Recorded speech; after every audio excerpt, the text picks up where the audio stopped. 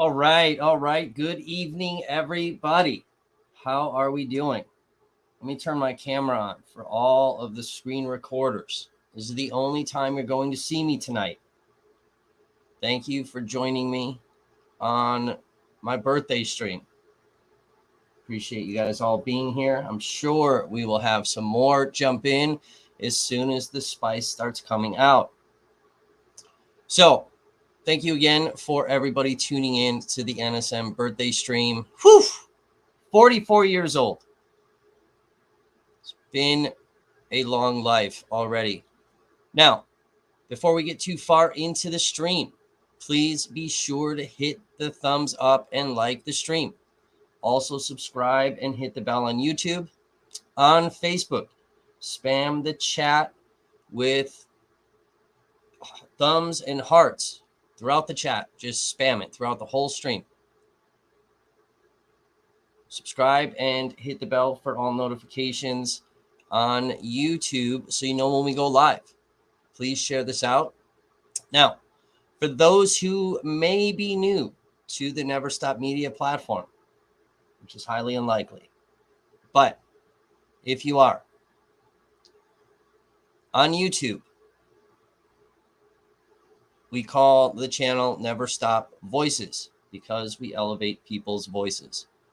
And to give you a little introduction about the company, our mission is to bring the uncensored and raw truth to the people, to tell the stories that mainstream media glosses over or completely ignores, to bring to light and expose corruption in real stories through investigative journalism. The phrase Vox Populi, which you will see on our website, is Latin for the people's voice. We are boots on the ground journalism, bringing you the truth. NSM is not ABC, NBC, Fox, or CNN. We're not the New York Times or the Washington Post. We have no corporate sponsors that decide which stories to run and how the narrative is formed. If every other news organization wants to be stenographers for law enforcement, let them. NSM doesn't write for corrupt agencies who violate people's rights on a daily basis. NSM writes for people whose rights are violated. So when law enforcement says something, we only have one question to ask. Is it true?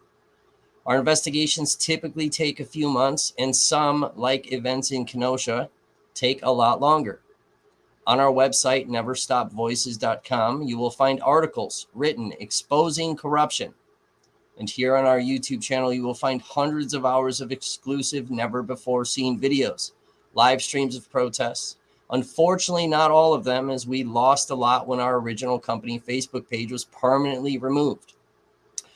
We provide breaking news, trial coverage, discussions with viewers, my documenting losing everything with the pandemic, and then some more fun things I wanted to share, like some of my hiking adventures. Never Stop Media is purely a viewer donation-based platform. We do not earn weekly paychecks for the thousands of hours put in researching stories, and the opportunity to research and expose stories relies solely on our viewers' contributions. A little background about me.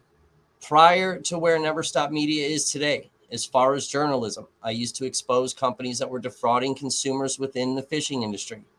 In June of 2020, I lost my apartment due to the COVID pandemic, and I was homeless, stealth camping in a hammock for 63 days leading up to the shooting of Jacob Blake. I went out on day 2, commonly referred to as structure fire night. Day 3 for me was Kyle Rittenhouse night. I was on Sheridan Road. Rittenhouse ran right by me, and I watched people get shot and killed right in front of me.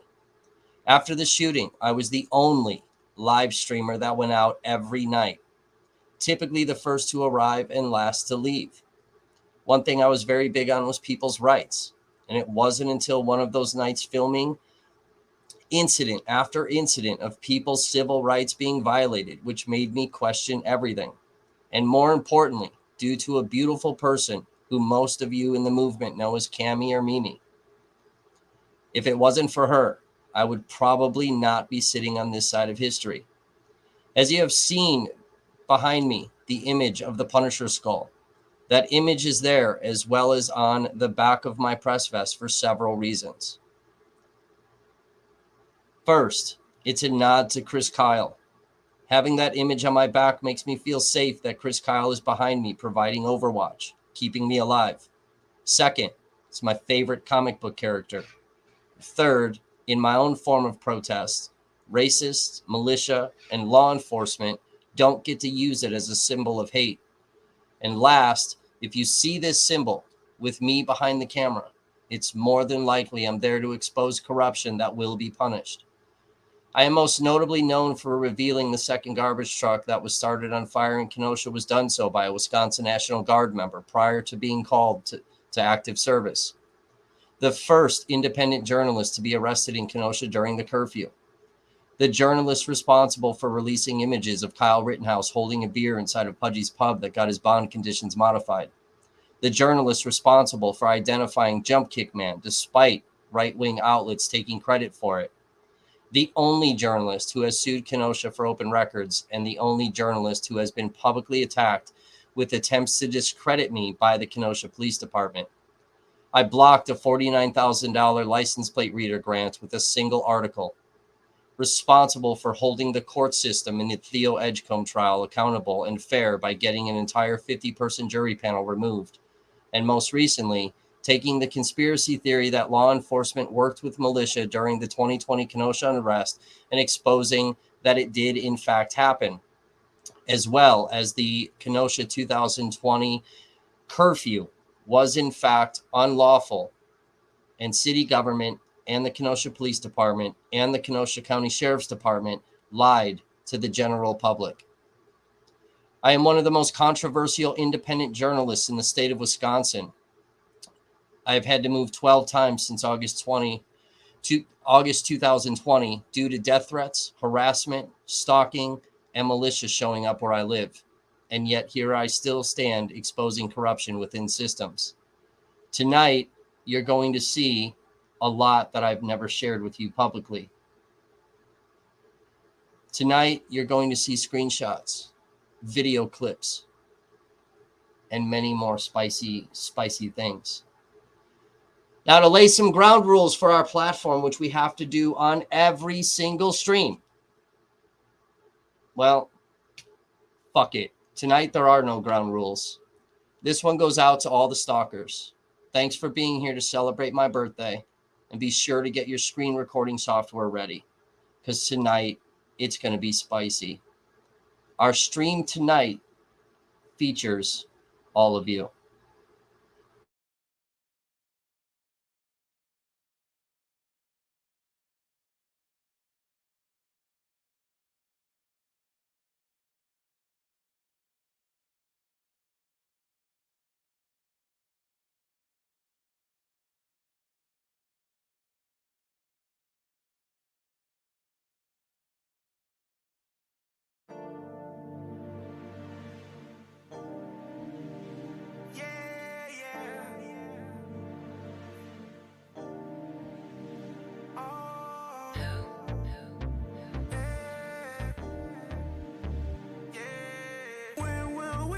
Justice. Oh, when will we get justice? Oh, when will we get justice? Oh, no, they don't want it, ooh. No, they don't want to see no justice, they don't want it, ooh. No, they don't want to see no justice, they don't want it, ooh. No, they don't want to see no justice, they don't want it, ooh. They just want to feed destruction in the black and blue. Trying to shackle you, throw you in the orange shoe. I can't even watch the news, watch them misinform you. The police act the fucking fool, this shit ain't never cordial. No justice or no peace, my people open up the portal. Every single day since made the people out here marching. We don't fight for small, we want the freedom with no margins. Why is Joe submissive, not convicted, it's disheartening. Bring your rubber bullets to your tear gas, we still marching. Got my brother PTTG and he still marching. Got my girl Mariah leading traffic out here marching. Catch my homie Alex rolling ready, out here marching. Yeah, I see you Jackie with a Gabby out here marching. With a David Boy and with a bro stuff out here marching. The revolution, family, freedom, fighting in the marches. The revolution lives on, blood lives matter, don't ignore me. Our people out here dying, just another breaking story. When will we get justice? Oh, when will we get justice? No, they don't want it, ooh. No, they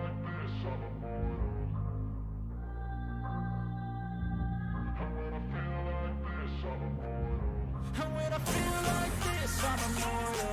When I feel like this, I'm immortal. When I feel like this, I'm immortal. When I feel like this, I'm immortal. Don't be scared. Just give me the don't be scared.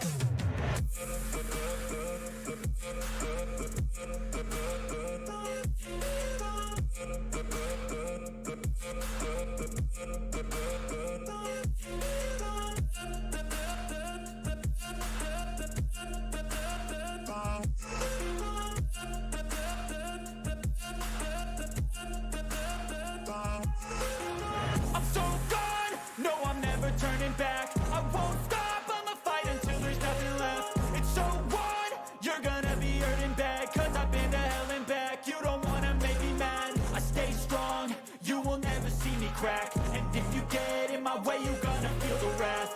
Gotta say it to my face while he's looking back. Mirror breaks after math, when I hate I attack.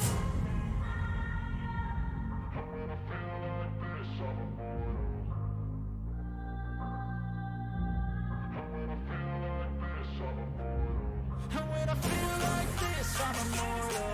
When I feel like this, I'm immortal. When I feel like this, I'm immortal. When I feel like this, I'm immortal. Don't be scared. Just give me the don't be scared.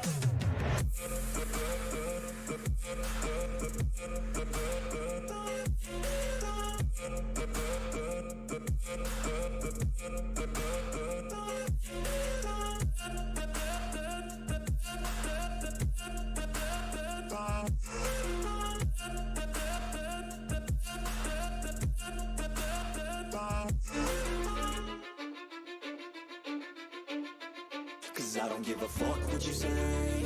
Yeah, I'ma do shit my way. So you can go kick rocks, I'ma stack bricks up, build what I want to make. Yo, I got a lot of shit to say, so I'ma do this every day. I'll be writing things until I'm fucking buried in my grave. 6 feet deep under, but my body won't decay. Cause my messages are timeless, so they'll put them on display. Oh yeah, I rap with a certainty, I have a sense of urgency. A message for eternity, for everyone internally. I had some people burning me, but now they fucking learn to see I ain't the one to fuck with. Now they looking nervously, and I don't really care what you think of me respectfully. You can kick rocks if you think you're fucking better. See, I will outwork you, turn you to an enemy. Hurt you so bad that you're gonna need some therapy. I got the motherfucking recipe. I've been cooking up hits, I'ma leave a legacy. You'll be looking small when you're standing right next to me. I'm 5'10", bitch, but I'm 10 feet next to me. I don't give a fuck what you say. Yeah, I'ma do shit my way. So you can go kick rocks, I'ma stack bricks up, build what I want to make. Cause I don't give a fuck what you say. Yeah, I'ma do shit my way. So you can go kick rocks, I'ma stack bricks up, build what I want to make. Yeah, I'ma do it my way.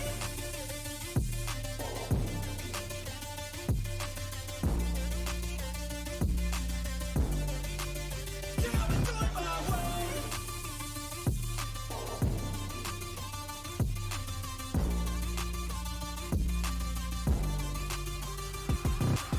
I can't contain it, I'm coming out with a statement. You really changed, man, all your music and arrangement. You don't know shit, shut your mouth, you can save it. I'm the same dude that got his come up from the basement. 100 songs, 100 weeks, didn't change it. Experiments, development, intelligence, and patience. I'll do it all again, cause I never feel complacent. Let's keep the good vibes, positivity's contagious. I'm never looking back, cause I made a life that's passionate. A college graduate suppressing all his talents, yeah. He found a way to go and change, become an advocate. For taking control of your life, go out and battle. And you think you have a dream, then act on it. Get after it, get out your head and fucking capture it. You got one life to master it.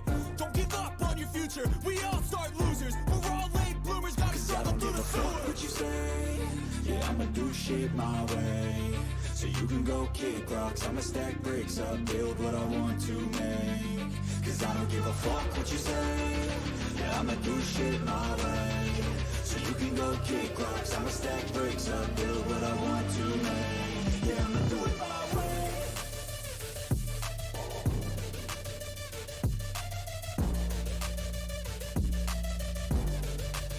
Yeah, I'ma do it my way.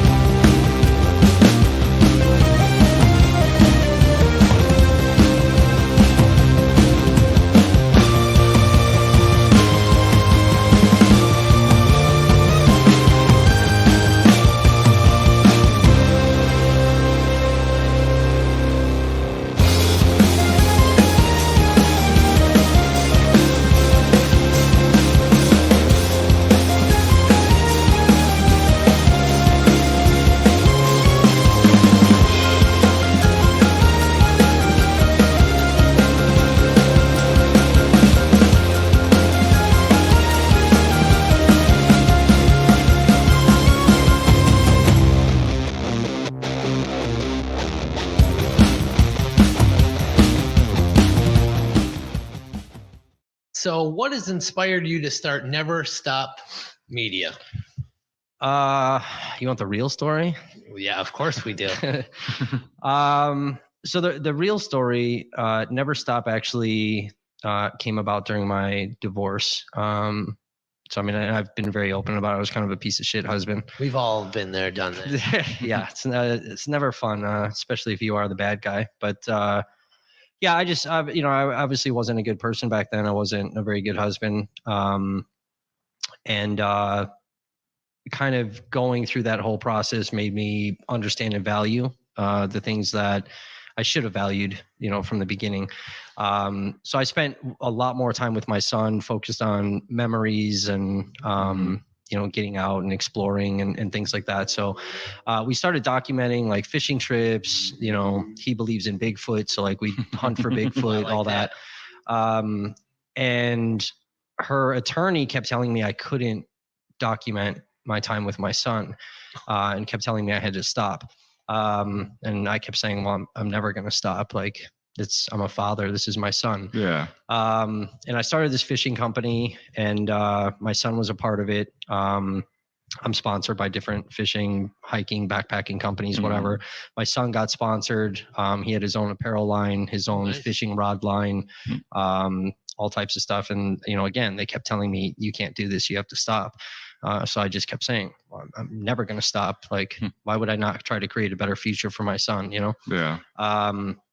And we ended up getting into court. I got like a 20 or 25 page motion sent to me claiming likeness and misappropriation.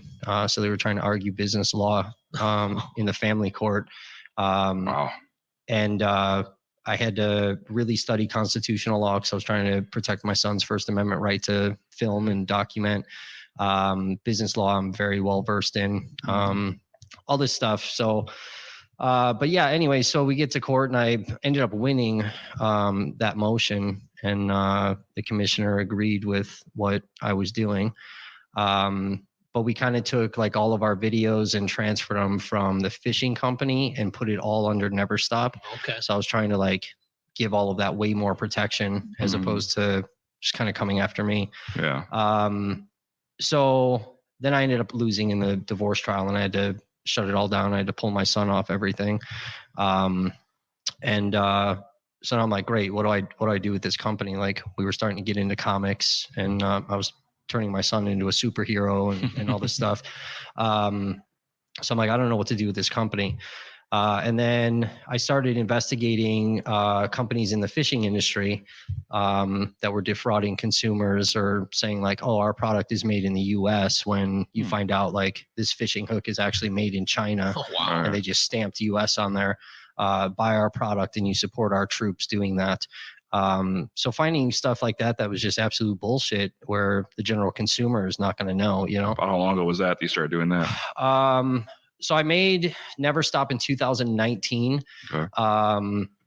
And I don't know, it was probably a few months after when I kind of took it from me and my son to looking into these retail companies.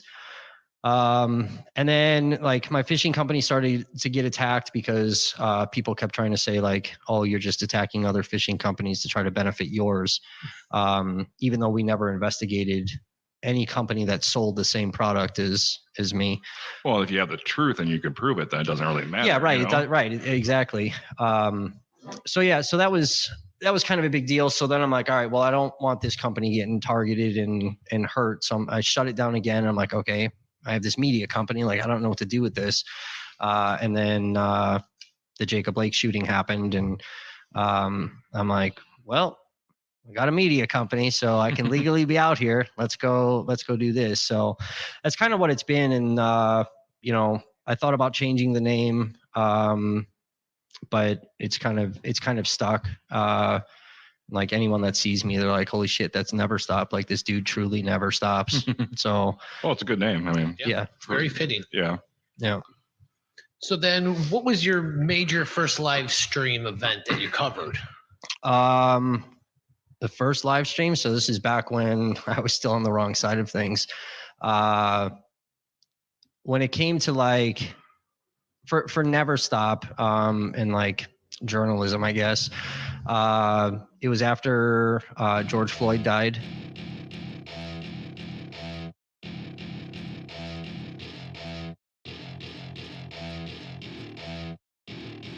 Welcome to my party, we're just getting started. A life is a dream or a nightmare scarring. Hand me a drink cause I think I'm going all in. Get me a shrink who can catch me when I'm falling. Cover up my scars, flip the handlebars. Crashing in my car, wake up in a bar. I'll be a superstar, just on my avatar. This world is so bizarre, empty out the reservoir. Yeah, I'm taking 6 shots, yeah, straight to the face. And I wanna get lost, I'm sick of this place. Don't know how to stop when I'm feeling this way. So I'm taking 6 shots till I'm feeling okay. I think I'm going crazy, don't think I'll get home safe. So I'm taking 6 shots all straight to the face. I'm taking 6 shots, are you coming with me? I'm taking 6 shots, yeah, straight to the face. And I wanna get lost, I'm sick of this place. Don't know how to stop when I'm feeling this way. So I'm taking 6 shots till I'm feeling okay. I think I'm going crazy, don't think I'll get home safe. So I'm taking 6 shots all straight to the face. I'm taking 6 shots, are you coming with me? Sometimes you need to let loose, grab juice, get goose, tattoos, taboos, get screwed. Loosen up, buttercup, all those hate comments will never make you feel enough. We're all adequate graduates, hearts full of calluses, but we know calculus. Damn, ain't that fabulous? Can't wait to apply all those mathematicus. But we can't get a job that pays us enough. I'm about to pop off. Fuck you, you're lost. We all know that we never really want a boss. So I'ma do what I want to.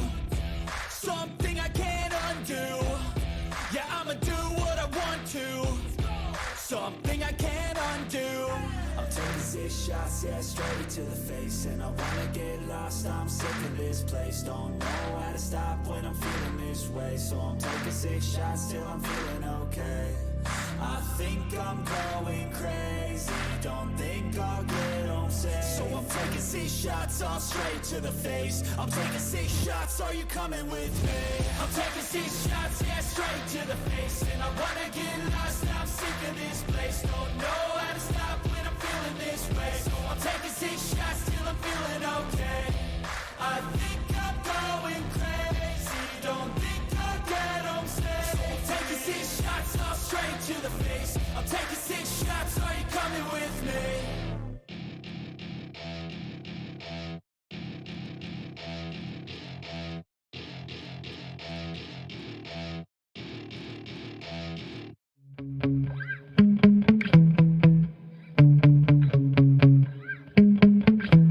Yeah. Sometimes I get so mad, there's no controlling me. My thoughts get so bad, I'm like, I might grab a bat, I don't know. My wrath, my blood boils over like, oh God, here goes. I lost all feeling from my head to my toes. You said some shit that I can't let go, so just stay tuned for the rest of the show. So have you ever felt betrayed? Switches how you see things, realize something needs change. Cause I know you got me up, let me show you what's up. Cause enough is enough. I'll take a face full of pavement just to make a statement. I know there's no turning back.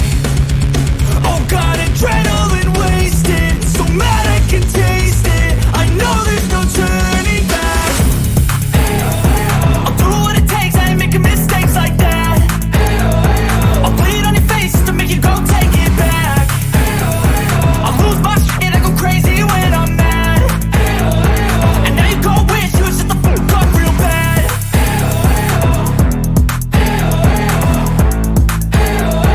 And now that I'm gone, yeah, I know there's no turning back.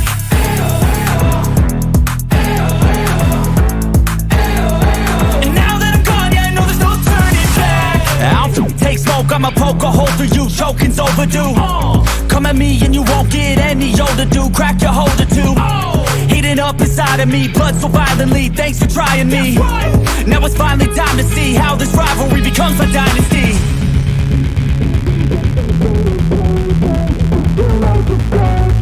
I know there's no turning back. Fox 6 exclusive, fighting the fines. An independent journalist says he was cited following a Milwaukee protest. Demonstrators marched onto the interstate and he filmed it. Fox 6's Ashley Sears is live. And Ash, this happened back in April, but he was just ticketed 6 weeks later. Ben, Kevin Glowicki says he is not a protester, but was on the interstate here filming for his website, Never Stop Media. He thought when he told deputies he was press, it was no big deal, but he has now been given 2 citations. For nearly a year, this has become Kevin Glowicki's daily routine, filming marches and rallies throughout the area. I don't protest. I don't chant when I'm out there. I strictly film, very quiet. What happened during a protest in April now has him in legal trouble. As demonstrators marched from Milwaukee's streets to the interstate, Glowicki followed behind. Deputies pulled up. Glowicki identified himself to law enforcement. Press, press. He moved off the highway and continued to film.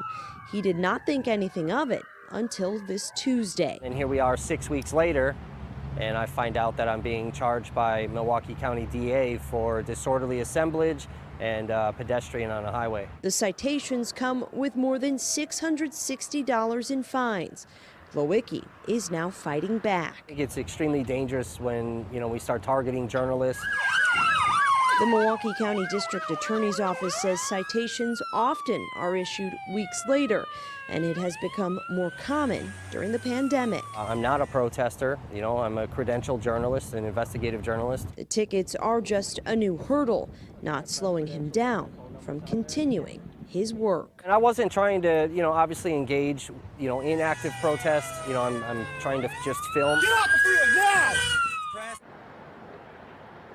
Now, Glowicki started his website in 2019 to investigate retailers. It has since changed its focus. We did reach out to the Milwaukee County Sheriff's Office for comment, but did not hear back. Reporting live in Milwaukee, Ashley Sears, Fox 6 News. We'll keep following his fight. Ashley, thank you.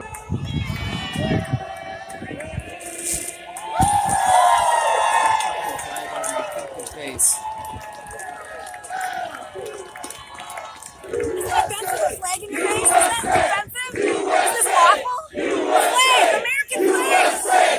USA! USA! Touch myself. It's my property. Don't touch it. It's USA! You're 6 feet away. You're not. 6 feet away. Get the fuck out of my face. Stand 6 feet away. Don't get me COVID. Put a fucking mask on then. I got one on, dumb fuck. Where's your mask? You see it on my face? Where's your mask? Put your I see a mask scarf. on. I see a scarf. That's not a mask. That's not a PPE mask. He doesn't like the American flag. So sad. Isn't it? You guys want your voices elevated, right? Okay, so let's let America see. Yeah, because you're gonna bullshit. That's how Black Lives Matter does it. That's how Black Lives Matter does it. You guys love it, and you love it. I'm not BLM. I'm an independent. I'm an independent. I'm fucking filming him. Don't fucking touch my shit. I'm filming him, you fucking idiot. I'll never touch my fucking property. Fuck you.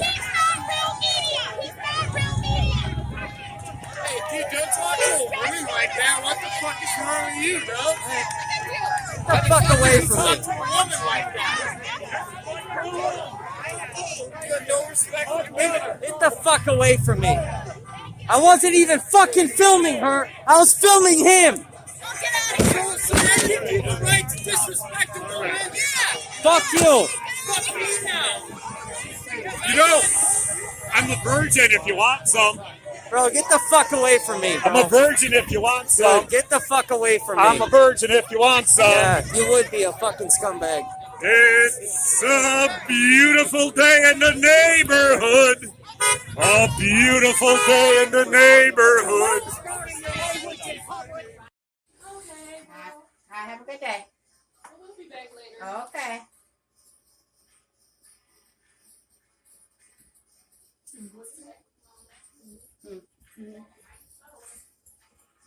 Yeah, I think like right there. Yep. Now they're coming that way. That's why they come this way. I didn't see it. They come in the back. There you go. See? There you come.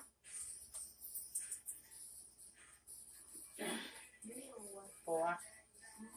Those lights coming. Yeah. Mucho. Look at them. Oh my God, there's way more. There's a whole, oh my God. Look at, this is the whole group.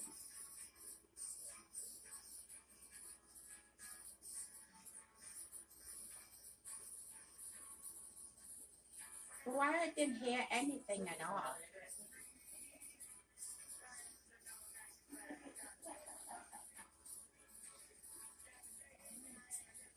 Because he's journalist, he writing news, everything, and he put in the news, and they get mad.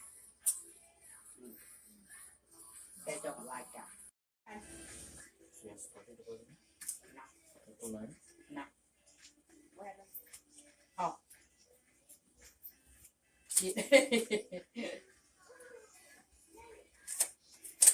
Sorry, man. You're good.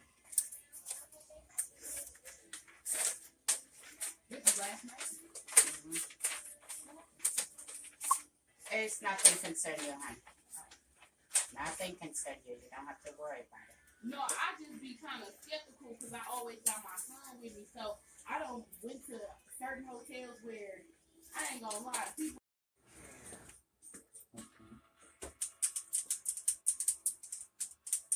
You think they're gonna come back tonight? No, they know I'm leaving this morning. How do they know that you're leaving this morning now? Because I do live streaming videos too, besides writing articles. Yeah, I know, but how do they know that you're leaving this morning? Because I said it on a live video. Yeah, I know. Ah, boy.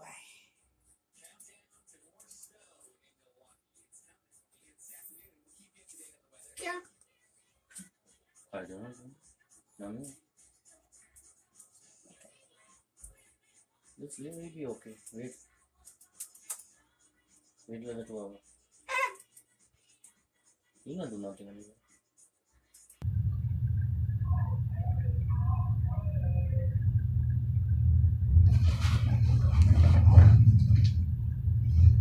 Oh my God. Look it. Look it. Look it. They're here. They found me. They literally just got on loudspeakers and said, Kevin, come out and play. You see what I'm saying?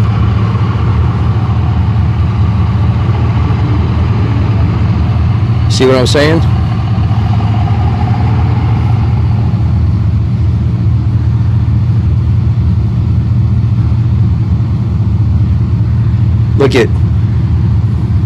Look at this.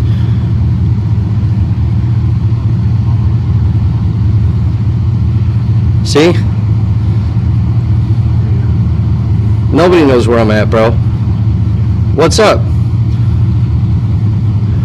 What's up, bro?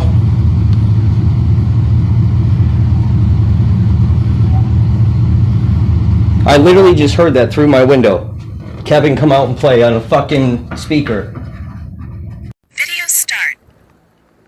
How we doing, guys? Do you have an actual press ID? I do, ma'am. Right here. Okay. Appreciate it. He's just stopping out just because of curfew order. No, understood. I got it. Is he with you too, or no? Who? The gentleman right behind you? I don't know the gentleman behind me. Okay.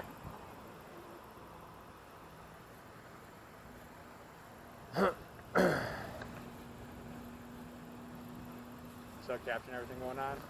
What's that? Just no capturing everything going on tonight? Yeah, I mean, it's been pretty chill. We've been kind of back and forth between Toso. We were just in West Allis and, you know, whatever, so. Anything going on in West Dallas? A little bit of a commotion that was happening at a gas station. Okay. So, and then kind of got alerted that, you know, come over here, and Gotcha. so we just been been out. We're actually getting ready to leave, go back home, and some of the viewers said that some stuff may be happening out here, so we figured. Oh, is that how you heard through some of the viewers? Yeah, we get a lot of viewers that watch, and Gotcha. you know. So, how you guys been? Not too bad. Yeah. Hanging in there.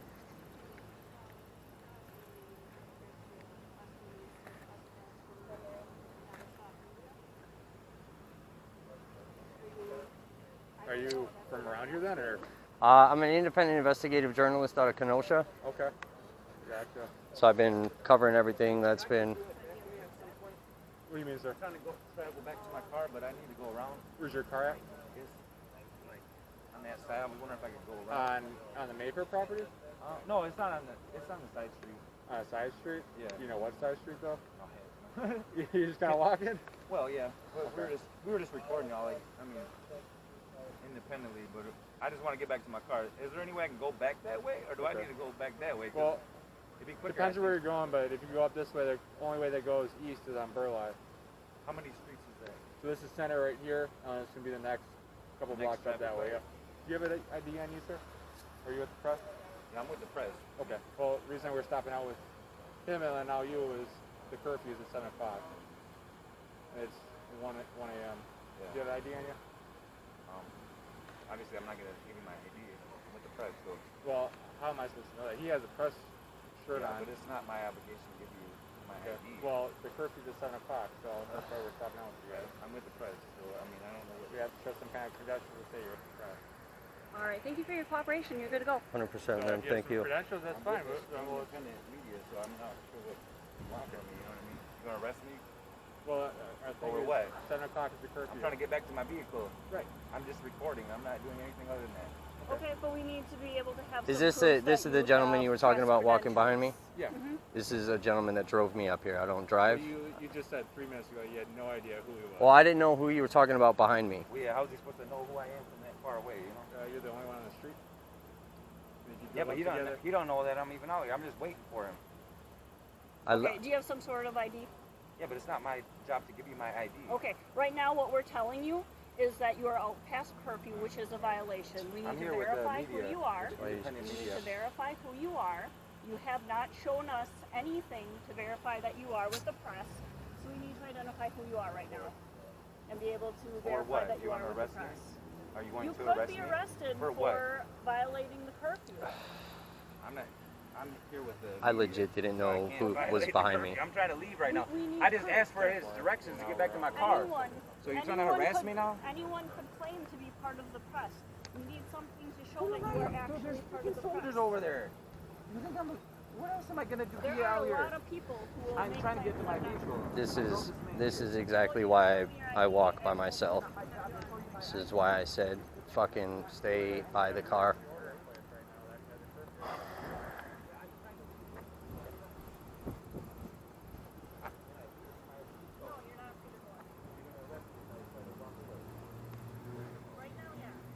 Because right now you have not shown any proof that you are part of the press. So we are investigating if you have violated the curfew order. Press? Press? Show me if I walk away. Why are you saying something? Because that's what's been happening. That's why I'm out here recording this. Do you not understand that? No, I don't need to show you my ID. It's within my rights. I'm with the press. I don't have to show you my ID. Right now, you are out past curfew. You have nothing, no insignia to show that you are This is why I walk around by myself, guys. Yes or no? We just said no. Don't talk to them about that. Have a good night. Stop. You need to stop. Or what? Right now you're being detained. Or what? Put your hands Are you behind recording your this? back. For what? Hands behind your back. Okay, give me my phone at Stop. least. Okay, I'm putting it in my pocket. Resisting. Stop resisting.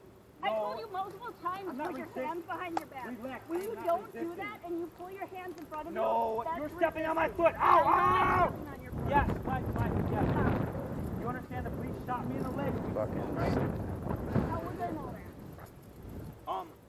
How am I supposed to know you're gonna arrest me for walking behind my friend? Right now you're being detained until we find out who you are. Because you say you're with the press, but how are you supposed to know that? I'm with independent media. There's no way to prove that I'm with the press. Okay. Who is your independent media company? Randy J. Media, that's my name. That's all we need. I'm an independent investigative journalist out of Kenosha, coming up from Milwaukee. Actually, we heard this on the scanner, so I'm obviously trying to keep. We're doing an area search here. Right. So just obviously you know what to do. Keep your distance. 100%. Yeah. We obviously heard some officers were shot, so I'm trying to obviously stay out of your way so you guys can do your thing. I know it's very sensitive. I'll let everyone know that you're around and what you look like, what you're dressed in, just so there's no confusion. Sure. Like I said, we're going to be pushing this way. We're going to be checking a large area this way. Be conspicuous if you can. 100%. 100%. That's why, I'm very clearly marked, so, I know. You look like from over there, you look like a cop. Yeah, well, I did, yeah. All right, so I'll put the word out, man. Sure. Thank you, sir. I appreciate it. Be safe, gentlemen.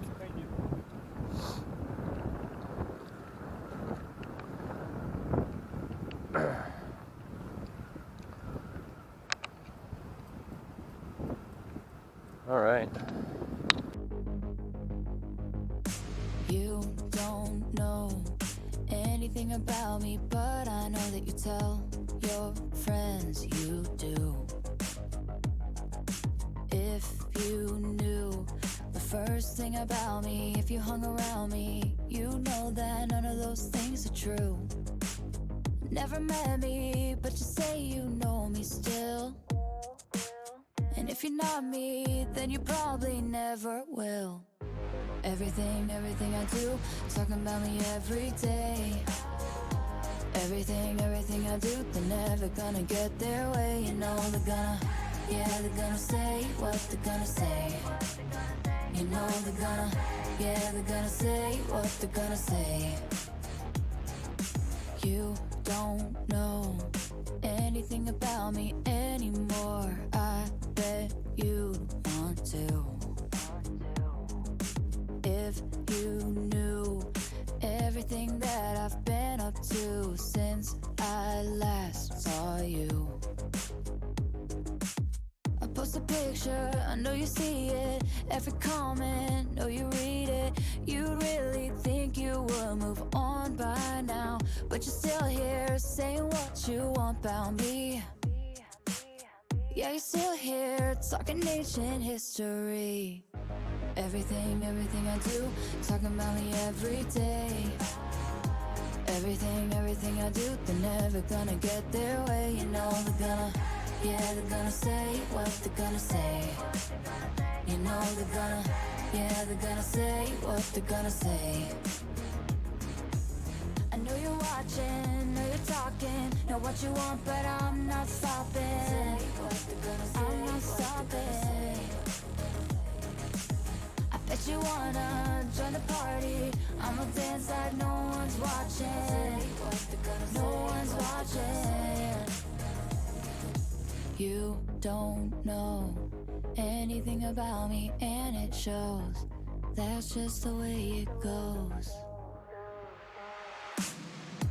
Everything I do, talking about me every day. Everything I do, they're never gonna get their way. You know they're gonna say what they're gonna say. You know they're gonna say what they're gonna say. I've seen a lot of change, been through a lot of pain. Some things are not the same as they were a year ago, but all will be okay. I move on each and every day. The past is where it stays, way back a year ago. I've changed for the better this time. I thought I would never be fine. I strive just to say I'm alright. And for the first time in a long time, I'm alright.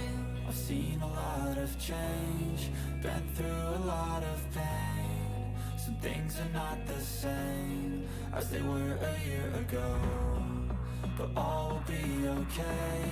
I move on each and every day. The past is where it stays, way back a year ago.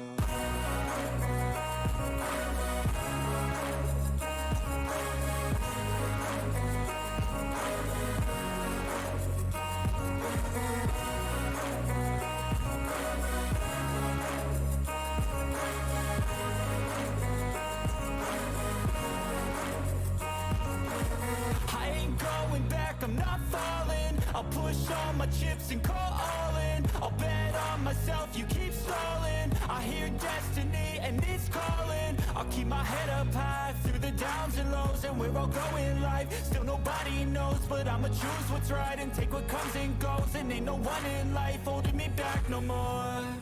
I've seen a lot of change, been through a lot of pain. Some things are not the same as they were a year ago, but all will be okay. I move on each and every day. The past is where it stays, way back a year ago.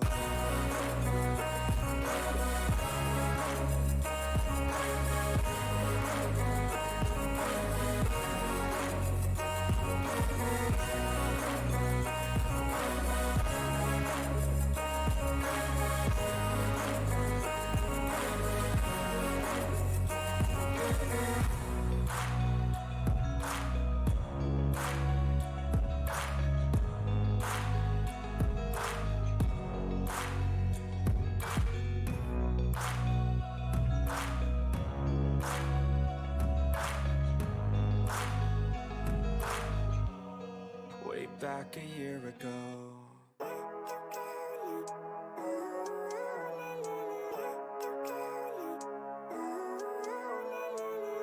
Living life, every day, late at night, not okay.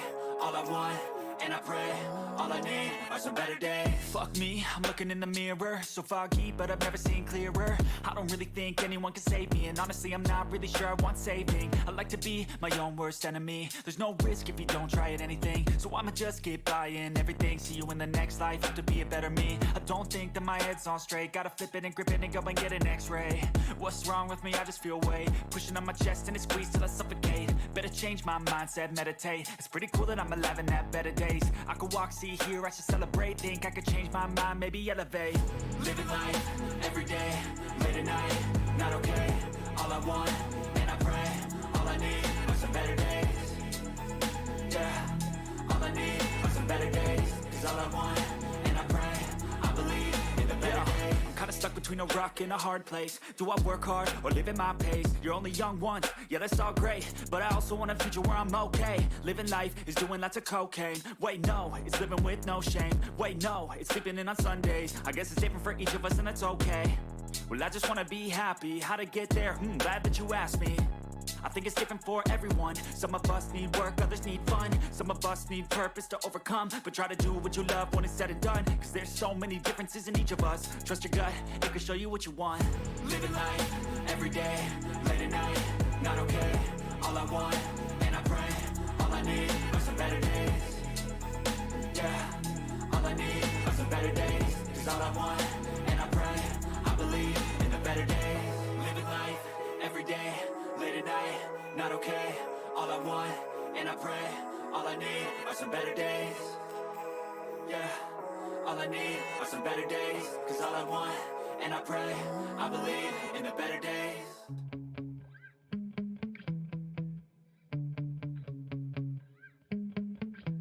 Yeah. Sometimes I get so mad, there's no controlling me. My thoughts get so bad, I'm like, I might grab a bat, I don't know. My wrath, my blood boils over like, oh God, here goes. I lost all feeling from my head to my toes. You said some shit that I can't let go, so just stay tuned for the rest of the show. So have you ever felt betrayed? Switches how you see things, realize something needs change. Cause I know you got me f***ed up. Let me show you what's up. Cause enough is enough. I'll take a face full of pavement just to make a statement. I know there's no turning back. Oh God, adrenaline wasted, so mad I can taste it. I know there's no turning back. I'll do what it takes, I ain't making mistakes like that. I'll bleed on your face to make you go take it back.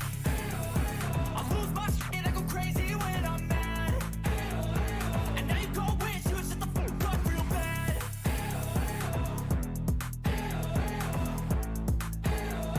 And now that I'm gone, yeah I know there's no turning back.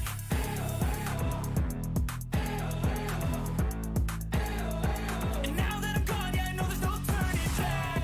I'll take smoke, I'ma poke a hole through you. choking's overdue. Come at me and you won't get any older, dude. Crack your holder too. Heating up inside of me, blood so violently. Thanks for trying me. Now it's finally time to see how this rivalry becomes a dynasty.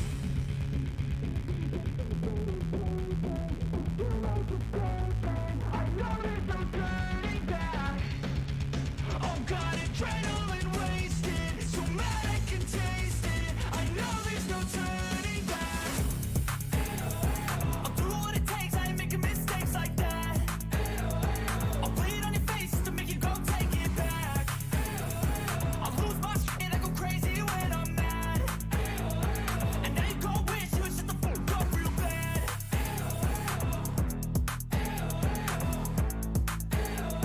And now that I'm gone, yeah, I know there's no turning back.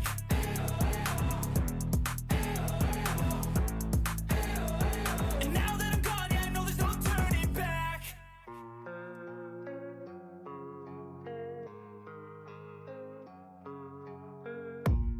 I don't really know what comes next. I'm just doing my best, even though I'm so stressed out.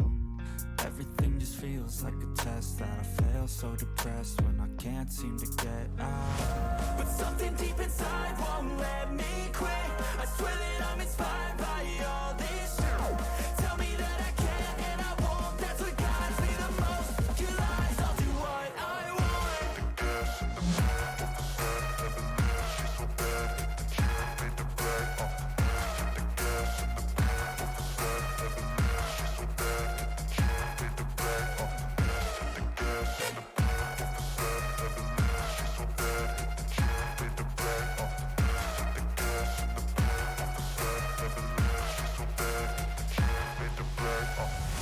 I'm inspired by thirst, I'm inspired by worth.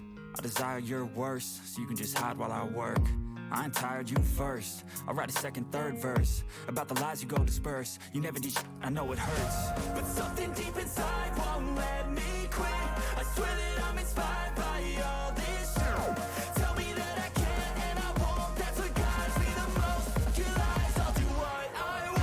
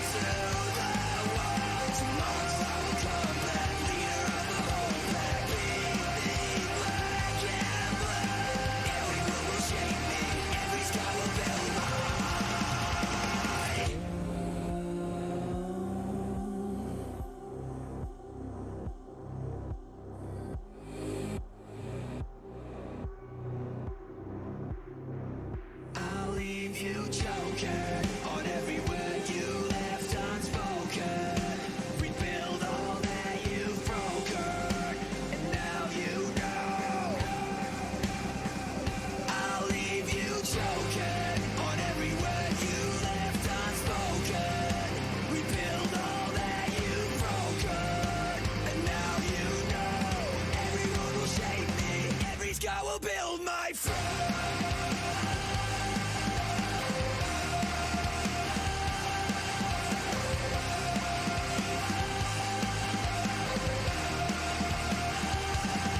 So you can throw me to the wall. Tomorrow I will come back, leader of the whole pack. Leave me black and blue.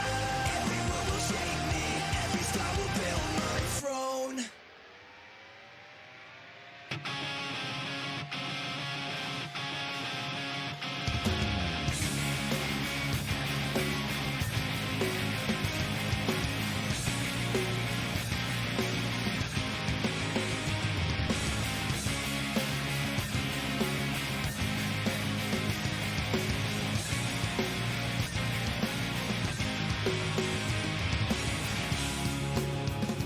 Last night, for the first time in my life, everything was perfect. But tonight, I wonder was this right? I wonder was this worth it? This is me outside your window, standing in the rain. Can we please just talk this over?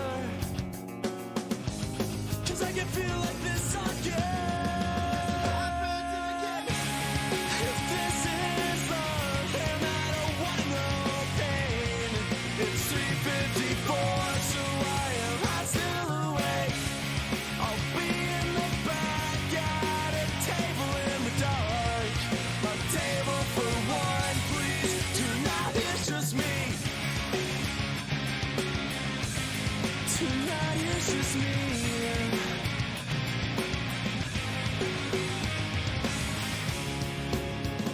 Why try when you know this isn't right? Maybe stop believing that I can never lie. So don't you try to make me. You go through hell before you're happy. Now my God is burning. We could never start things over. Things will never be the same. If this is love, and I don't want no pain. It's 3:50.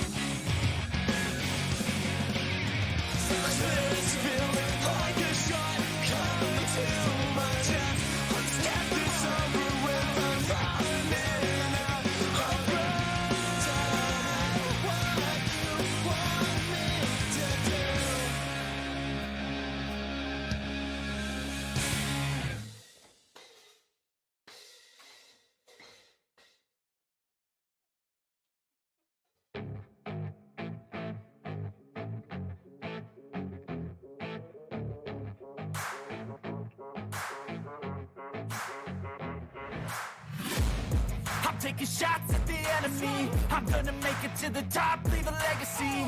If I got something to say, you better let me speak. Turn it up a new degree, bitch, you ain't seen anything. I pop off with the new rock, electronic, blow the sonic roof up. I'm too honest when I take a few shots. They're too toxic, need to take the noose off. And you cannot save me, 'cause I don't need saving. It's everything I've been chasing, all here for the taking. Don't wanna test your luck with me, I think I've had enough disease. I'm sick of all the bad thoughts, people who were half-nots. You were not as tough as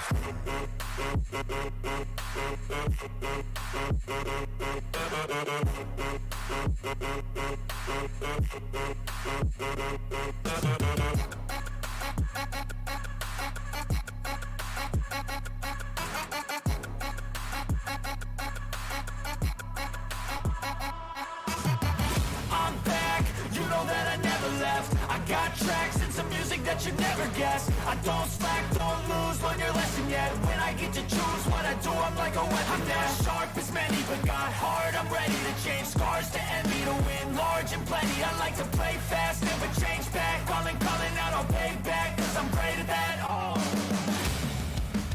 you cannot save me, 'cause I don't need saving. It's everything I've been chasing, all here for the taking. Don't wanna test your luck with me, I think I've had enough disease. I'm sick of all the bad thoughts, people who were half-nots. You were not as tough though. Don't wanna test your luck with me, I think I've had enough disease. I'm sick of all the bad thoughts, people who were half-nots. You were not as tough as me. Don't wanna test your luck with me, I think I've had enough disease. I'm sick of all the bad thoughts, people who were half-nots. You were not as tough as me.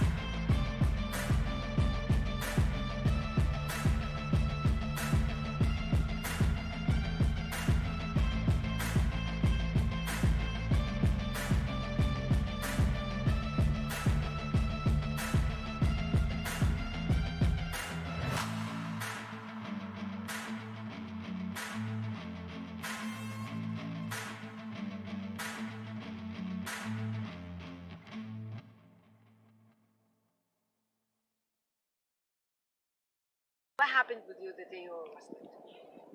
So that Saturday, August 29th, I was out filming in my professional capacity as an independent journalist. I was filming protesters that were practicing civil disobedience in Civic Park across from the Kenosha County courthouse. At that time, everybody was relatively peaceful. There was a young lady that was wielding katana swords who was making a bit of a disturbance and banging the swords on a light post. So I started filming that as well. Shortly after, multiple blacked out vehicles had arrived, taking her into custody, rushing the field, telling all of protesters to disperse. Anybody that kind of mouthed off a little bit to law enforcement was taken into custody. I was standing on top of a barricade filming the entire thing, staying out of law enforcement's way. Shortly thereafter, everything was relatively quiet. So approximately 8:53 p.m., I had shut my live stream off, met up with the rest of mainstream media and all of that, kind of same as I do every single night, kind of comparing notes, what happened, this and that, packed up everything inside of my bag, and then proceeded to walk towards the lake, which is my route home.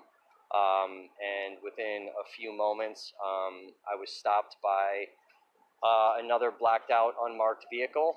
I stepped up onto the grass, immediately identified myself as press, as an independent journalist. The law enforcement agent, who I couldn't tell you what department he's with, what his name is, anything like that, pretty heightened level in his voice, the escalation of him, had stopped me, started asking questions. Again, I kept insisting that I am press. I do own a legitimate company that is registered with the state of Wisconsin. I've been out here every single night covering all of the events here in Kenosha. I was accused of being Antifa. I was accused of potentially carrying bombs inside of my press bag, which is filled with camera gear, snacks, and medical equipment in case I get hurt. They proceeded to search me. They searched my bag. I asked them not to. I told them that I wasn't giving them consent to confiscate any of my camera gear or my footage, like all of us press do, insisting that, they were stating that I was violating curfew. I insisted that press was not subject to those curfew ordinances that we're seeing all over the country, that I do have legitimate credentials. I even have second credentials from a minister who also asked me to come out here and film everything and kind of report back and all that. None of that seemed to matter. There were multiple other law enforcement units that were kind of passing by and stopping and talking with those two agents.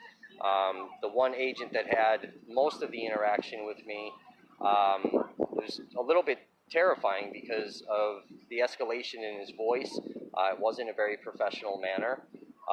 The other gentleman that was there was amazing, very calm, very rational. There were other people, protesters as well, that were kind of walking by. There was some individuals that were driving past that were of an opposing side. White individuals that were not stopped by any of the law enforcement that was driving past. So it was like they were picking and choosing who to stop. At some point, I did get taken into custody. I had asked if I could open my bag.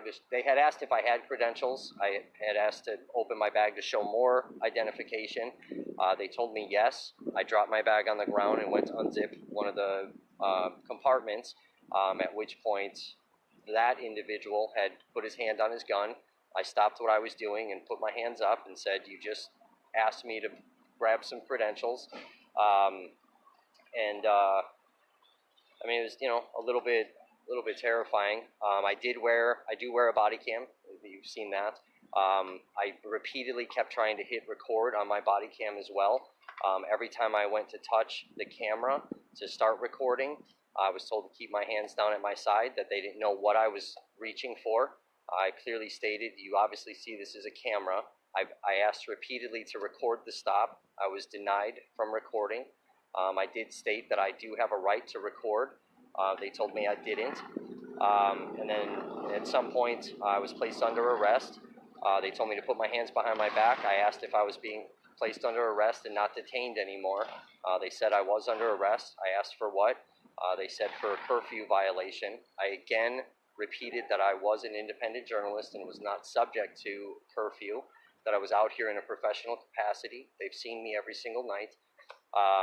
And then I was handed over into the custody of Kenosha Police Department. A marked squad car came to pick me up. I was put in the back of the squad car. Again, multiple unmarked vehicles came up. Individuals, not wearing any type of police identification were stepping out, talking to law enforcement. Accompanied with that Kenosha Police Department officer was a Waukesha sheriff. Once it was just kind of the three of us in the vehicle and I was being transported over to the jail, I had asked every officer I had asked to identify their name and badge number. I was told they didn't have to give that. While in the vehicle, when it was just the three of us, I asked the KPD officer, who was very, very cordial, very polite, very respectful, answered any questions other than identifying. Again, told me he didn't have to. I addressed the Waukesha sheriff and I said, "Sir, can you identify who you are, your name and badge number?" I had no time did he speak. I was told by the KPD officer that the gentleman to his right did not exist and he was not here. Oh, look who it is. Look who it is. Look who the fuck it is. Where's your people at? John's right there, and we're getting video on this guy right now. What's up, clown? What's up, clown? You gonna record me again? You don't want to talk to me? I can I? When you gonna upload the video? When you gonna upload our courthouse video? Huh? What's up, clown? You got something to fucking say, Matthewson? You got something to say? Say something about me now, motherfucker. You got something to say about me now, Kevin? Crazy. You want to keep doxing motherfuckers? You want to keep doxing people and putting their lives in danger? Say something, Kevin. Thanks for rating. I appreciate it. Say something, clown. I appreciate my fans. Say something, clown. Keep doxing me and putting my life in danger, Kevin.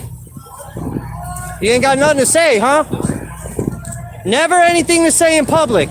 Always behind that fucking computer. What we have here, folks, is Kevin Glowicki. He's a career violent criminal. Yeah, career. Who has felonies for beating his wife. Career. Almost to death. Oh, that's a lie.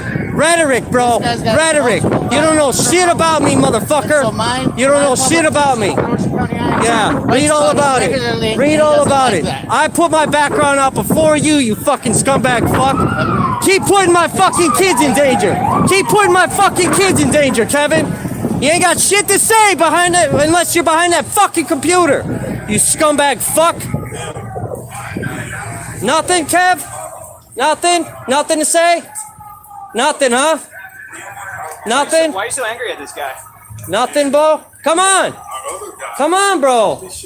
Keep doxing me. Keep doxing all kind of motherfuckers.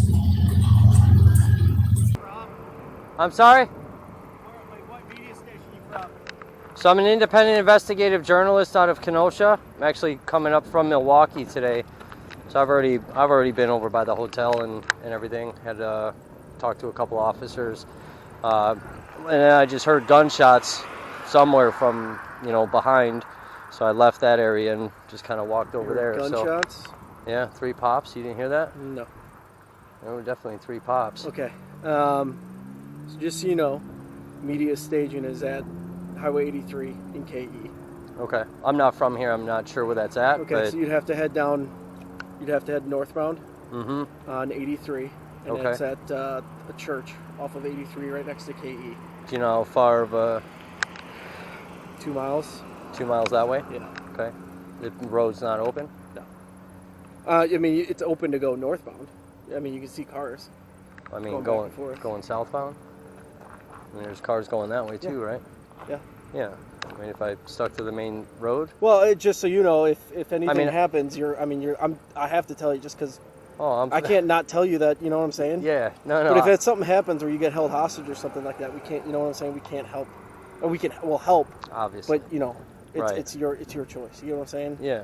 I mean, obviously, I know you guys are I've been like. told to tell all media to go to Highway 83 and KE, and that I've told TMJ4, Milwaukee Journal Sentinel, all of that stuff.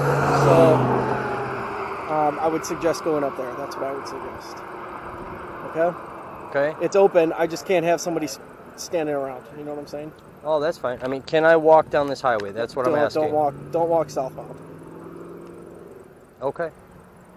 I mean, the traffic, it's open, but traffic's only in one spot for, a set period of time. I mean, I don't know if you've listened to any of the other media coverage, but we don't know where this guy is, and he's very possibly armed, so... Yeah, I would imagine he's definitely armed. So keep that in mind, all right? Okay.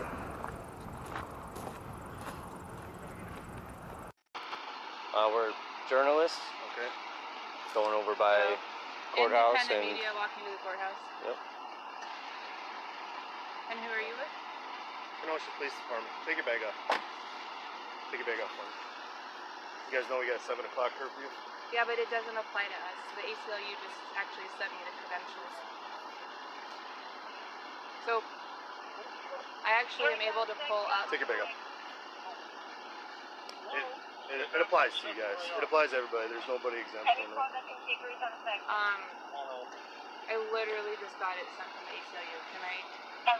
Can I get my phone out and show you? Well, I don't care what they say.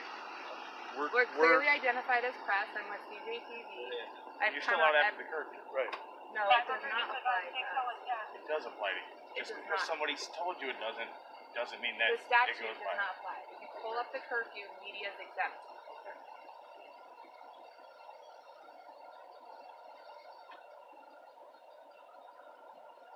We are abiding by exactly what you've asked us to do. Clearly marked. I had to do a few things. And we're not interfering. You ID these guys, folks? Yeah. You guys have any? You ID these folks? It's on my. I can reach for this badge. Yeah. You sure? It's on the back side of the badge.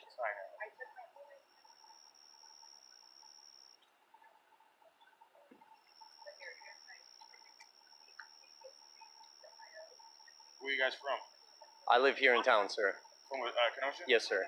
Yep.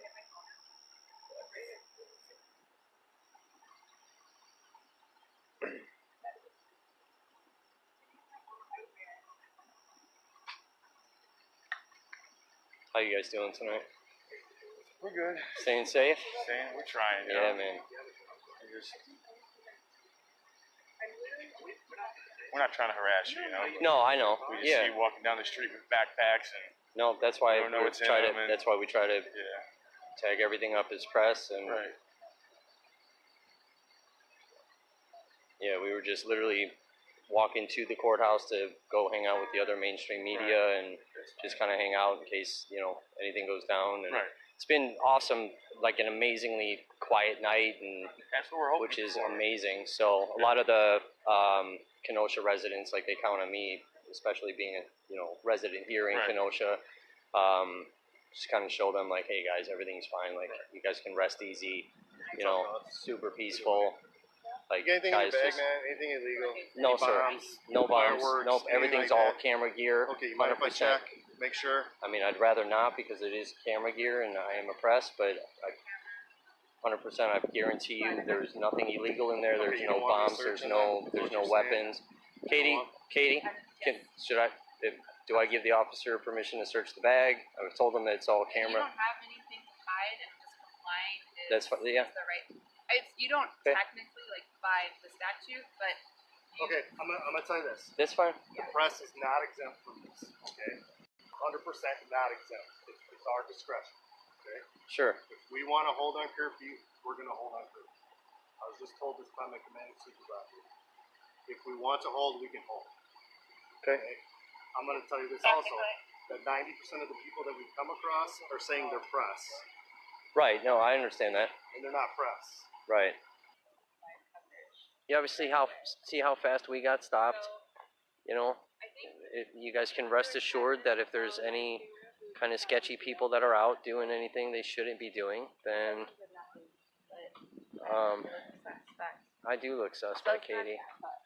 We are gonna, I think we should go walk down Sheraton and then go by the fires from the second night.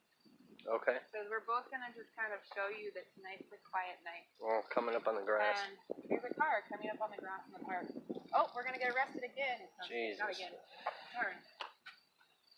Is that for us? I mean, Yes, for I guess us. fans get to go through the grass.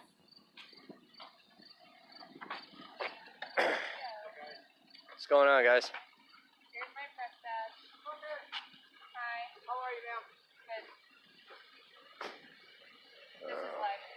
This is the gentleman that arrested me. How's it going? Good. Can I see some sort of ID? The police have my other ID. Where's your like your government ID? Because I mean, I can make this with a Sharpie, couldn't I? No. I Well, couldn't? the police ripped the first one. Well, I don't want to rip it. That's why I want you to give it to me. Oh, it's in my backpack. Can you? Sure. My other ID. It's right You're out here. past you're still on probation, right, Mr. Policki? We've already been stopped by people and everything's been fine. I've already talked to that department as well and I'm fine. Okay. I've already talked to my attorney. Okay. I'm fine. This is Do the you have any gentleman that idea? arrested I know me. we know who he is. Do you have any idea? Oh, I did. It's right here, and I gave it Well, to it's the not right police. there. There's nothing there. Well, because I've already been stopped by the police, and they've already Okay. cleared me tonight. I'm gonna have to take my camera off. Absolutely. In fact, do me a favor. We're gonna check you. Put your cameras on the ground. Put your cameras on the ground. I don't want to damage them because I know they're expensive, so I want you to do it. You can set it on the grass. I gotta unhook it. Okay. No, I understand. When you do set it down, you have to set it on the concrete. Okay. You two, we're gonna check you. So put your camera down. So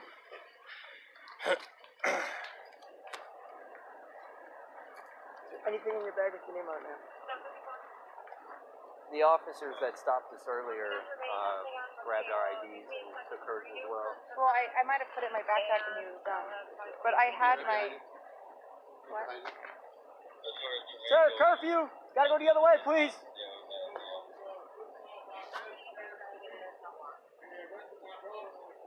Oh.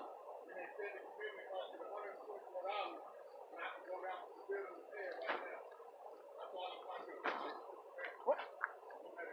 You need light? I don't think you can. Hold on a minute. Says that I was fine.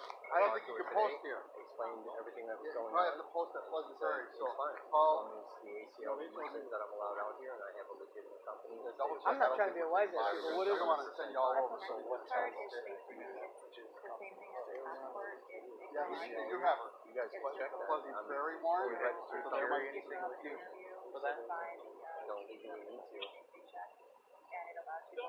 Clearly marked his press all over my bag. I could do that. My press badge. Kevin, correct? Okay, did you do a retinal scan with I you? could write that on my. Okay, do you have, yeah, Sure, but pretty smile. normal Do you, people do that you have are anything, I mean, most of the guys that walk around here that say that was the or Associated Press mainstream or media, something But I like gave CJ the question But I mean, it's 9% light in this, so do you think somebody could do that if they're as long as you're Of pressed? course, and you're like I good. told the gentleman the other night, Okay. I totally understand and appreciate what you guys go through and what you guys have to deal with. But we are legitimate press. We've I'm sorry? been here every single I don't night want to look through your bag. documenting I mean, now I know who you are. You know what I mean? both angles. So that wasn't your question though, that if you if I identify myself, then you'll Go ahead, Ford. don't have to look through my bag. Coming out of the Well, I house. have to identify. Right? I mean, I'm pretty confident. It looks legit, right? Which state? What's your home Call state? Pleasant Prairie, see if Seattle. they're going to take the bond there. I'm sorry? For their warrant, but until.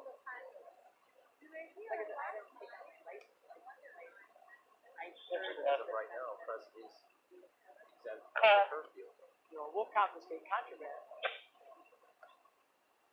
I mean, last I knew, Yes,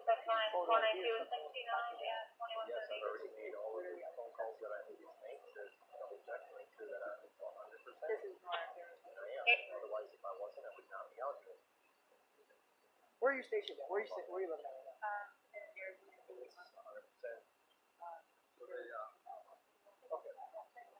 And then we have a local host who's around the corner. is the dilemma that we have here. This young man here. Walk around, like I said, we're He's trying to currently make out sure there. that, Violating terms of his probation that we out as far as what? if he gets arrested, probably is going to get arrested. As far as what? As far as like the I'm gonna get arrested for standing next to the airport. So then what are you doing arrested? But I've already been I've already been I don't know when you got this. I don't know. Well, but you're an officer. I'm asking you to contact this person. They literally have already, I think, 7 officers and an FBI. I 100% agree. Like an hour ago, and cleared up. I gave up that car. So it's going to be understandable if you're supposed to buy. But I also have sergeants on there as well. That I mean, I think that it would make sense. It would reduce expending resources to go through this all over again. If you guys just make a phone You know what call. makes sense? I might have covered you. If I didn't have to be out here right now doing this because people weren't tortured. Why don't the ACL? It does. Okay, but now guess what? Because you're out here, I mean, we're not out here violating your constitutional right, but what we are doing is enforcing the law. And then maybe you you're can safe suggest to them, and nothing else. hey, why don't you guys, whatever ID badge you make us. I won't walk over. I'll put you in a squad car and arrest you. Okay, grab your stuff.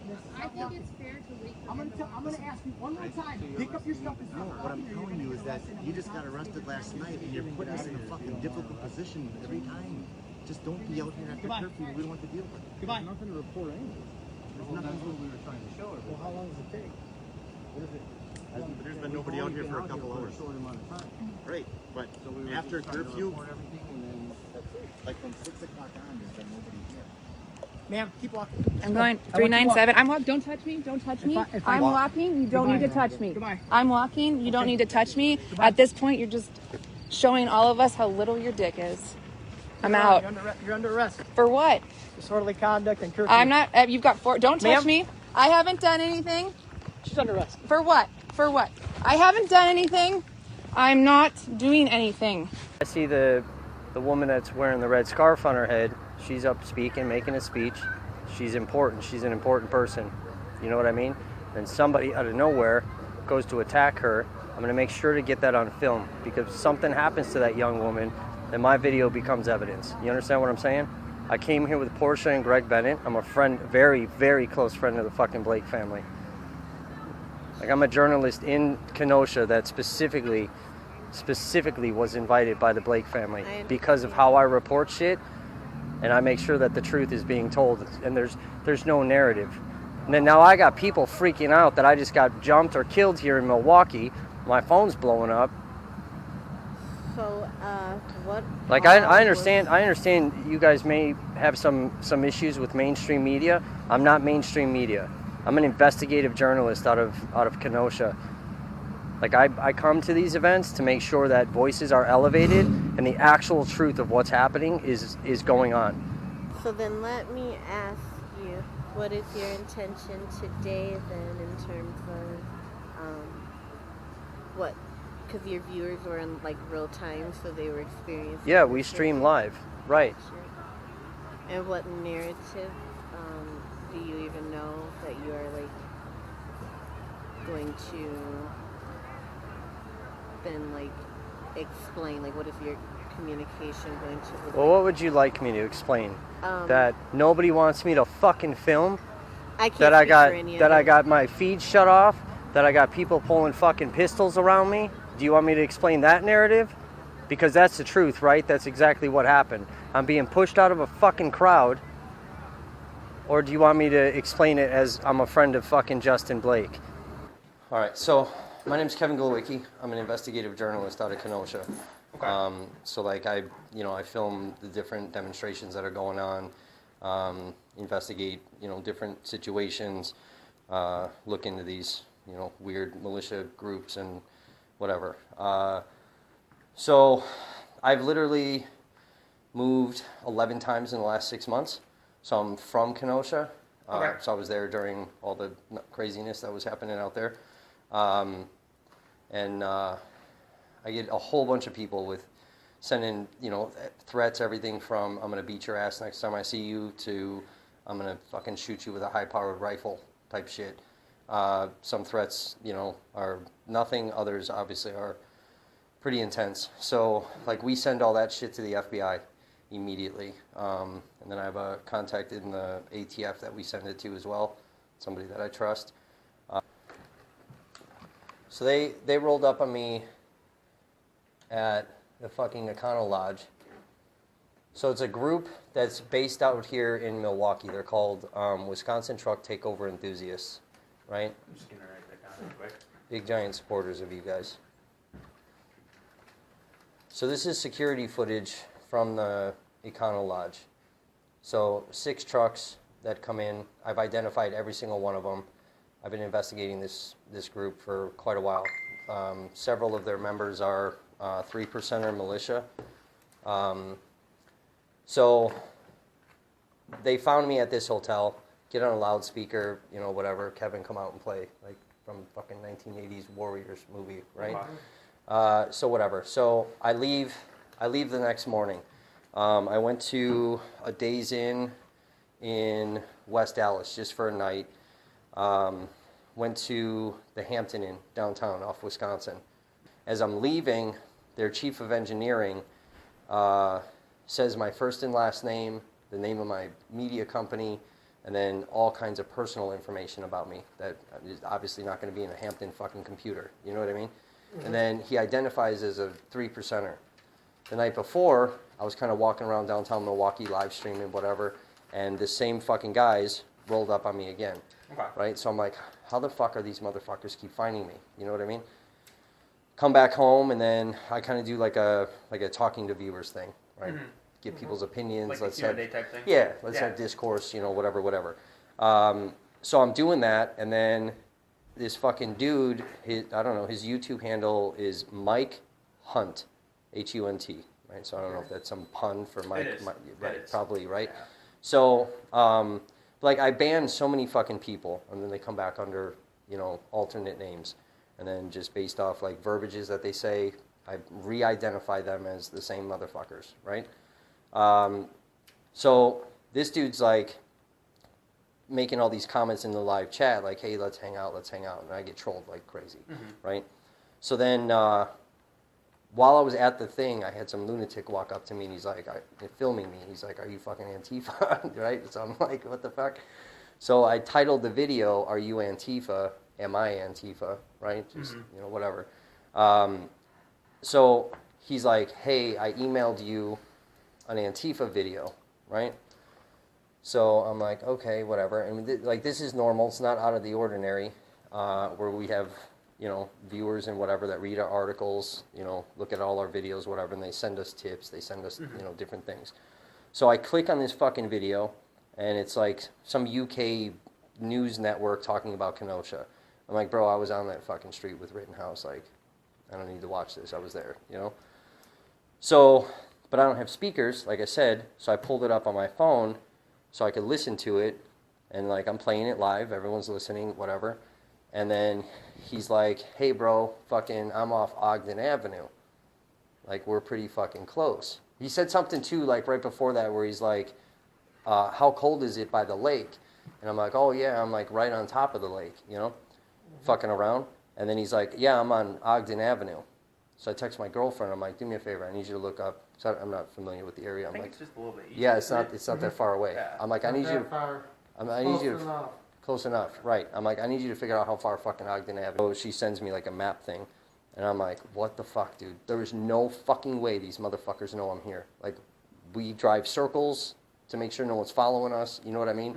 This place is not even booked in my name. It's booked in my girlfriend's name. So I'm like, maybe they're pulling like my credit card info, like something fucked up, right? So she sends me the thing.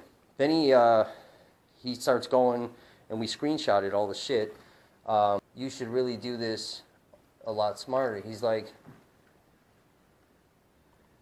and why are you using Firefox? Chrome is better. Firefox is the fucking thing I use, right? And then the one before that.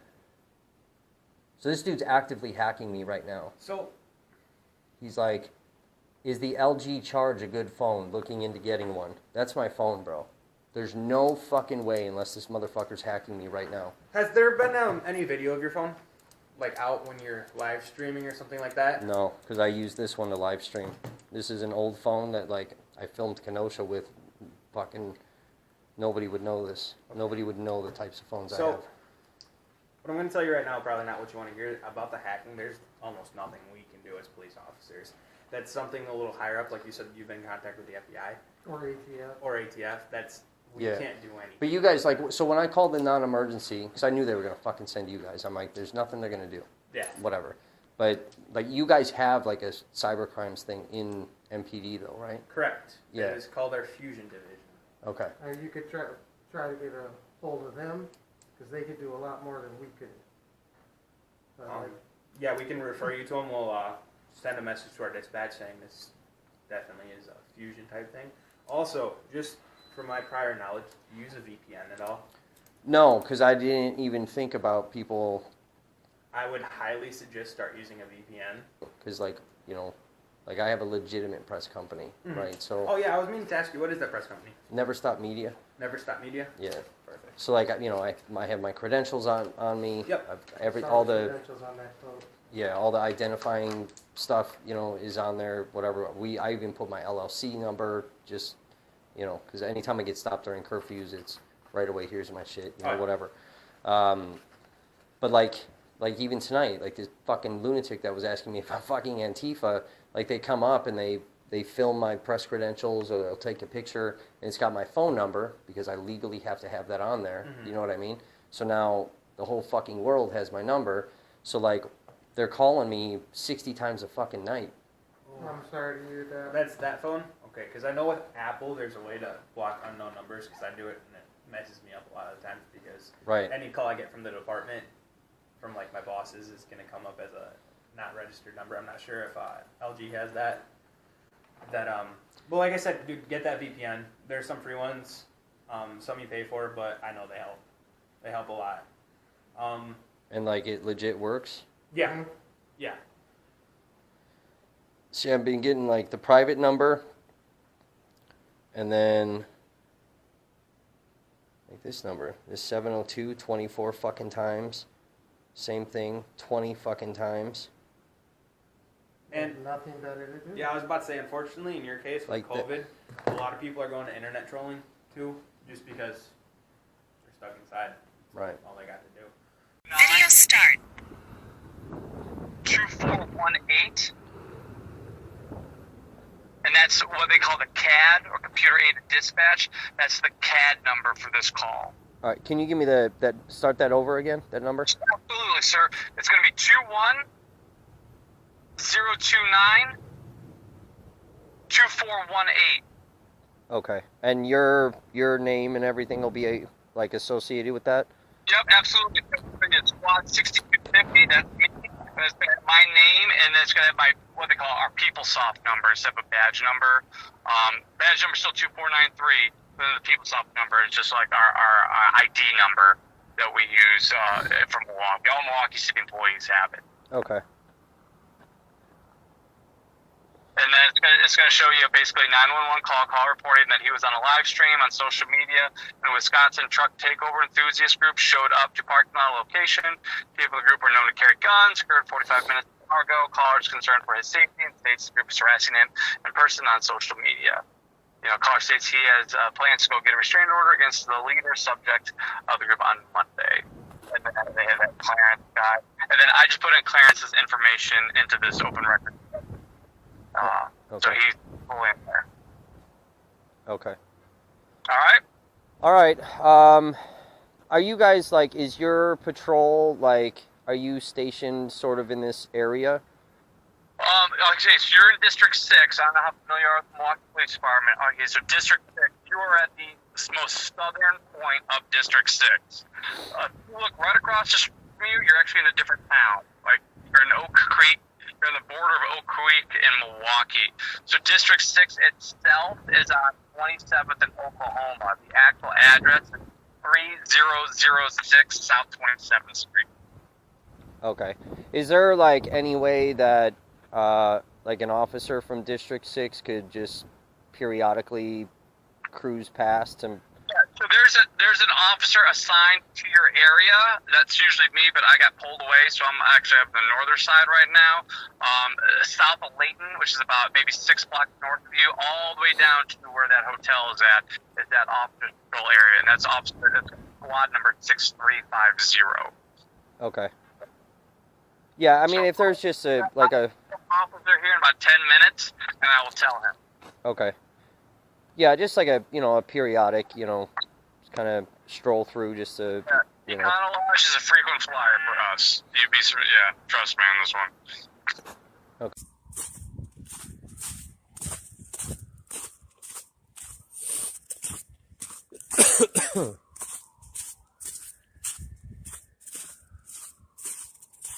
Yes, they really did. So they were messaging Joe, like threatening him, trying to fucking get him to fire me. Yeah, they were getting a lot of messages.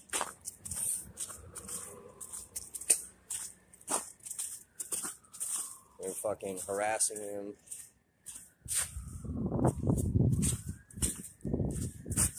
Yeah, it was a lot of bullshit. And then there were some threats to my safety. They were concerned about staff, you know, somebody coming in to get me and then fucking staff getting injured or customers getting injured. You know, it was kind of a big deal.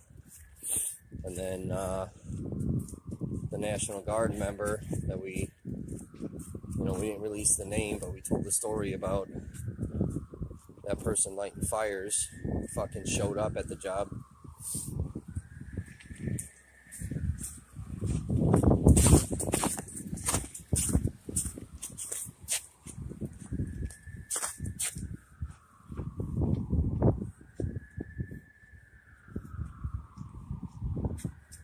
I don't know, should we walk down there? Let's walk down there. We ain't got shit to do, right?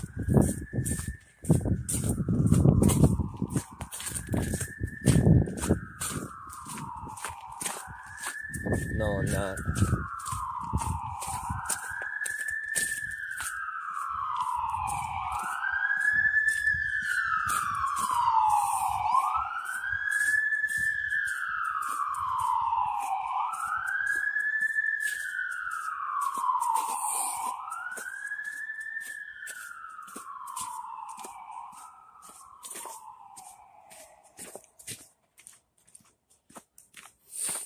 Let's see.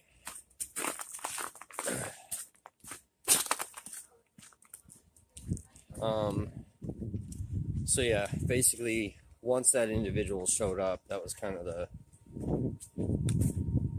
final straw for me. That's why I ended up leaving.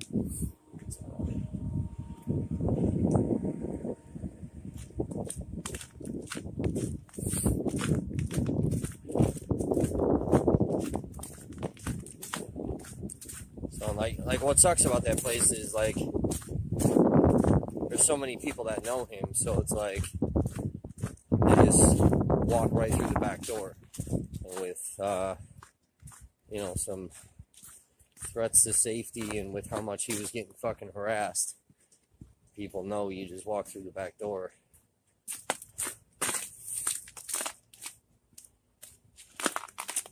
One of the members was not, it wasn't like sanctioned by the National Guard. So that individual was responsible for starting the bullshit on day one. And then on day two, when like the whole city went up, oh shit, shit, look it, there they are, look it, there's the trucks, there they are, look at that shit, get the fuck, look at it. Are they after me? Is that what? I can't. Some of the comments get blocked by like some of the screen shit. If that's what you said, are they after me? Yeah.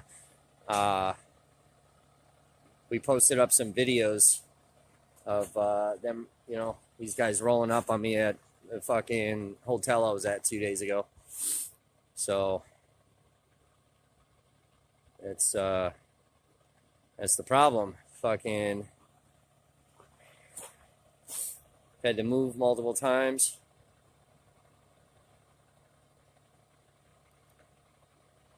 This has been what, 8 now? I think 8 times in the last 6 months.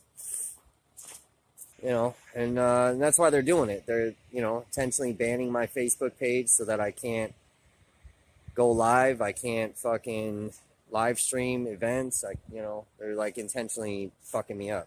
Facebook's completely demonetized me.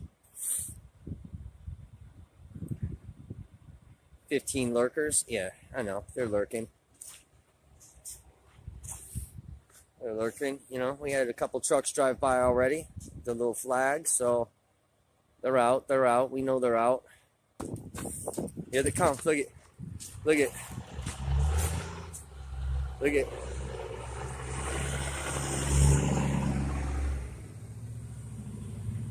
That's them. That's them. Yeah, that's them. That's them.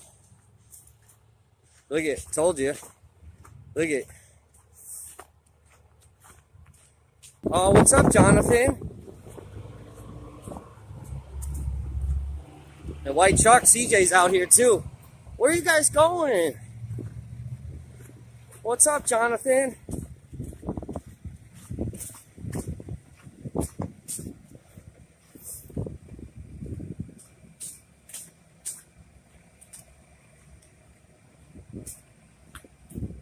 Yeah, y'all some stalking ass motherfuckers, huh? See, but they don't like being on camera. There's the police. When you going back to Hampton Inn and Suites? What's up, Joe? What's up, Joe? See, look at man. When am I going back? Oh, I'm gonna go back soon, bro. Yeah. What's up?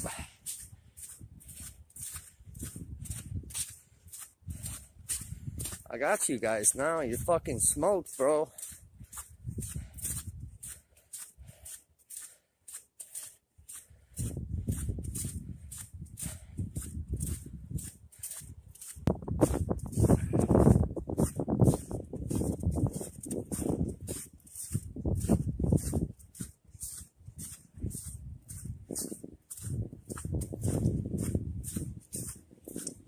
Better call my legal team. Nah, I got it.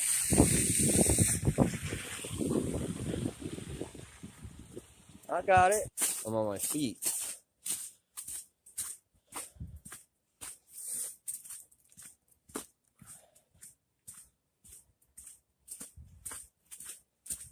Careful, Joe.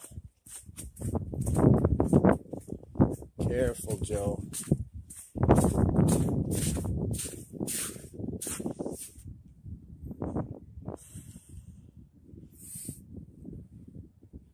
Yeah? Okay. Well, you know what corner I'm standing on, Joe. I'm gonna tell you guys a little personal fucking tidbit. My son likes to get dropped off at my house with fucking bruises on his body. And the fucking police and the courts won't do anything. Child services won't do anything. And I don't like seeing my kid dropped off at my house with all kind of fucking bruises on his body. And the only safe haven that he fucking has is when he's at my house. So the more you stupid fucking cunts fuck with me, the more you leave a little 6-year-old boy at risk. But But that's cool, man. Keep it up. Keep fucking with me. And then you put that little boy at fucking risk. That's real talk too. That's facts right there. So when something serious fucking happens,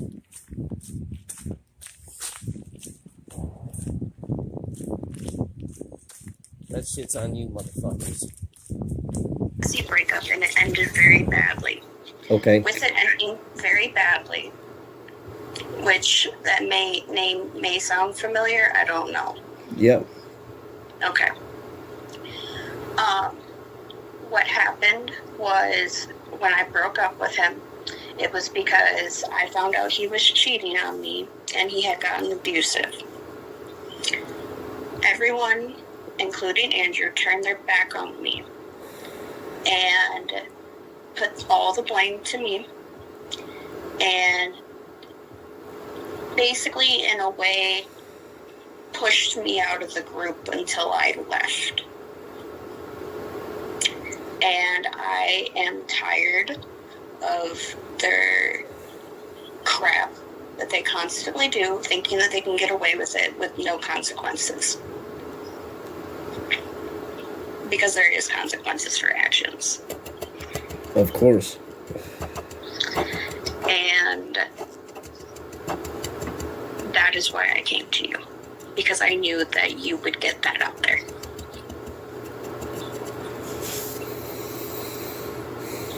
So I need to figure out the explanation of why you came and then this person is just there. Like, we obviously have stalkers that watch our channel, but I haven't talked about these guys in a very long time because they're forgotten and protests are done, right? So these guys don't matter anymore. Yeah. But it's very convenient that you come, we're chatting, and the very person that fucks with me about my kid, he's the only one. Nobody else does it. Even people that really, really hate me and people that want me dead, they don't even go that far. So it's just, that's the weird part. That is weird. And I don't have an explanation for that. And that is the honest truth. I really don't. Okay. I sent you an email with who I think, if I am remembering correctly, was Joe Sauce. But it may have not been, because that was almost 3 years ago. Right? 2020 was 3 years ago. Something like that. Fucking Love Doll, of course. This is who I thought it was as well. Okay. Because he's one of the crazier ones in the fucking group. And I say it was him because in that live when they were driving around stalking you downtown Milwaukee, if I'm remembering correctly, you said something about the girl that was in the truck, and the girl that you were talking about was Sam's girlfriend, friend, whatever they are. Right. And I remembered the Joe Sauce, and he was defending that against that. So that is the only thing that makes sense to me to why, or to who it would be, and that it would be him. Okay. All right. So everything you're telling me is 100% legitimate. Correct. And your reason behind all of this is because of your own personal shit that you're dealing with or dealt with, and now you're having a moral dilemma and wanting to come and tell me about a bunch of shit. And you want me to fucking... Yes and no. Okay. The group is whack. Well, of course it is. I mean, I exposed them a long time ago with how fucking insane they are. Yeah. And I didn't know how to This is something that I have been thinking about for a very, very long time, of how to expose them and who they really are. And I couldn't figure out how to do it. So that's where you came in. Okay. And who's Doug? Doug is someone who was a member of the group.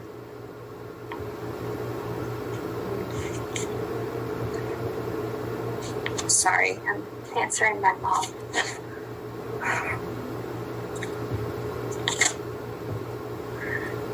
He was somebody who was part of the group who got kicked out because of the fact that he was going through some personal stuff that it's not my place to share what it was, but it was personal. Okay.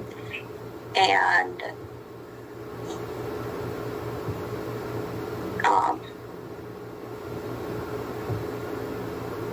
everyone turned on him and basically kicked him out of the group because of lies. He said, she said, they said, whatever it was, that didn't involve anyone.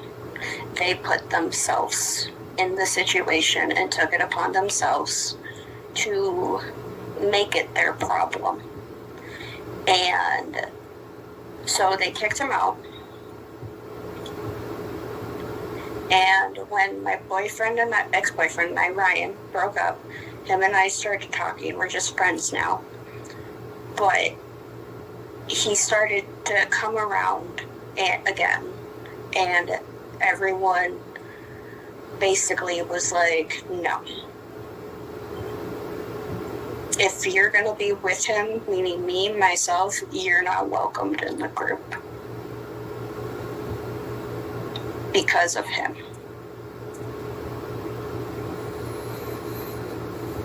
Okay. And he's also, when I said that they threatened to come to someone's house, what that was is he still has a sticker on his truck that says WTTOE, and I was told that if he did not take it down, that somebody would come to his house and take it down for him.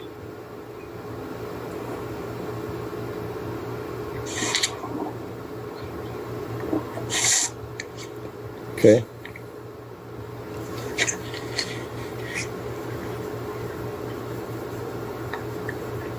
So, what do you want to expose with the group?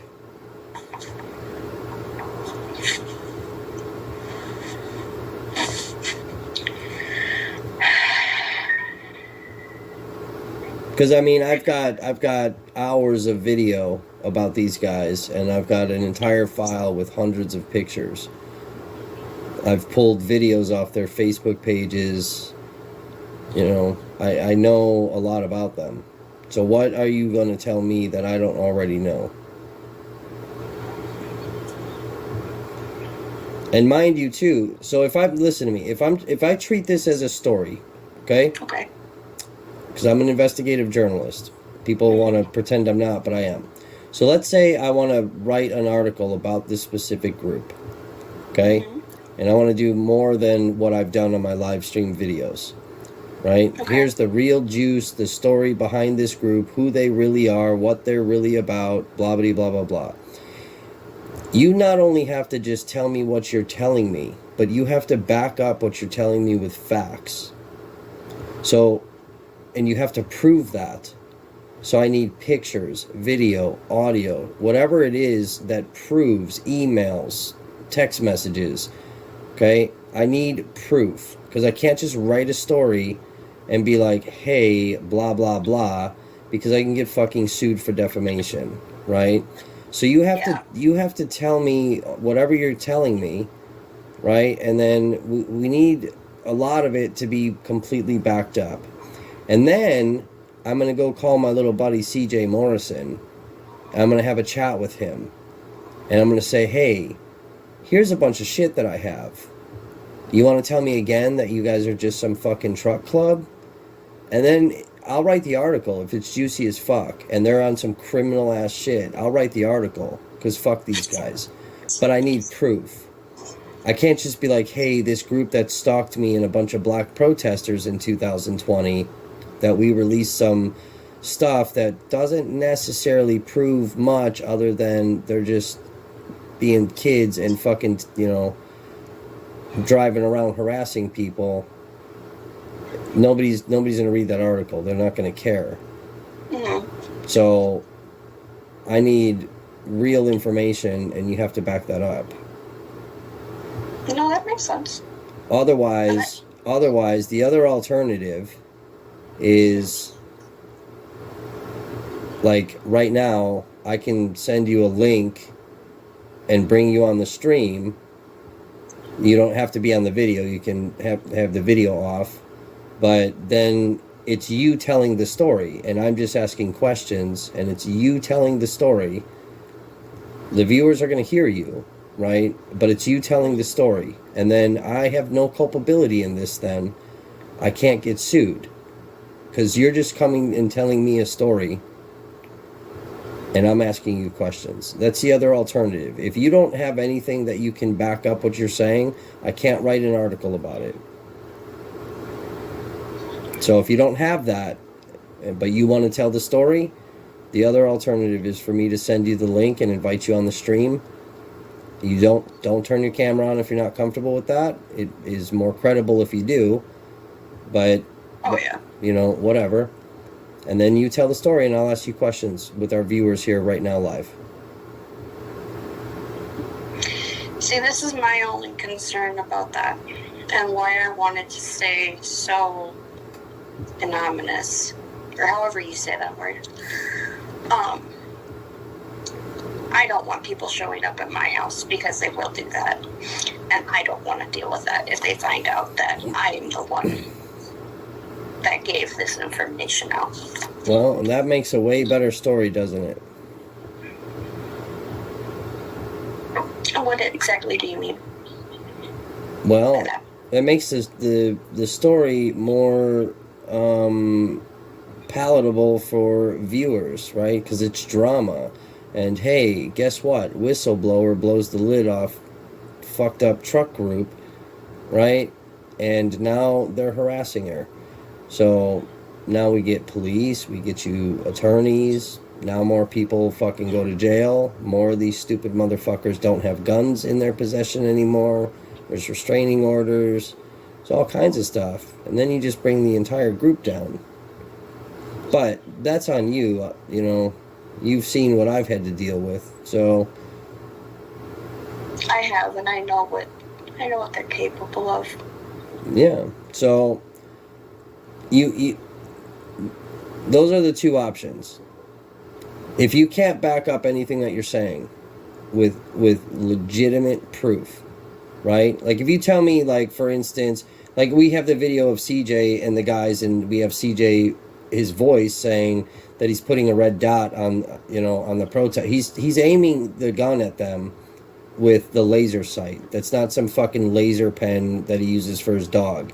And we know the high-powered rifle that he has in the back of his fucking truck.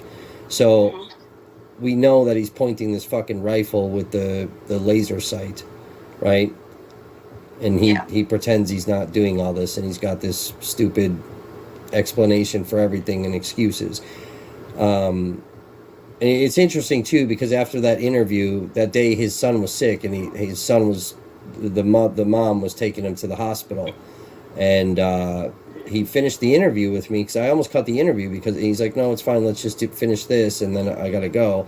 And he left and then tormented me after that, and we had a very nice off the record conversation, and he decided to be a fucking twat about everything. So, you know, if you're telling me like, hey, yeah, they were doing this illegal thing, blah, blah, blah, I need to have a video of it, or a picture, or a recording, you know, a phone call recording. There's got to be, you have to back it up by proof. I can't talk about it if I can't prove it. So like everything I said about them tonight, I can prove, obviously. Right? You see how much detail I go into. I'm very thorough. And that makes sense. You have to be to protect yourself. So I understand that. Like, I'm not gonna sit here and be like, hey, this happened, but I don't have things to prove it because it happened in person, you know, or whatever it is. And then you be like, okay, I'm gonna trust you on this, and then it come back at you. I'm not trying to do that to you. Not what I want. Does that make sense? Like, Yeah. okay. Yeah, 100%. I mean, I can say I have to double check, but there was an instance where a lot of the people from the group chased me and my friend down Highway 100, and I have a Zello conversation of all of that.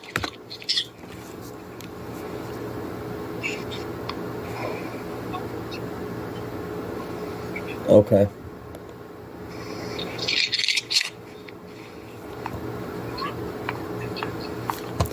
Let me.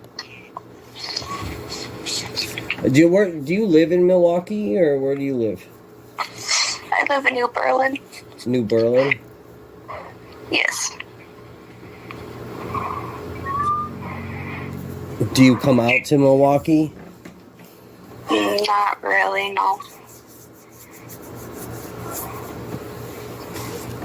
Do you drive or no? No. Sadly, I wish I had my driver's license, but I don't.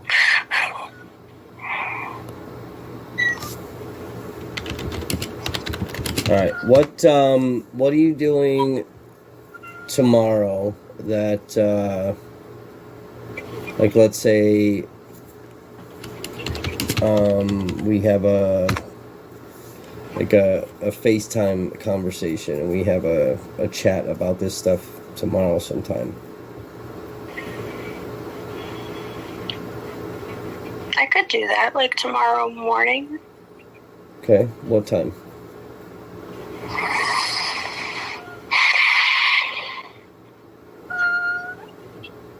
I'm thinking like 11.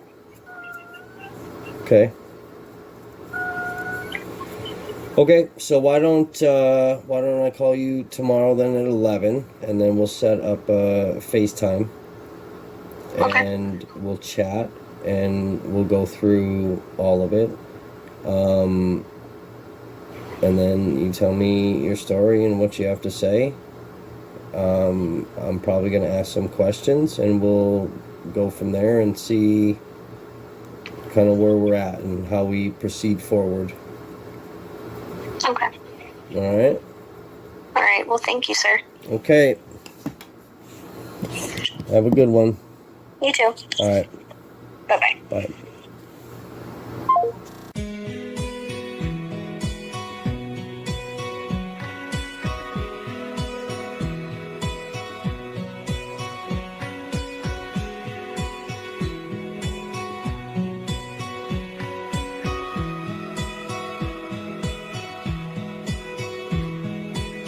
Tonight I feel like the world won't miss me. So much to say, but there's no one listening. If we're alone, are we all together in that? I threw a penny in a well for wishing and prayed for all the things I think I'm missing. A little time is all I really need. I am doing the best I can with everything I am. Don't you know nobody's perfect?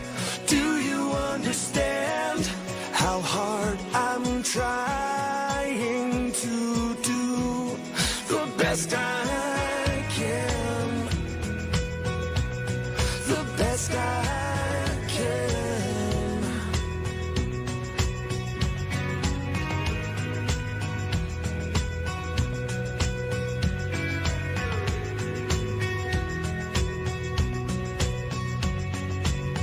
a second chance to give you something. It takes a lifetime to come from nothing.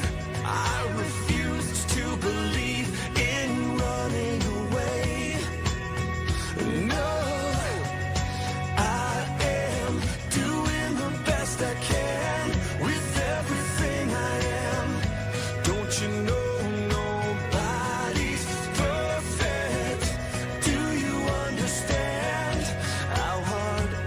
Trying for you. I am doing the best I can with everything I am. Don't you know I think you're worth it? Do you understand how hard I'm trying to do the best I can? The best I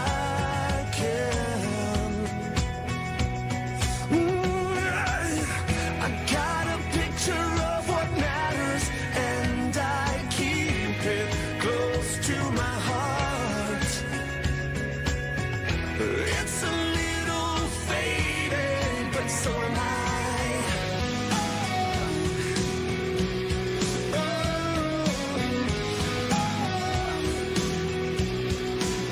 Chaos on the streets of Kenosha, Wisconsin. Multiple buildings set on fire, including a Wisconsin Department of Corrections building. The unrest coming after the police shooting of a black man on Sunday. This started with a couple of cars being set on fire, and the entire car lot went up. In all this area that's open right now, this was literally filled with cars. So he's slowly but surely, you know, clearing everything out. But I mean, his entire business is gone. There wasn't a single vehicle here that was salvaged. But law enforcement just kept pushing them further and further down this road. You know, telling them to disperse. They're throwing, you know, bricks at them, rocks. They're shooting off fireworks at law enforcement. And when we get to this stoplight up here, 60th Street. So this is the gas station where most of those militia were gathered up. Law enforcement intentionally pushed that entire group of protesters right into the hands of all these armed militia people. You just knew something bad was going to happen. Somebody was getting shot that night. You could feel it in the air. Directly across from us is the spot where Joseph Rosenbaum was shot. In several of the videos that are out there, you hear somebody call for a medic. At that point is when you see Kyle Rittenhouse running down Sheridan Road southbound. Following behind him is Joseph Rosenbaum, and then also Joshua Zeminski and his wife. You see Kyle Rittenhouse run through this parking lot, and then Joseph Rosenbaum coming up behind him, and then he was shot. And then shortly after, you have more gunshots that rang out from Rittenhouse. That's where he hits Anthony Huber and kills him. And then where Gage Grosskreutz is hit in the arm.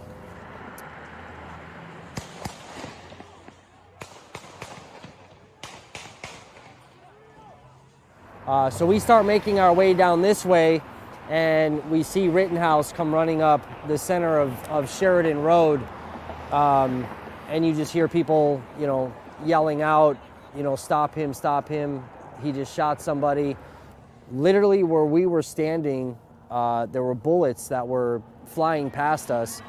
So we started grabbing people and kind of pushing them in between the houses that are up the road there, and then kind of retreating and making our way into the hospital parking lot, you know, kind of behind all this brick structures and everything.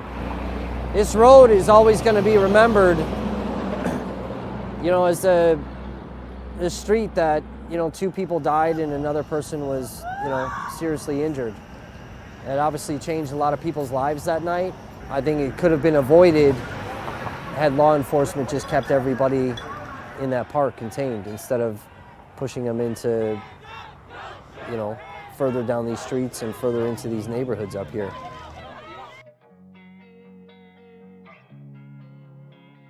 Losing time, I'm fading fast. I just wanna make it last. Try to let go of the past. I close my eyes, embrace the black. Sleepless nights and headaches stack. Restlessness to hell and back. What's my purpose? What do I grab? A slippery surface, a heart attack. And sometimes you just gotta believe there's something that'll give you relief. There's something that'll have what you need, what you need. We're broken, it's tragic, we're not all elastic, but maybe there's magic. Believe you could have it, and I know of sadness, the anxious and panic, the infinite vastness of all that is blackness.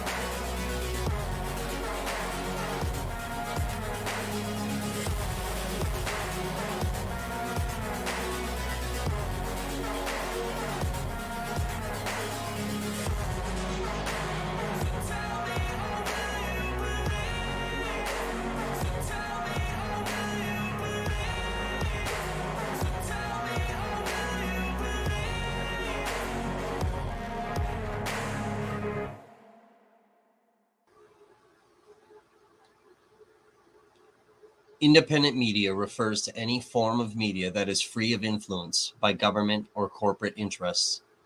Independent journalists play an important role in improving government accountability and reducing corruption. While some independent media sources can be biased, the bias tends to be significantly different than that of mainstream media. Being independent from a network does not make them any less of a member of press. The way of traditional media is rapidly changing, and live streaming, social media, and personal blogs are becoming the pathway to what the new mainstream media will be. Society needs to catch up or get left behind. Since 2020, independent media has played a crucial role when it comes to in real life streaming. One of the most notable cases of this came during the Kyle Rittenhouse shooting incident during the August 2020 unrest in Kenosha. Video evidence used throughout the entire trial came from independent journalists and live streamers who were out there to document the unrest. It was our footage that gave not only the public, but the courts a firsthand look into what happened in Kenosha. Independents would again play another crucial role, putting us on the map again during the Rittenhouse trial. During testimony of one of the car source owners in Kenosha, a live streamer had an unreleased interview with the owner that contradicted the testimony he was giving. That streamer contacted the defense team and emailed over the interview live while the witness was on the stand, which was used to discredit his testimony.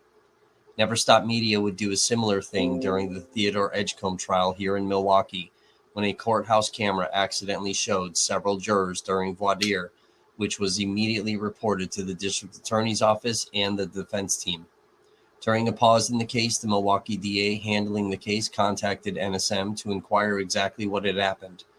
NSM provided video and screenshots to the DA, which resulted in a 50-person jury panel being removed. Never Stop Media LLC practices journalism that is completely free of influence. At no time will any government entity or privatized group or individual control the narrative of any coverage that Never Stop Media puts out. This is generally true for most independent sources. While out in the field during live streaming, we strive to ensure that the truth of what is actually happening is being reported to the general public. During our off-camera investigations, we ensure that truth is being told regardless of what side it lands on. During our live coverage, we document events to their exactness, which is different than our streams with viewers during Q&As. While we will still report the exactness of what was filmed, there are times during commentary that our opinion on a situation will come out. There are times where we do not express an opinion, but offer thought-provoking questions or statements in order to create healthy discourse between sides. In other scenarios, we are legally not allowed to speak on a situation as we may be called to testify. While from a legal and constitutional standpoint, we as citizens of the United States are protected under the First Amendment to film in public and any publicly accessible space that would have no expectation of privacy. This means that you are legally allowed to record people and activities. What needs to be understood and is generally misunderstood and perceived as bias or narrative control by the general public is that independent journalists are not law enforcement and therefore use judgment in each situation during filming. We need to be hyper alert of our surroundings and any and all safety risks while filming. We do our best to record and document events to their fullest. At times, we are asked to not film faces or events. While we do have a constitutional right to do so, we need to respect the participant's request or demand to not film. Most will not understand this and throw around accusations and assumptions that the individual or group must then be engaged in illegal or criminal activity. This is not necessarily so. Law enforcement agencies have been using live streams to identify and target not only criminals, but also those who are engaged in lawful and constitutionally protected activities. Citizens have used these live streams to dox another individual by revealing not only public information about an individual, but also their personal and private information. This goes to extents where individuals and families are then publicly harassed and threatened, and in some situations attacked. We are not out there to intentionally jeopardize anyone's safety, and we are not law enforcement there to capture and expose criminal actions. Our sole purpose is to document the truth of the events that are happening, whether on camera or off. If we are put in situations where we cannot physically record an individual or situation, we still inform our audience of exactly what is happening, as it is happening, and resume filming when we can. Are there times during riots where we are filming and surrounded by a crowd of individuals threatening our safety while filming? Yes, this does happen. Again, while the general public will accuse of portraying a bias or filling a narrative, my safety and freedom is not worth a video or views on social media. The most interesting and controversial overlooked aspect of filming is law enforcement's blatant disregard of the First Amendment and the general public's complacency to allow it. During a protest, if media has to stop filming or face a camera to the ground, the public is outraged and very quick to throw accusations at the media personnel. But when law enforcement blocks filming and or arrests media, especially those of independent media, there is no outrage by the general public, and labels of fake press or not real press are quickly attached. Explanation thrown around of curfews, so independents are viewed as nothing more than a member of the public, despite having a constitutional right, legally registered companies, and operating in a professional capacity. An NSM journalist was arrested in Kenosha during the unrest, the first independent to be arrested, for violating curfew on the grounds of suspicious behavior. This arrest would later be dropped, and 2 years would go by before Never Stop Media would be provided documents of that arrest. Video during the arrest, according to an open records request, were destroyed while the case was still pending, which is illegal. NSM has also filed a spoliation letter during its writ of mandamus lawsuit against the Kenosha Police Department for 33 records requests that were denied. The spoliation letter prevents an entity from destroying evidence, and evidence was still destroyed. Later, NSM would be charged with pedestrian on a highway and disorderly assemblage for filming a protest that ended up on the Milwaukee Highway, 6 weeks after the incident and only after the NSM journalist exposed corruption within the Milwaukee Police Department. Both of those charges were also dismissed with a promise to not enter a highway to film. Law enforcement uses blanketed statements of safety and strategy to prevent members of the press acting in the public's eye to shut down independent coverage. The general public distrusts mainstream media for putting out false news or one-sided narratives, but are quick to label them as real press when it conveniently fits their narrative at the time. Those on the independent side of things are quickly labeled as fake news, despite the general public's reliance on live streams to get a more accurate depiction of what is going on in real time. So which is it? Are we real press or fake press? Local police departments have enacted policy to determine who they personally view as real press. This is actually illegal and a clear violation of the First Amendment. It raises many questions. When any individual acts as the public's eye, generally speaking, they should be considered in that moment as a journalist documenting an event, so long as they are not engaged in criminal activity themselves. Any government official is legally allowed to be filmed while operating in their professional capacity. So why is it we allow one group to dictate rules, guidelines, policies that hold no legal standing, but get upset when another group does the same exact thing? For myself, I have always had a registered company in the state I live in. In 2021, I increased the capacity of the company when it came to its registration. I was not legally obligated to do this. It was done because of the type of content the company would be putting out. It was done to give more protections to the company and its personnel. I have a legal company. I have multiple legal platforms that we use to publicize our news content. I have a team of legal personnel. I have researchers, editors, fact checkers. My content is shared and viewed internationally. Why am I not the new mainstream? Why am I constantly asked to identify? I have always had credentials from the company. I have since revised my credentials to show more information than I am legally obligated to do in an attempt to make things easier when stopped by law enforcement. Some ask us the difference between real press and those who go out and film with their phones, generally as a regular citizen. Again, it isn't up to us or law enforcement to decide this. I have a registered LLC. The credentials I carry have my name, phone number, company name, the word press, entity ID, social media accounts, emails, and pictures. I carry two types of ID. In a luggage case tag is my company issued ID badge and my government ID. Attached to that is a larger press ID with the same information. A larger ID is also attached to my backpack so that my bag is associated with me and the belongings of the company. My outer clothing, whether a hooded sweatshirt, bulletproof vest, helmet, etc., is clearly marked and visible as press. It is only required to be clearly identified as press. This means as simple as a badge hanging from your neck.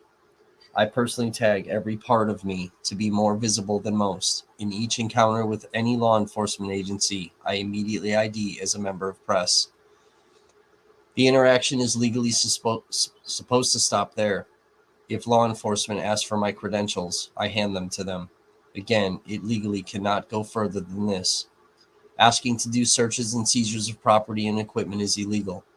For me, while I get annoyed and irritated with this step, if it shows a level of compliance and no nefarious reasons for being out there, then I am more than happy to show officers that I am not a threat to their physical safety. I personally go above and beyond what I am legally required to do so that my interaction with law enforcement can be handled as quick as possible so I can get on with my job and they can get on with theirs. Anything after this and I will start enforcing my rights and quickly mention my legal team. An encounter should take no more than 2 minutes. Anything longer and there is usually rights being violated. Anything longer and it becomes a fishing expedition for intel and trying to decide if I am legitimate press or not. Anything longer poses a threat to my safety, as my interaction with law enforcement can be misconstrued. An example of this type of stop can be seen in the beginning of one of NSM's live streams during the Kenosha unrest, which led to the arrest of a second independent journalist. We not only were stopped by Kenosha PD, but the FBI also ran our information, which later we were stopped again by Kenosha detectives. It's important to note again that law enforcement watches these live streams in real time and can clearly see what an independent journalist is doing and saying. In this case, they could see that we had already been cleared by local and federal law enforcement. Regardless, my interaction with law enforcement is always respectful and always will be.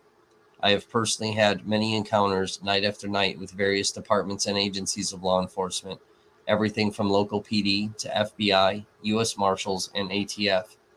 I will never shut my live stream off while engaged with law enforcement, and provided my body cam is still on my person, it is immediately turned on. Every protest group, every city, every situation is different. It is about trust and respect, first and foremost. With the growing mistrust of law enforcement and mainstream media, independent and mainstream media essentially has to follow a set of unwritten rules while filming. So what are these unwritten rules? Peaceful events are allowed to be filmed to their entirety with no restriction. If participants ask to not be on camera, you respect it or get shut down. During altercations, you film until you are told not to, and then the camera either faces the ground or is shut off.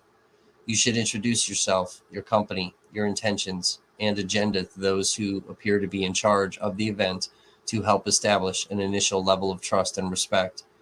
When engaged in conversation, you do not turn the camera right away to film an individual. You ask permission first. If you are told to stop filming, you do so immediately to lessen the tension and try to state your intentions for filming a situation. Do not argue. It doesn't end well. You film all encounters with law enforcement and protester. You are free to film all law enforcement and government entities. Each group in each city adheres to these unwritten rules, but each group may have additional guidelines to be followed as well. It's all about trust and respect. Sometimes being vouched for gives access to film everything, and other times, even with someone vouching, it means nothing. During an active riot, these rules can change very quickly. You film what you can, but safety becomes the number one priority. In Kenosha, my presence daily was watched. I had always asked myself and wondered how I was able to have so much access and be able to move around and freely film without interruption. As my experience and journey throughout documenting events in Kenosha have furthered, it has become clearer to me. I was always very respectful, was always clear of my intentions and motives for being out there filming. No matter what was happening, I stayed. I was always the last one to leave, regardless of how tired I was. I showed up every day. I made sure that voices were heard. I made sure to document interactions with law enforcement. I was always transparent and truthful. Traveling to other cities and filming different groups, there is a level of mistrust that is to be expected. While I may have many individuals, including leaders of organizations, vouching for me, it doesn't always go the way I would like it to. These groups are very aware that law enforcement watches all live streams. They are aware that law enforcement implements their own personnel to live stream. They are aware that media, generally speaking, fills a narrative that usually has a negative vantage point, which is what the general public forms their opinion on. The same transparency and dedication that was shown in Kenosha has to be clear within other groups in other cities. We have to consistently follow those unwritten rules and each group's guidelines until we are trusted enough to film the same way we film in other cities and with other groups. It is easy to cast judgment from the comfort of your home, but until you pick up a camera and implement yourself in the middle of it all, you may never fully understand what we submerge ourselves in, the sacrifices and potential dangers we have to endure so the public can get a first-hand look. In most scenarios, we are in the middle of witnessing beauty, pain, tears, and a community coming together. In others, we are thrown into anger, violence, destruction, and sometimes death. While we strive to be professional, we are at times overran by the human side of us. Emotion gets displayed and our opinions can take over. At the end of the day, we are all human. Independents who run companies rely heavily on public donations since we refuse to take corporate sponsorships. We don't receive weekly paychecks for countless hours that we put into events that we cover. The cost of travel, the cost of maintaining software and equipment, the cost of open records requests, and sometimes the cost of lawsuits and legal representation to protect ourselves so that we can continue to provide the public with content generally before mainstream media puts it out, and most often provide content where mainstream media is nowhere to be found. A lot of times, mainstream media uses our content to report the news clips that get widely spread. Supporting independent media with continued donations or memberships helps ensure that we can continuously provide the public with the actual truth of what is happening throughout various cities around the country.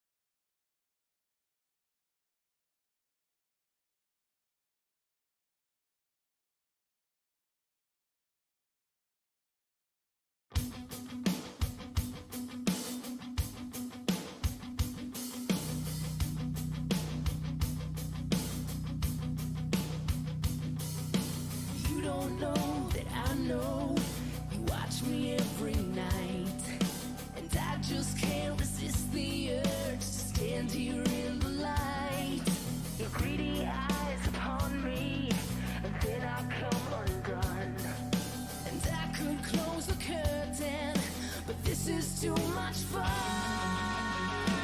I get off on you, getting off on me. Give you what you want, but nothing is for free. It's all give and take, kind of love we make. When the line is crossed, I get off. I get off.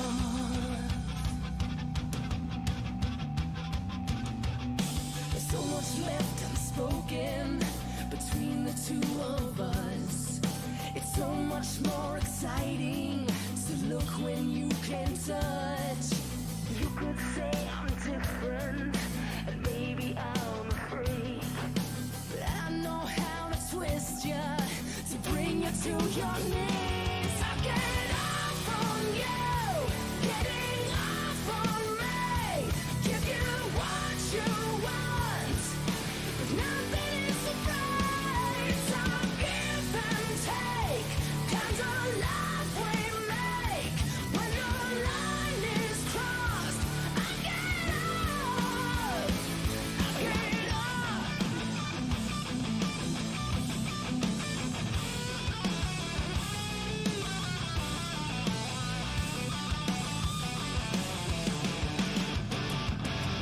What you don't know, what you can't see, is what I do for you, I do for me. I get off on you, getting off on me. I give you what you want, yeah. I get off on you, getting off on me. Give you what you want, but nothing is for free. It's all give and take, kind of love we make. When the line is crossed, I get off. I get off.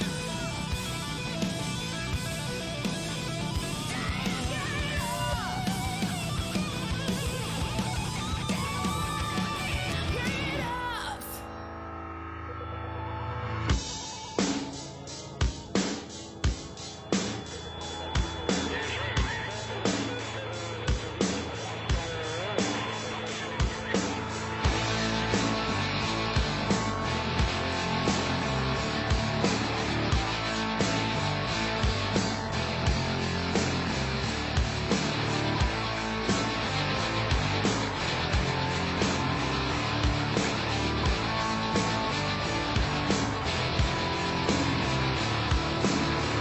We are the youth, we'll take your fascism away. We are the youth, apologize for another day. We are the youth, and politicians are so sure. We are the youth, and we are knocking on death's door. Never knew we were living in a world with a mind that could be so sure. Never knew we were living in a world with a mind that could be so small. Never knew we were living in a world, and a world is an open court. Maybe we don't want to live in a world where our innocence is so short. We'll make it up to you.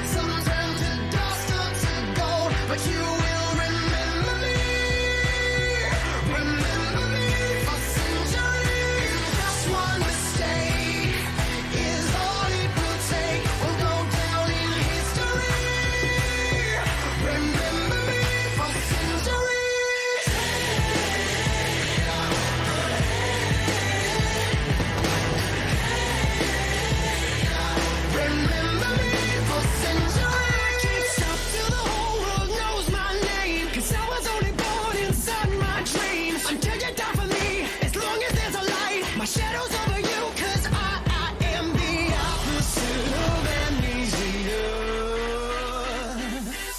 And you're a cherry blossom, you're about to bloom. You look so pretty, but you're gone so soon.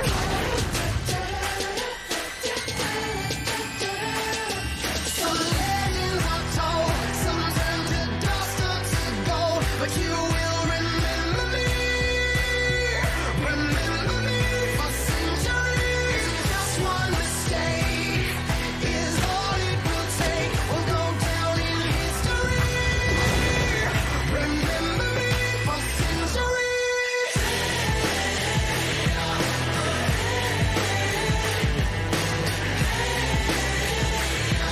Remember me for centuries. We've been here forever,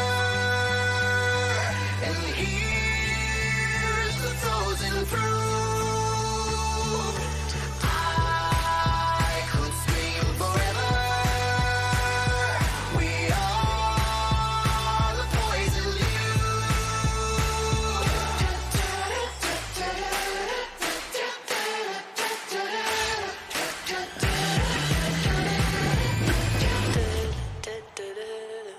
So legends are told, some turn to dust or to gold, but you will remember me. Remember me for centuries. Just one mistake is all it will take. We'll go down in history. Remember me for centuries. We'll go down in history. Remember me for centuries.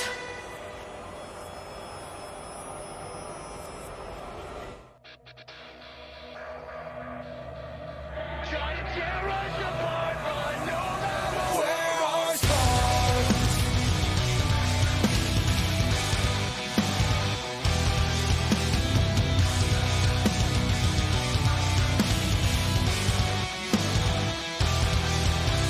Excuses are all that I hear. All I can see when I look in the mirror. I can't escape all these thoughts in my mind. They're waiting to haunt me. Night after night. Why feeling in my bones and everything I know? It's underneath my skin and it won't let go. They know me all too well, but only time will tell. If this is who I am, do I know myself? Don't forget your life, you're on. Don't ever let it go. In the heat of the moment, the fear has you frozen. You're crashing and burning when life's at its full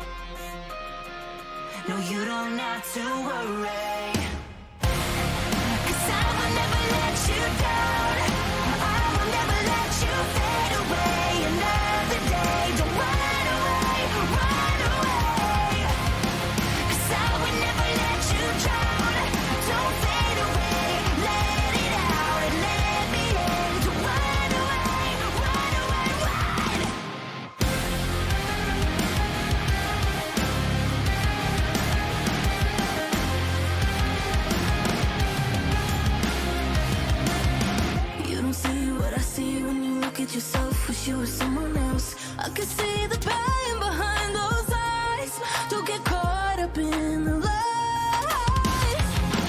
And don't tell me that this isn't real. I've never felt the way you make me feel. So I'm not letting you go. No, I'm not letting you. 'Cause I would never let you down. I will never let you fade away another day. Don't run away, run away. 'Cause I would never let you drown. Don't fade away, let it out and let me in. Don't run away, hide. You hide your face with your disguise. 'Cause someone filled your head with lies. They better pray to never meet me. And if they do, they better run.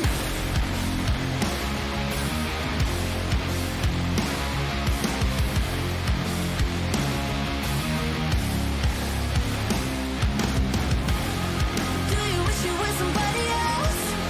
Do you wish you were somebody else? Don't believe there's a light. Don't believe those lies. Don't believe those lies. You don't have to worry. 'Cause I will never let you down. I will never let you fade away another day. Don't run away, don't run away. 'Cause I would never let you drown. Don't fade away, let it out and let me in. Don't run away, run away.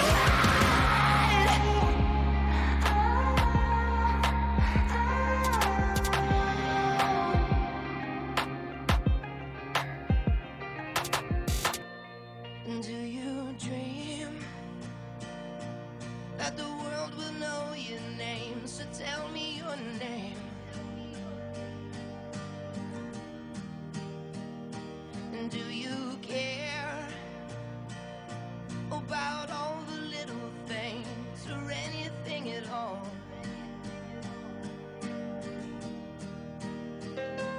I wanna feel all the chemicals inside. I wanna feel.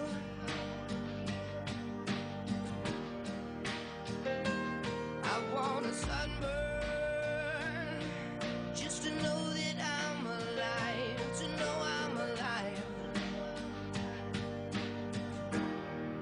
Don't tell me if I'm dying, 'cause I don't wanna know. If I can't see the sun, maybe I should go. Don't wake me 'cause I'm dreaming of angels on the moon, where everyone you know never leaves too soon. Do you believe in the day that you were born? Tell me, do you believe? And do you know that every day's the first of the rest of your life? And don't tell me if I'm dying, 'cause I don't wanna know.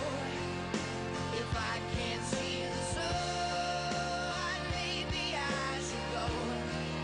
Don't wake me 'cause I'm dreaming of angels on the moon, where everyone you know never leaves too soon.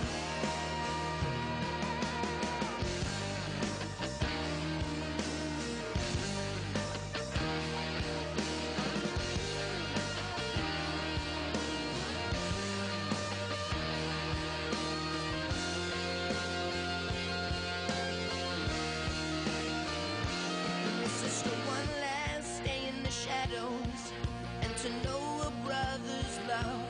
This is to New York City angels and the rivers of our blood.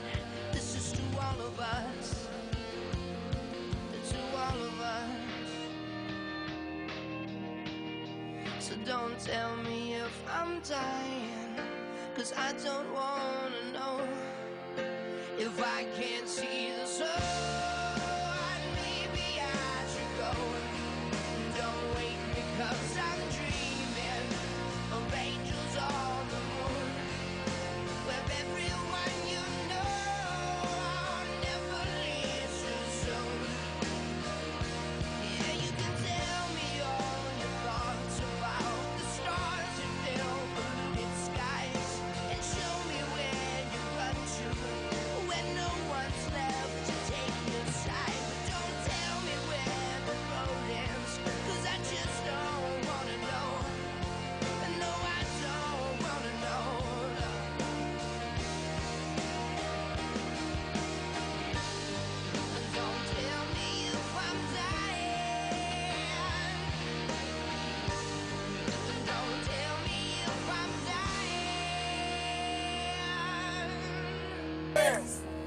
peace and love. Stop the violence with peace and love.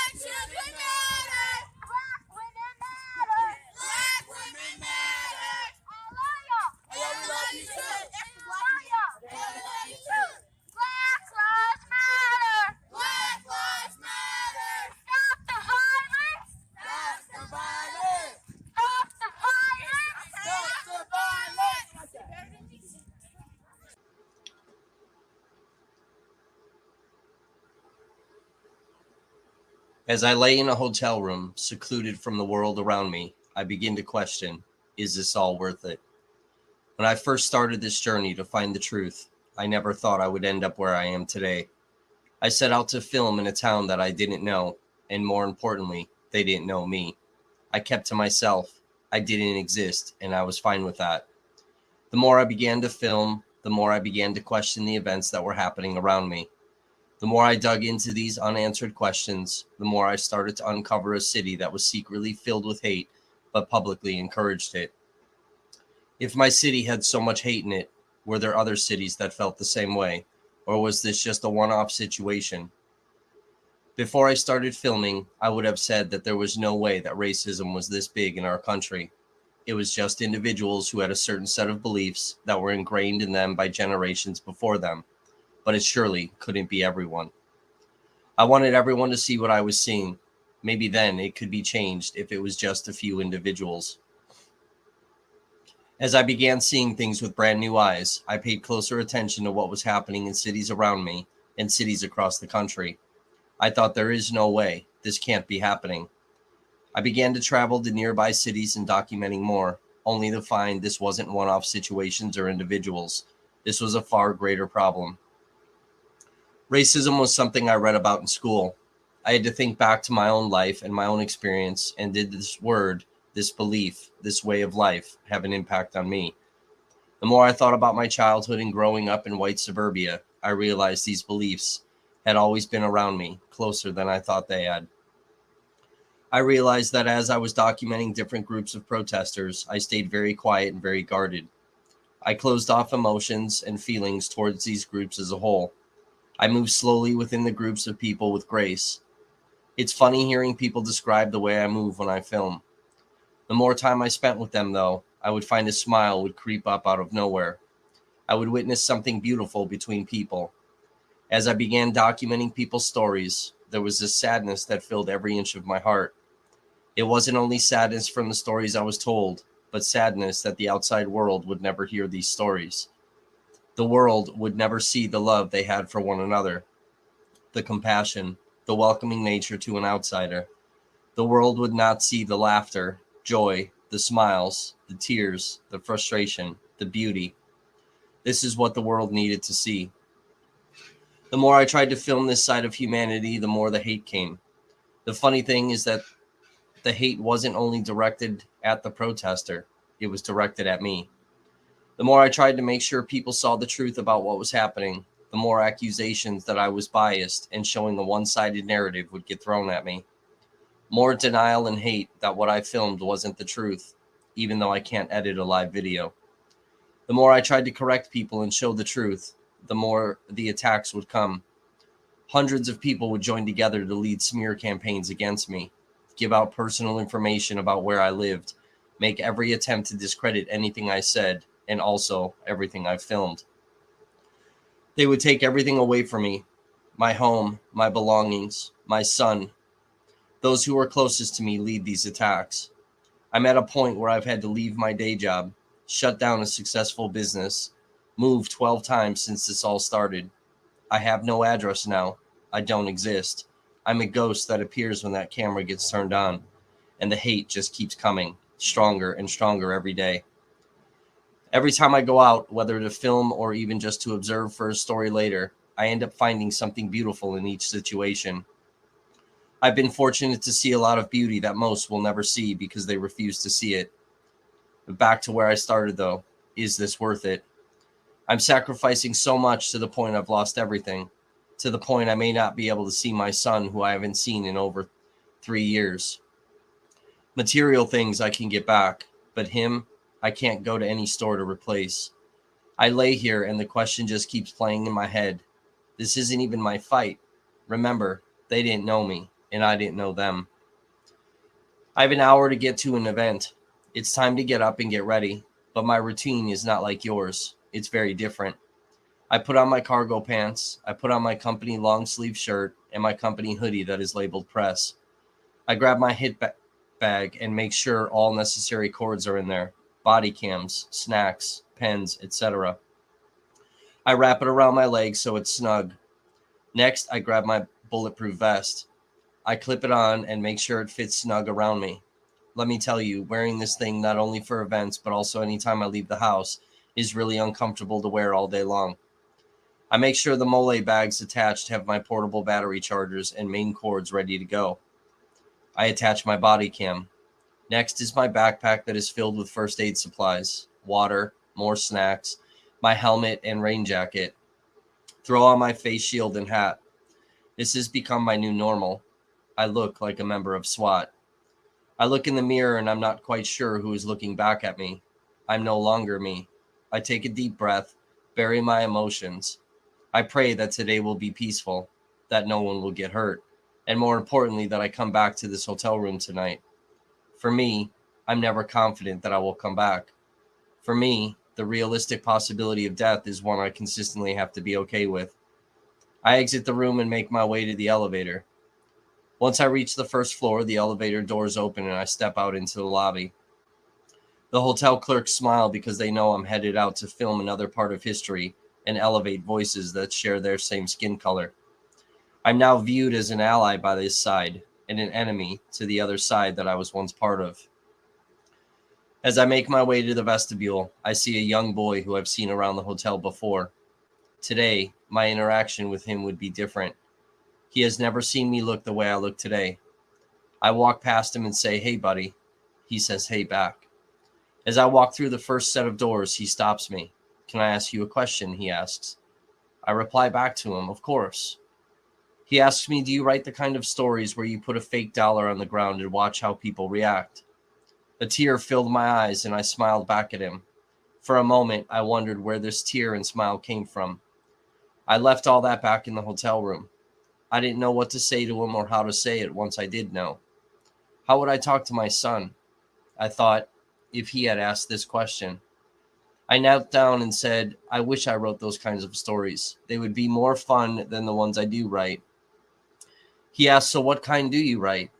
I hesitated for a moment, and with both eyes filled with tears, I asked him if he knew about what happened in Kenosha and knew about why people were marching down the streets everywhere in the country. He said, "Yes, I've seen it." I asked him if he knew what it meant. He said, "I think it's because there are some people who don't like me because I'm black." I felt a tear slowly run down my cheek. He asked if I was sad. I said, "Yes, buddy, I am. The type of stories I write are about people who have my skin color that don't like people who have your skin color. I write stories about that so that everyone knows that's not okay. The same as you and I are friends is the same way that grown-ups should be treating each other. They need to stop being mean to each other. I investigate police departments and some of the bad police officers and make sure everyone knows that those police are bad so that our good police officers can be safer. I do it so that you can be safe if you need to go to the police for help. I film people marching down the streets that are upset with people being mean to them so that everyone can hear their voice in hopes that they will never need to scream and yell again. I write stories like this because I want you and my son to live in a world where you are friends and live in a place where you don't have to be scared. Those are the types of stories I write, buddy. As I stood up, he looked at me and said, "Thank you," and then he hugged me. I watched as he ran to catch up with his family. I took a deep breath and swallowed all those emotions back down because I had a job to do. Going out with emotions will get me killed. As I pull away, I become that person I saw in the mirror. I'm no longer me. I'm a ghost that floats in the shadows. No one will ever know me. But the question, is this worth it, has been answered through a young boy's thank you.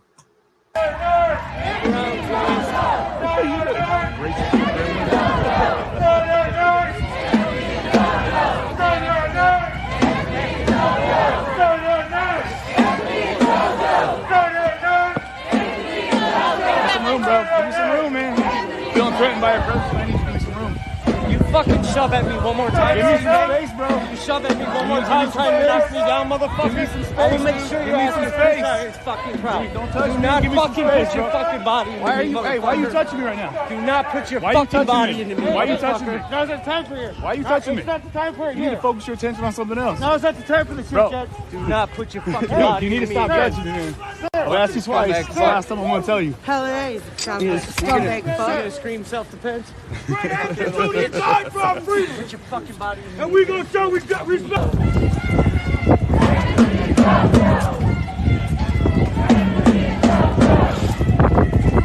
I told you about his camera's down, motherfucker. Yo, you want to do something? Anytime. Yeah. I'm here to help elevate these voices, not to elevate yourself. Not listen to you, bro. Not listen to Ain't you. no fucking Proud Boys here, faggot. Ain't no Proud Boys here. Man, you got a lot of hate speech, bro. What's this all your racist and like and gender like shaming people, man? You can't be doing that, bro. You got 3%ers over You can't be there. doing hang that. out with Go them hang out with your people, man. With your Punisher gear and your deep dive research and all your racial slurs that you're tossing around all the time, bro. You need to go ahead and get rocks, bro. People are people are out here to hear something better than what you have to say. You know you're nobody, right? Nobody needs your hate. You're gonna find out real quick. I'm right here, homie. I'm right here. Find out something. Find out. My camera's down, motherfucker. I'm right here. It's not against you. My camera's down. Time and place. Time and place. Keep talking about it. You better go home. Time and place. I've been here. You know where I'm at. You know where I'm at. Go home. You know where I'm at. Nobody needs your hate here. Nobody here wants you because you're a hateful individual. They're talking about change here, Kev. You ain't here to They're talking about change here, Kev. Proud Boys family. It's Somewhere sad else. that you don't understand that. It's sad that you got so many issues, bro. Man, you got a lot of racial and hateful epithets you're tossing out, bro. Go back to Seattle. Good luck, bud. Good luck. Good luck in life, bud. Good luck. Get the help you need, bro. You ain't here to The help you need, bro. The help you need, bro. here to elevate The shit. help you need, bro. Grown-ups are talking. Grown-ups are talking. You did. It's like saying a witness is there for a specific person. A witness is there to give an honest accounting of what they know, and no matter what it does for the defense or the prosecution. And That's where you gotta twist it, man. and you helped the defense. You're a tourist here, CJ. The same as I'd be a tourist in your city. You're a tourist in mine. I don't even know how to address that, dude. I'm a tourist in your city. 100%. You're a So I tourist. need to get permission from the travel agencies of Kenosha to come to town or do what I do. Do you think that I haven't earned my right to have the notoriety with the people that I do? The people on the fucking on the right. Yeah, the white racist. Yeah, the white racist fucks in Kenosha. Sure, you've earned your right with them. That's when. I didn't just say I'm a tourist in your town and then say everybody in my town is a white racist fuck. They are. I live here, CJ. I live here. I see it. I see it on a daily basis. I see what these fucking people do. And you know what? Here's the thing. When you were in Kenosha, okay, you spoke very differently than you speak now. Okay, let's be real. Let's be real. In Kenosha. Okay, when you were in Kenosha, after we're all done streaming this fucking crazy box of nonsense police brutality shit, all of us were sitting there. There's some protesters that are still around that you're talking to, and you're telling everybody that you're here to elevate their voices because they're not being heard, and that's this wonderful CJ elevating voices of people that are being fucking oppressed and blah blah blah. Be pejorative with the shit you're saying about me if you want to talk about what I do. I don't need you to treat me like I'm some kind of gimmick, dude. That's not fucking cool because I'm not doing that shit to you. I don't even know what that means. I'm not insulting you, Kevin. I'm gonna ask that you treat me the same, bro. Because I'm really not comfortable with the way this is going immediately. Because I'm not some fucking piece of shit off the street that you're gonna like jump into, do a deep dive, and like eviscerate because you think that I'm some worthless piece of shit, bro. No, you're somebody that's. I've not said bad word one about you, and I'm not gonna let you sit here and like talk down to me about my role in the world and what I've done and where I exist and how I should live and how I should talk to and what I should do. The fuck is that, man? Introduce myself. My name is CJ. I'm a two-time felon. What is going on, everybody? Good evening. It is December 1st. December 1st. Here in the wild world we live in. Crazy stuff happen. You guys know I've made it very clear. I've got a less than perfect past. You know what I mean? My history that took me through multiple incarcerations or arrests, drug charges. I had an assault charge, a domestic assault charge that came into my world. That came out of a drug-fueled argument. Last one, the one that took me to my ultimate reform and change. Looking back over some of the I can't even call them the details, but the story that went into it. And I don't mean to laugh, but it was almost comical because it was the story told out of the tip of a needle. And that's kind of where it came from, was this wild drug-fueled antics of a story. And I realized I never even had a chance to talk about it. You know what I mean? It came down to an argument in my house where I was, having to throw people out of my home. It's sad. It's really tragic because people get hurt. Someone got hurt in the situation. The last one that I got arrested, like I said, I was having to throw people out of my house, and my ex at the time ended up hitting her head on a door jamb. So I was pulling them out of the house. Got a cut, and that's all it takes. That's all it takes is a simple nick to the head.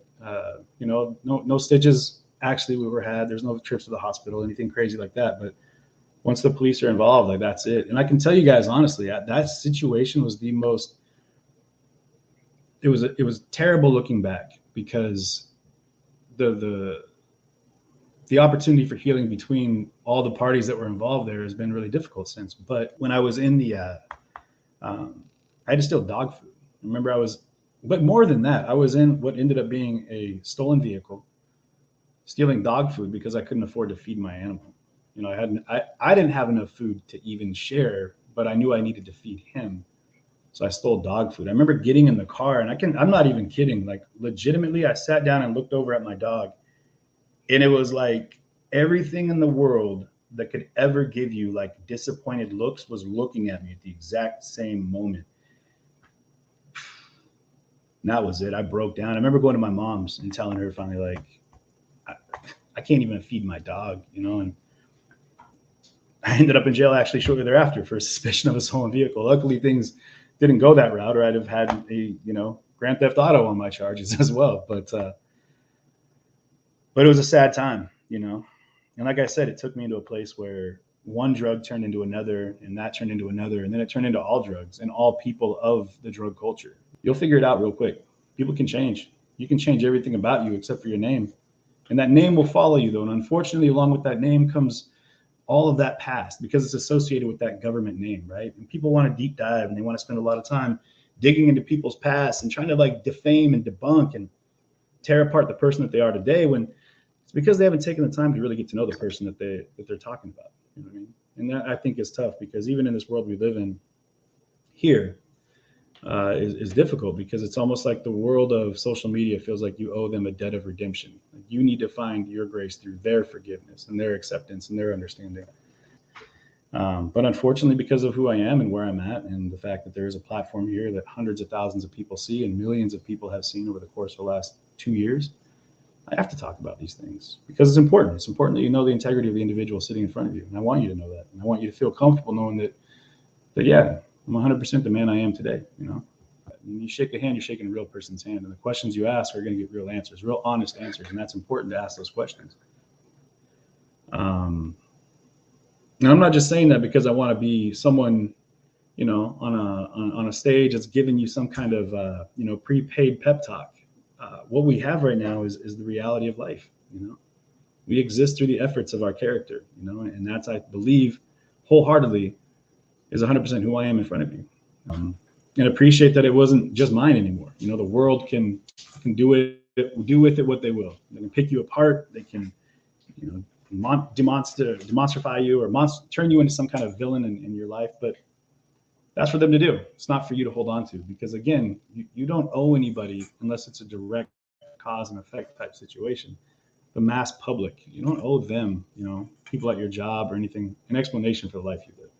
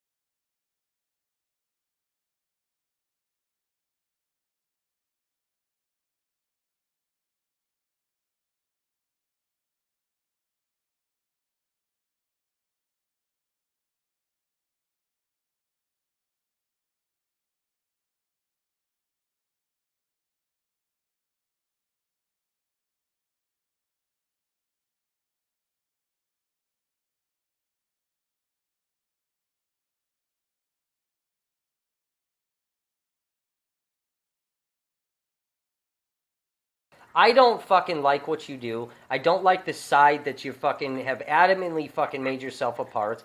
But again, that's fine. It's not up to me to like it or not like it. It doesn't matter. You picked a side. You're not the same person you were in Kenosha. And it's very fucking clear and evident. And that's okay. There's nothing wrong with that. That's fine, CJ.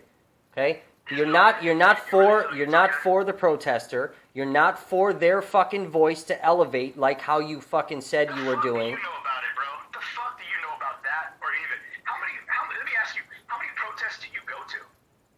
Kevin?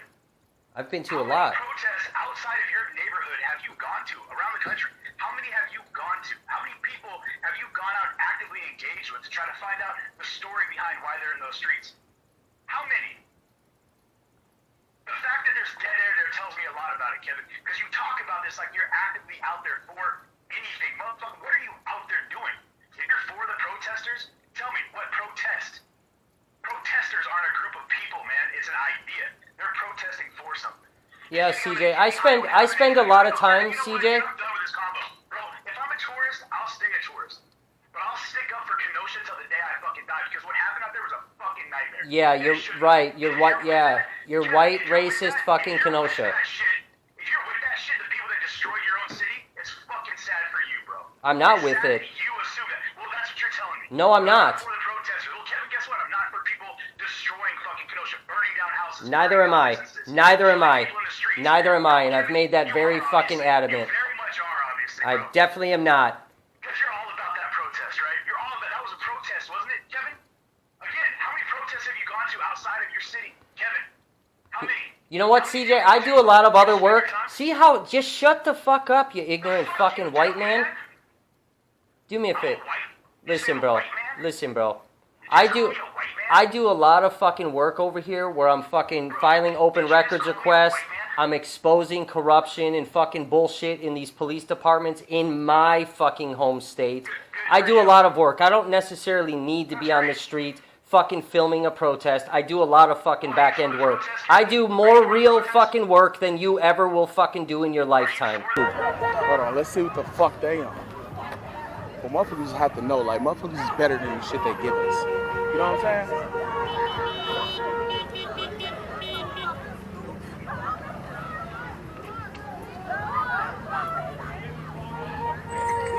Gun on Nino. No, he didn't. What? Yeah. Everybody stand in front of Nino.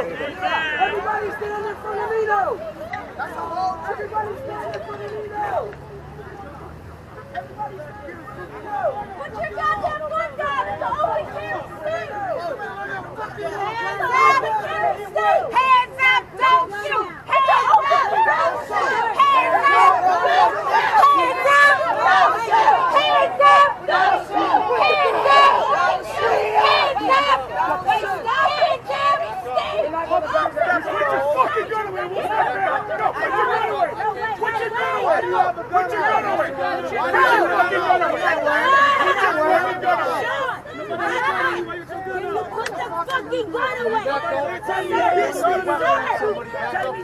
Hey, man, don't shoot that shit down. This Tulsa cop's got his gun out right now. Don't shoot. Put the gun away.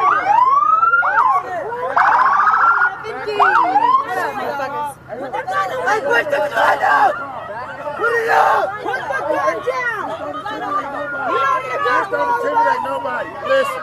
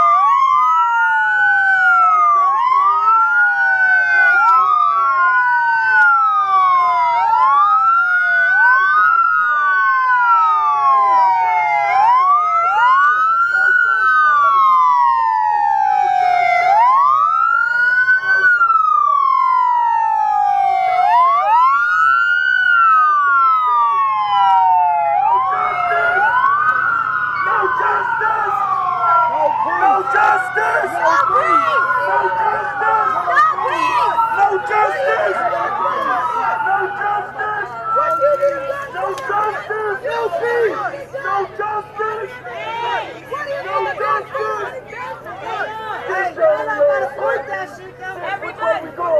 Hey, everybody. We trying to steal money. You're good, you're good, you're good.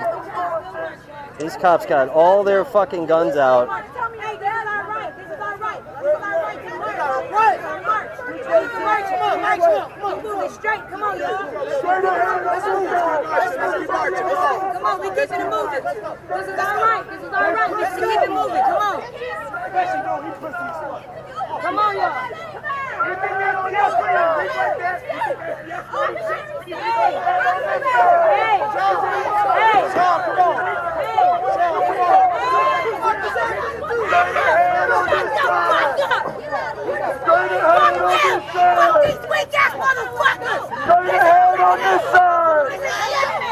Straight ahead on this side. On the side, kids. Back everybody up. Back everybody up. On this side. Fuck these weak ass police. Black and hard. 1, 2, 3, 4, 5, 6, 7, 8, 9, 10, 11, 12. Back on this side. Moving straight ahead on this side. Hey, sis, we good on this side?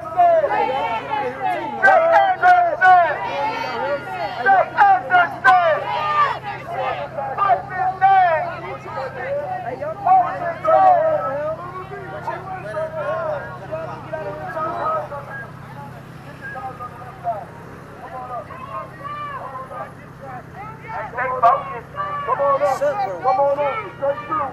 Come on up. Come on up, keep moving. Keep moving, come on up. Get the cars in line, sir. Keep moving, get the cars on court. Get the cars on court. We don't all fight. We don't all fight. You can't stop the revolution. You can't stop the revolution. You can't stop the revolution. So basically, right before you guys may have jumped on here, we have our security that's out here, and Tosa PD fucking rolled up, and this Tosa cop fucking drew his gun on a TPR member, and then there's fucking Tosa PD everywhere. And some of them backed away, went down the streets a little further, but fucking they all jumped out fucking armed. Come on.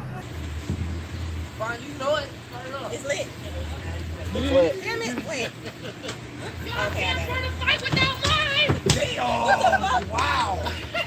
You got some watermelon drinks, Caitlin? We out here. Yo.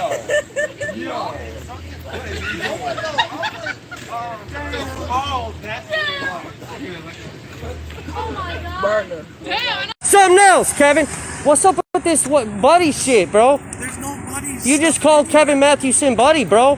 What's up? Yes, you did. You said buddy, bro. 100% you said buddy. I call you buddy too. It's just time. Let's move on. We don't need anything to escalate. So you call scum. You don't need anything to escalate. Then you motherfuckers should have done your job and escorted this fucking guy out of the courtroom. That's a fucking safety thing for me. This motherfucker's got my 7-year-old kid's life in jeopardy, where I got motherfuckers that are talking about sexually assaulting my 7-year-old because of this ignorant fuck. Well, this ignorant fuck is doxing my motherfucking address all the time. Sir, he left the courtroom, and you very well could have waited and had me escort you out. Yeah. But you left. Yeah. Why'd you call him buddy, Olsen? I call you buddy as well. But I'm not your fucking pal, bro. I don't know him any more than I know you. Right. You knew my last name? How do you know my last name coming out? Out of your court hearing. Oh, you were in the court hearing? Yes, sir. Oh, did you hear that fucking retarded bullshit? Huh? You got a corrupt ass fucking police department. Must have charged $5,000, $10,000. I know you can't talk about shit. Alright? Right. Right. You let this motherfucking clown be here. Alright. You want to talk to me? Why? Because that little fucking bitch is being quiet? Do I need an escort? I just want to make sure that you're safe. Alright? Well, I'm on camera, so hopefully this fucking clown ain't gonna shoot me. But I don't know, he's responsible for 3 people getting fucking shot already in this town. And you motherfuckers don't do shit. But, you know, again, I've said this in one of the other videos. I've done a couple of lives already, and then YouTube.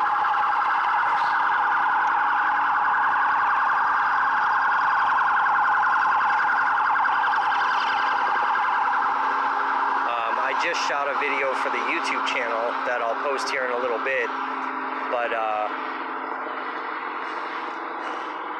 I just wanted to show you guys, like, as somebody who's lost their home, this is what's currently going on in my city. So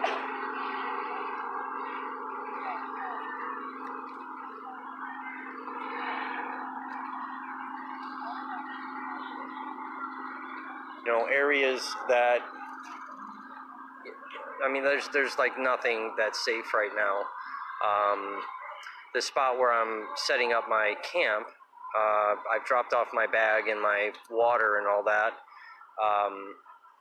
I'm sort of, you know, off the beaten path from this box of crazy. So that is a safe spot to be at, but there are a lot of homeless people that are standing on corners, and they've kind of gathered up together and made basically a fort for themselves, which all of these protesters happen to walk right past all of them. But, you know, if I need to use a bathroom at a gas station that I know is open 24 hours, I can't. They're closed. If I needed some type of anything, any type of product or a medical supply or something, I can't get it. Everything's closed. Businesses have been shut down since holy shit, since 12, all over the place.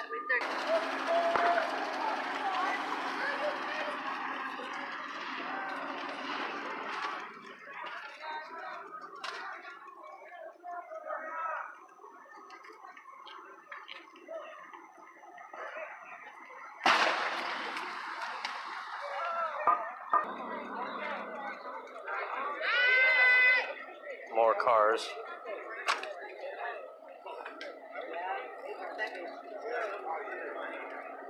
Holy Christ.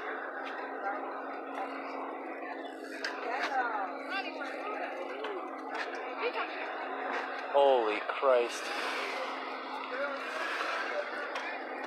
Look at this.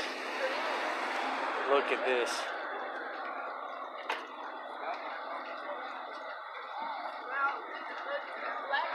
To the flank.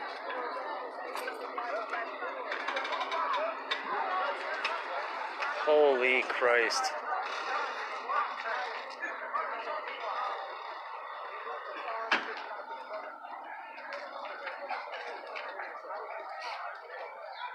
I have no idea what building that is, but that is an entire building set on fire.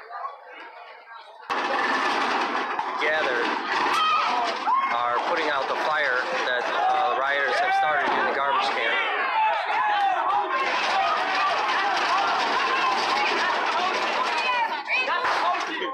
Why you doing it? Why you doing it, bitch? Why you doing it?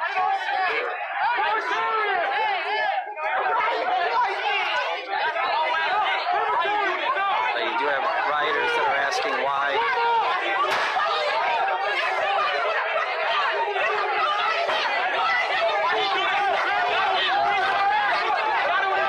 The rioters are throwing stuff at civilians for putting the garbage fire out.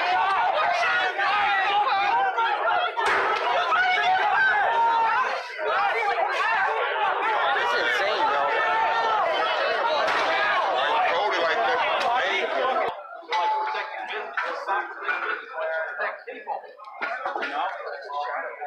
So right now it's basically a stalemate.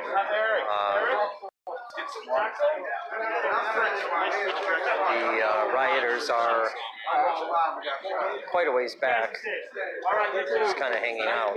Nice meeting you as well. They started to gather, and police launched a flashbang, which drove them back. Does anybody need medical? There's been Medical! small, tiny groups trying to advance. the fucking spot. I wanted to get back to my car. I can't get to my car. I know, that's what we're trying to do. Poor little guy.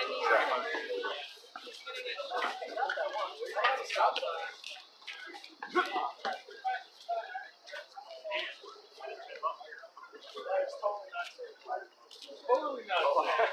And he's gonna be smoked by himself. His fingers on the trigger. Is it? Yeah. What are you talking about? Genius. Yeah, he's got fire extinguisher and he has a rifle in his hand. Oh, I know he's on the fire extinguisher. Yeah, his fingers on the trigger. Oh, they see it.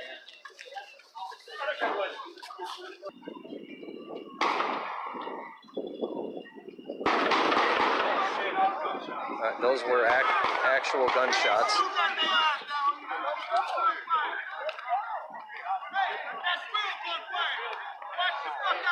That is actual gunshots in this block up ahead. That ain't the police.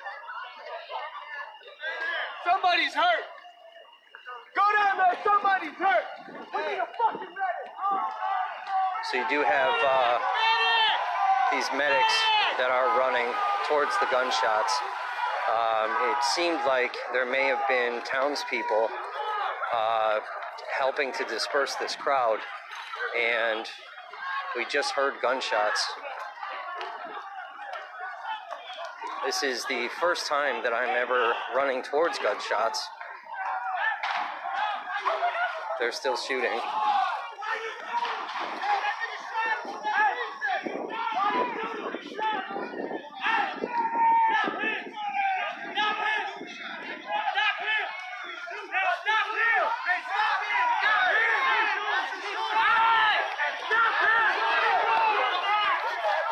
So they've found the shooter,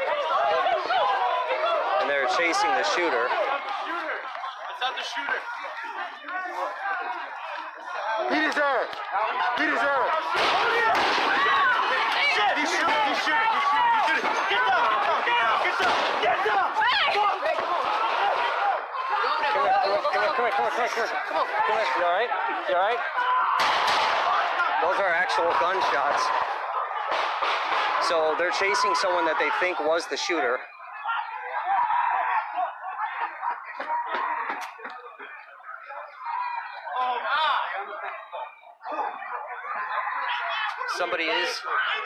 Somebody is shot.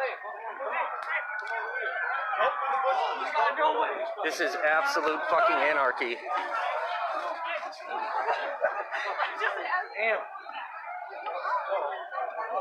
Now they were chasing someone who they thought may have been the shooter, but probably wasn't.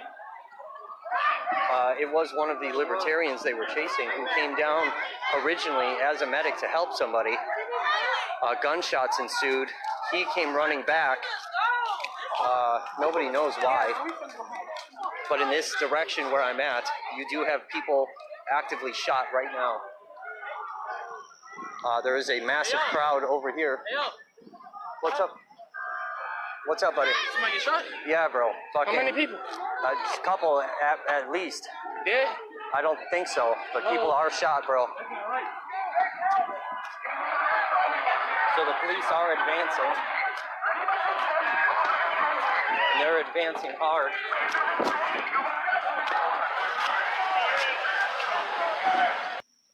Technically, day 62. It is 5:15 a.m. I have not slept yet. I was down at the riots here in Kenosha, Wisconsin.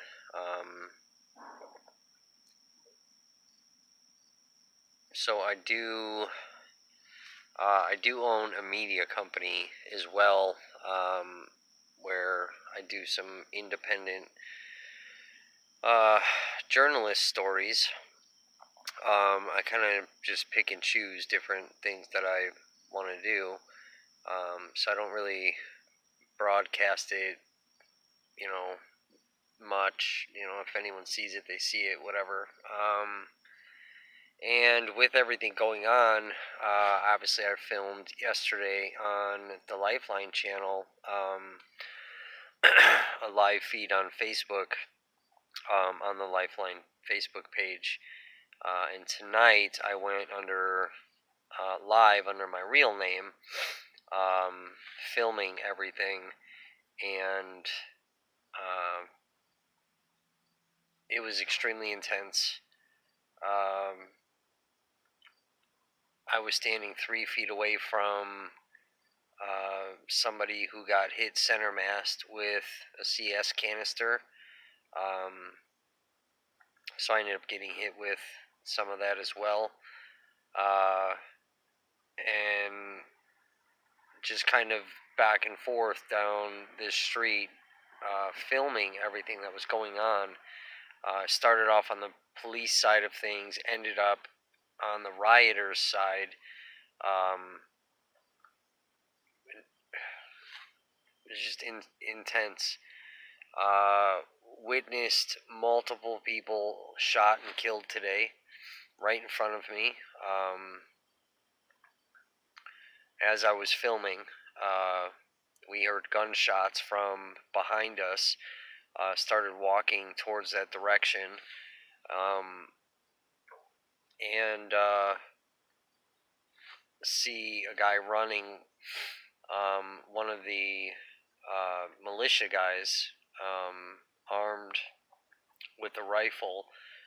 The crowd was screaming that he was the shooter, and to stop him.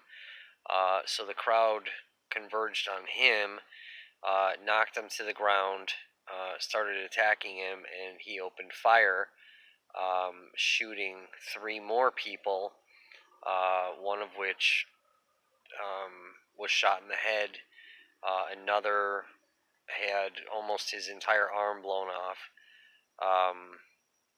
Another person was shot in the stomach, and this was all within, I don't know, maybe 100 or so feet from where I was standing. So I got down there about 10 p.m. It's 5:15 now. I'm in a tent, as you can see. I'm staying in my boss's backyard tonight. So I had the tent here. I had all of my stuff at a friend's house. And I was able to get my camera gear and all of that. Sorry, my eyes are so dry and itchy. And one of their friends happened to have an orange vest, because all of my stuff is locked in a storage unit. So I really didn't have the right gear with me to be doing this, but I was down there. I did take some footage on my GoPro style cameras, as well as went live on my phone under my real name. I'll see if some of the footage from the GoPro, if we can get that loaded up. I'm hoping that there's not going to be an issue with trying to load that footage from that SD card. I'm not sure. I have to look at it, but I'm not sure if I got any of the shooting on video on the GoPro style camera. I definitely got it on video on my live feed. And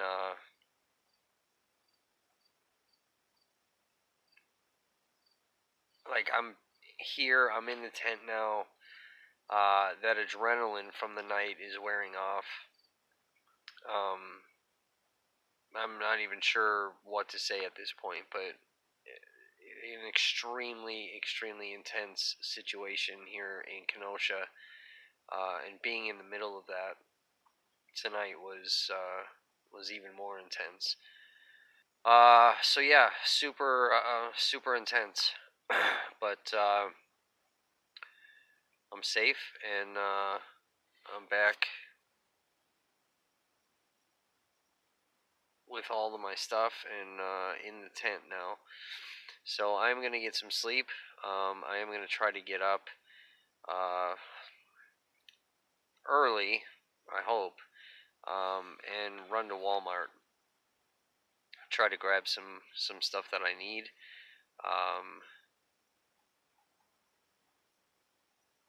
And you know, I don't know. Probably gonna go back out again tonight and film and continue to document this. This is real. This is pretty intense. So I don't know. Not even sure what to say at this point, but anyway, wanted to update you guys. That's why I haven't filmed anything for the channel, because I've been out filming and documenting this riot. So I'll try to film as best I can here and kind of keep you guys updated and let you know what's going on.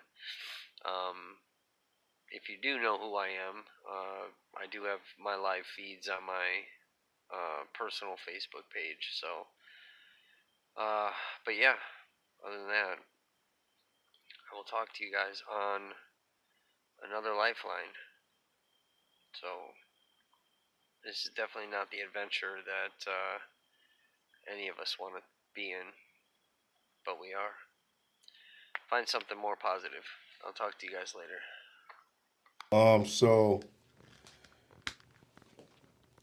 So what is going on with you and your current lawsuit with KPD as far as you demand records requests or demand? Yes. Well, I mean, it's like what Lakota's saying there, right? Like it'd be interesting to see with all these different charges, like figuring out stats, right?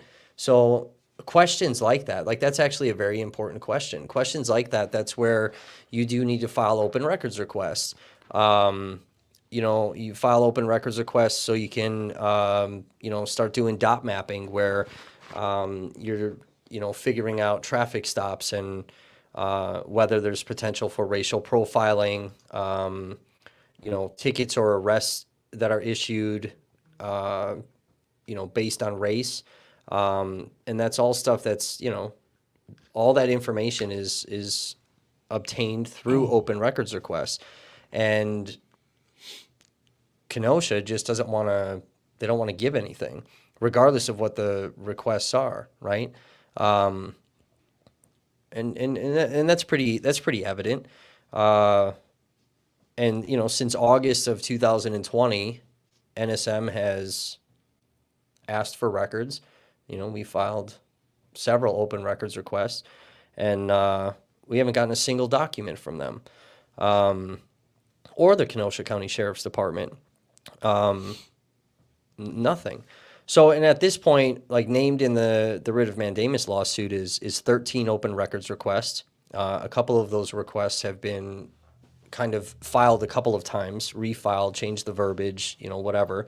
And then we're up to 31 records requests now at this point. 31. have they given you any at all so far? I got 2 documents from them, which I never even asked for. Okay. Yeah. And that was kind of a mistake to give me those 2 documents, because we found issue with those documents pertaining to an arrest that happened on August 25th. Oh, Tanya said, Justin said, hey, let's talk about, we can come back with the lawsuit a little bit, but what was this whole deal with, I believe Kenosha did this article about you, basically saying you were making things up about them regarding a 4th victim? I'm a conspiracy theorist. What is the idea? Where'd you come up with this idea of a 4th victim the night of the Kyle Rittenhouse shooting? All right. So it's all about the verbiage. So you got to stop saying, where did I come up with this idea? Because it makes me sound like I just, dreamt this shit up one day. So if you guys remember, okay, September 18th, 2020, we released 6 hours and 44 minutes of the Kenosha police scanner from August 25th. And I broke that scanner down. And I've repeatedly talked about that. We've linked it in articles. It's been posted on the Never Stop page. We even told you guys where the original footage of that can be found. And so in that, there is radio traffic that a fourth victim walked into KMH. The officer that called that out, we have since identified as Detective Jeremy DeWitt. So that was the first time that we heard of that, right? So this is obviously, I think it's like 3 weeks after the shooting that we found the audio from the radio traffic that night. So yeah, hearing that, you're like, whoa, what are they talking about? A fourth victim, right? Like everything that's been reported is there's 3 people. So, it's kind of something where it's like you get that piece of information and you're like, okay, this is like a weird piece of information, right? Like there's nothing that's ever been said about a fourth victim. There's no paperwork. There's no video. Like it's never been talked about. And the only time we heard it was on that scanner.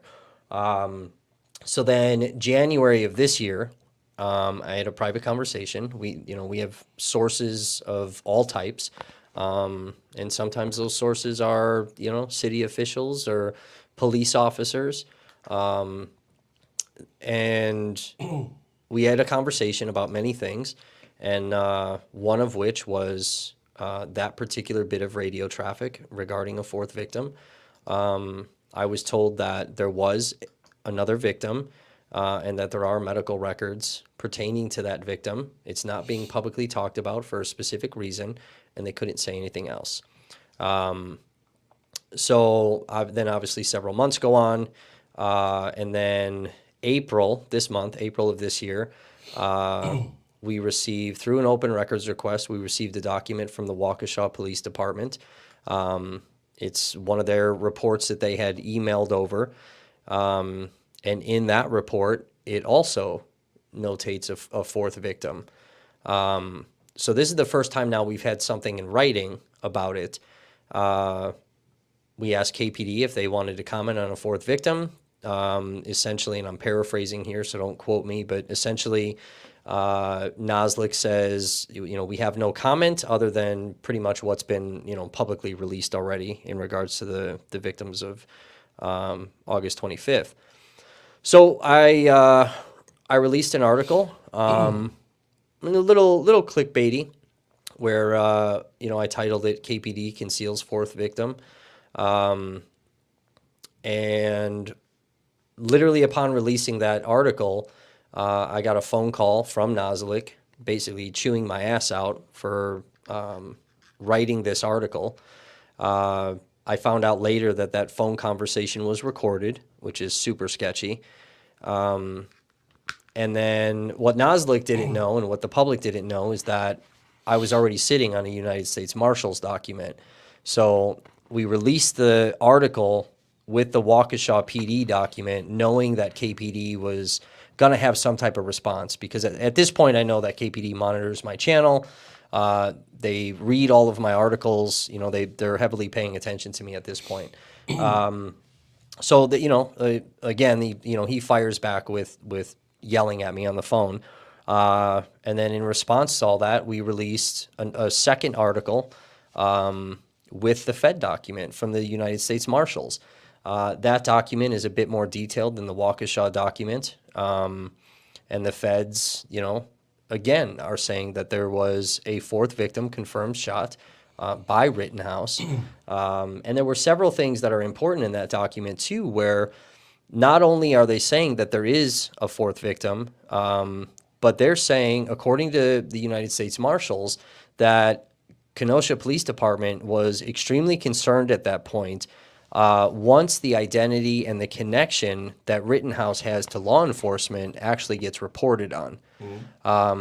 I don't know necessarily what that means. I don't know if that's, his cadet program that he, was a part of, if, he's got a cousin or an uncle, or they just all hang out because, they're militia. I don't know. But yeah, there were several things in there The marshals talk about an ongoing gun battle between protester and militia members. I didn't hear anything about that night. Yeah, and we haven't heard anything about that ever. You know what I mean? So it's like Kenosha wants to put out basically like I'm an idiot and I don't know what I'm talking about and I don't know how to read documents. I don't know how to listen to scanners. I don't know how to investigate information. But they're essentially trying to discredit the Waukesha PD document. They're trying to discredit the United States Marshals document, and any evidence that we've put out, even their own scanner. So that's a bit of a problem.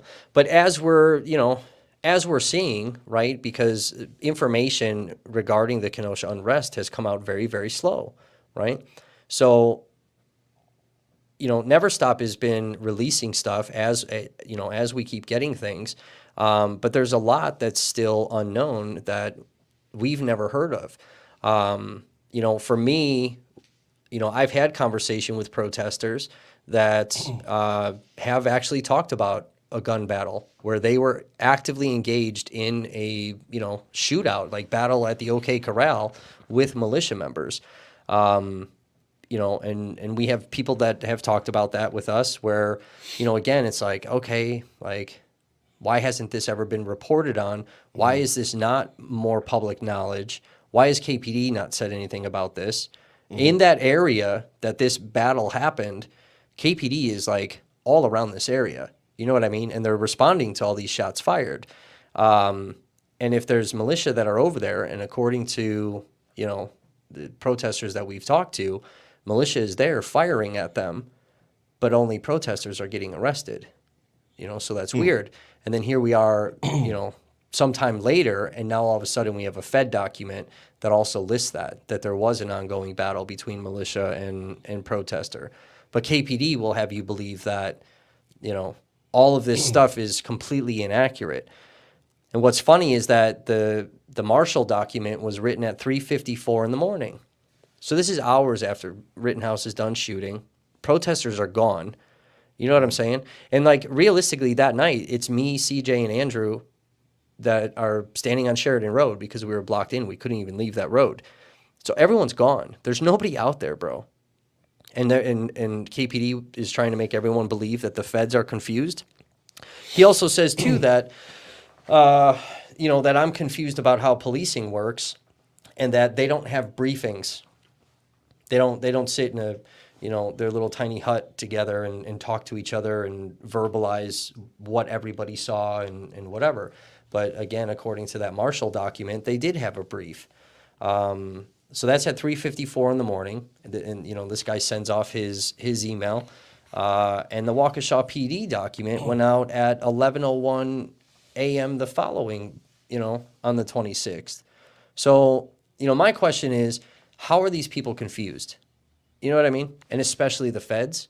Right. You know what I'm saying? Like the feds aren't there doing regular policing, bro. The feds are there running security detail and they're playing snatch and grab. You know what I'm saying? Like it's a lot of stuff. I don't know. But yeah, so then they released a press release about me specifically and Never Stop Media, basically saying that that I'm a conspiracy theorist, that I report inaccurately, and I'm confused, and that I have no idea how actual policing works. So it's just that alone, it's a very rare move. Like that's a very unprecedented move. Even other journalists with mainstream media, that contacted me that day,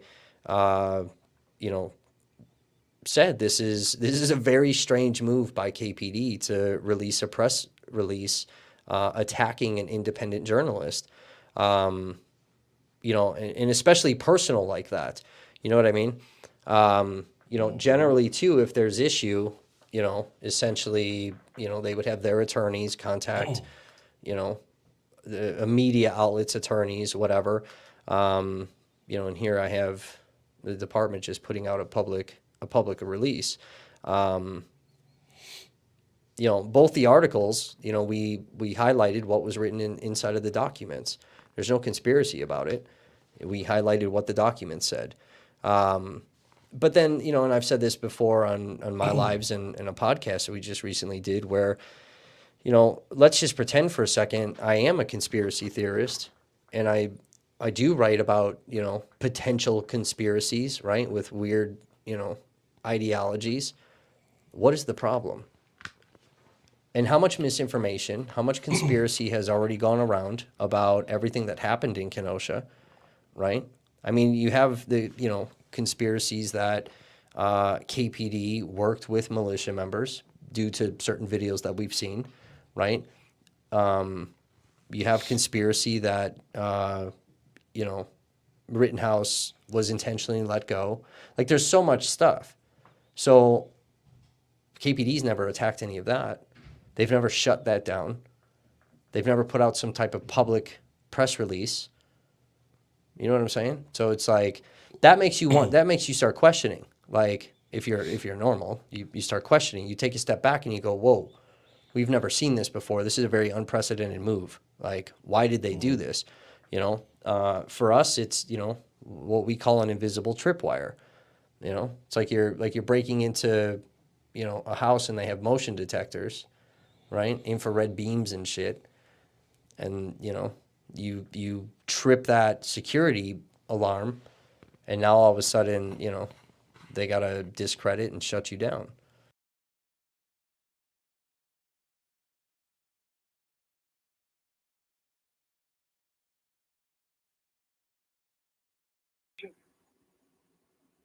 Whoever that squad is, back up. You're in the crossfire.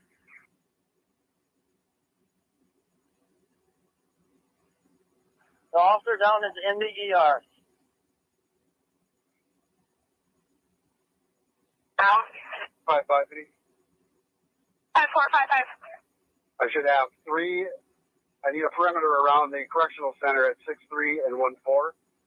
I should have 3 subjects inside this fenced area unless they made it to the viaduct or the elevation. I'll get you someone to sit. Yep, here, right over here. ER. Get it covering. 569, go ahead. At the 6314. Repeating any officers. 10-4. Copy. 2 civilians shot in the ER, not an officer. 561, just so you guys know, no officer down, 2 civilians in the ER.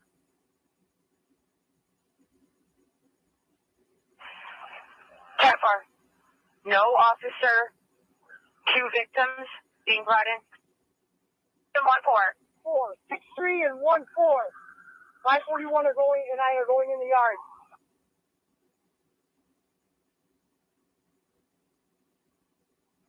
Command to units, the shooting location is at the car lot at 63 and Sheridan. Looking at the video, there's some blood in the area of that lot.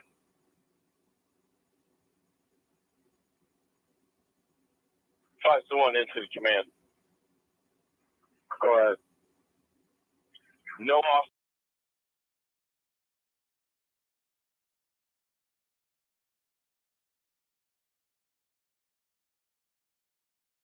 I believe he might have had white on because these 2 have dark clothes on. One had white, so.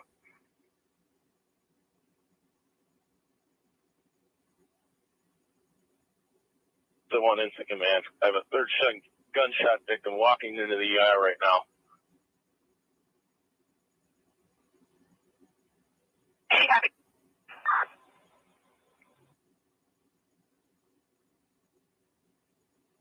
Victim claims male assault rifle or some sort of rifle behind the car source or the house.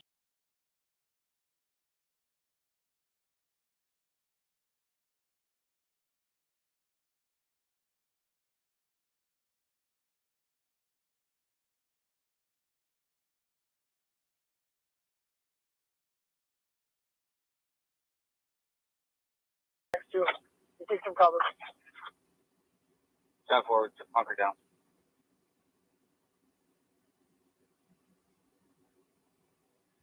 Ten-4. 5-1 into the command. Go ahead, 571. Care of Station 1, possible 4th.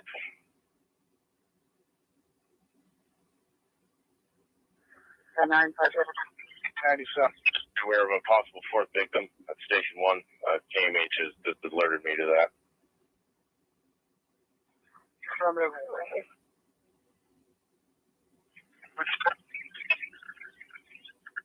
The shooting. So it's male white with a rifle. He was running southbound, turned around and fired into the crowd. I'm trying to get people down here to get statements.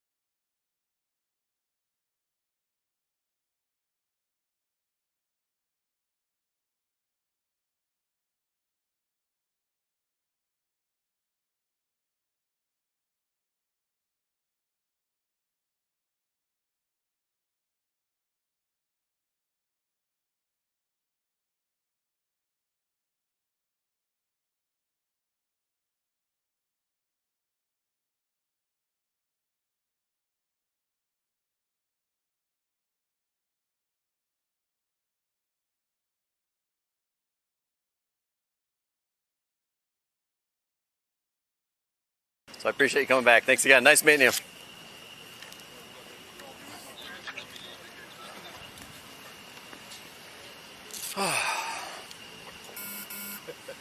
Yeah, that's what it is, right? Here we are. So were there confirmed 2 people? Yeah, one person was shot there, one was shot there. We got Or some four shooters. gunshot victims. 4 gunshot victims. So 2 were brought here, 1 walked in, and then one's at Station 1 Oh, wow. that they're taking someplace else. So I don't know if that one was part of this. Who even knows, right? Yeah. Wow. But supposedly there was another victim down there somewhere. That's what we were told, yeah, when we got here. They walked in. Did you guys get all we know about this yet, or?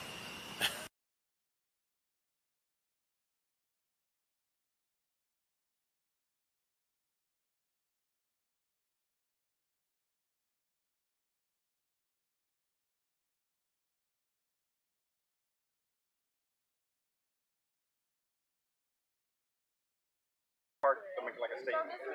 Go ahead. What's your name? I'm sorry? What's your name? Mimi. Trevor.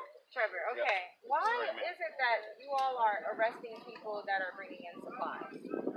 Well, as far as what kind of supplies? Medical supplies for the people that are out here that I don't believe that we've done that. Actually, you did earlier. Literally, yesterday, Not that I'm aware of. Mr. Trevor, you took our U-Haul yesterday. Yesterday, you all U-Haul? confiscated a U-Haul.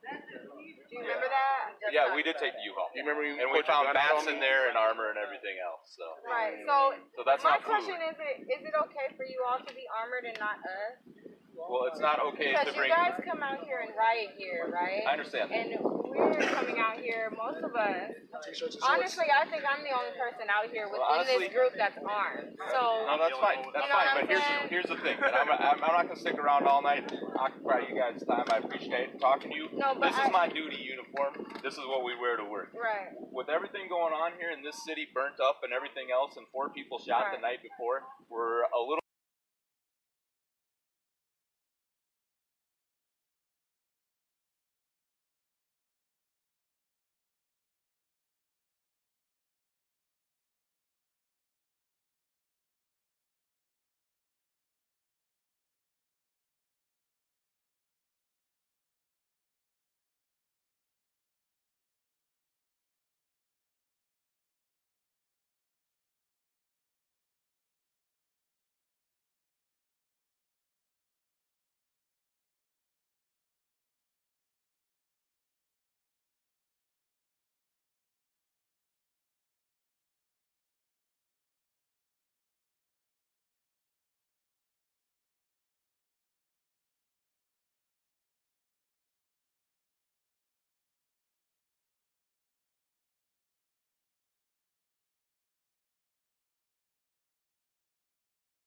What? I had a friend of mine from Brazil. I do not like this guy's music. This is like the sound that makes me want to punch babies. I don't like it. Oh boy. Tell him to stop.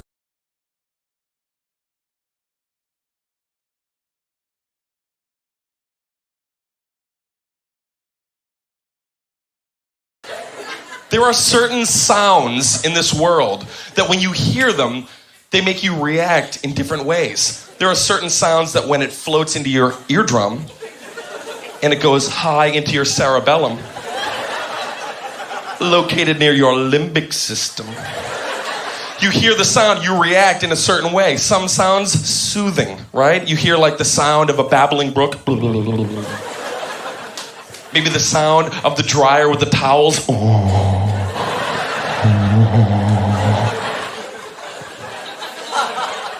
That was a horrible impersonation of, I know. I'm not, don't bullshit me. That was bad. That's the best I can do. I'm laundry in a dryer.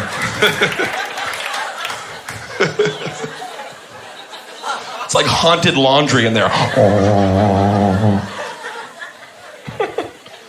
But then there are certain sounds in this world that for whatever reason, just the way it hits you, it makes you want to punch a baby. It makes you want to punch a baby. God forbid you're in a nursery. When you hear the sound, you go on a baby punching tangent. You will start punching.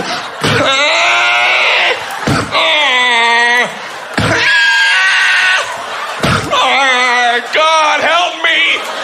It's the sound that makes me punch infants!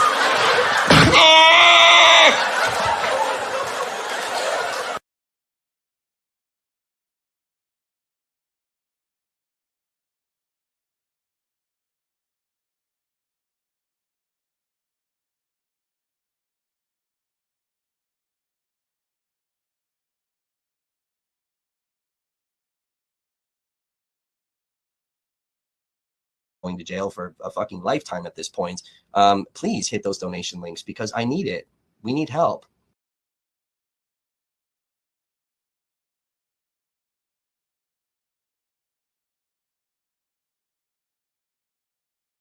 Problematic that Kevin Mathewson wants to write about me and things that I've done in my background. I said some naughty words one time. And, you know, I did some violent things back in the day. But here is a sexual predator. And this is his best friend now. They're buddies. And they commit criminal acts together. But that's okay. Because they're right-wing fucking extremist lunatic fucks. This is a problem, chat. This is a problem. So we're in a situation, okay? And I'm going to ask you directly. Okay, we need help and we need some financial help at this point because I can't do this by myself now. This has become a much bigger fucking problem. So if you like what we're doing and you like that we're exposing things over here, and more importantly, you love the fact that I keep placing myself in danger so that you guys can get the truth, please hit those donation links. Okay, here I'm going to grift now. Please hit those donation links because we need that. Okay. We need that. We need that on a mass scale. All right. We really need help. We'd love to be in a position that we can hire attorneys right now so we can start filing fucking civil lawsuits against these degenerate fucks. I'd love to pull CJ into a fucking civil defamation courtroom because we'll win because he filed a fraudulent claim against me that was fabricated and it was purely defamatory. And we have thousands and thousands of hours of evidence to support that. And then here we have Kevin Mathewson who's stalking me, and we need to get into a court case so that we can get a court order.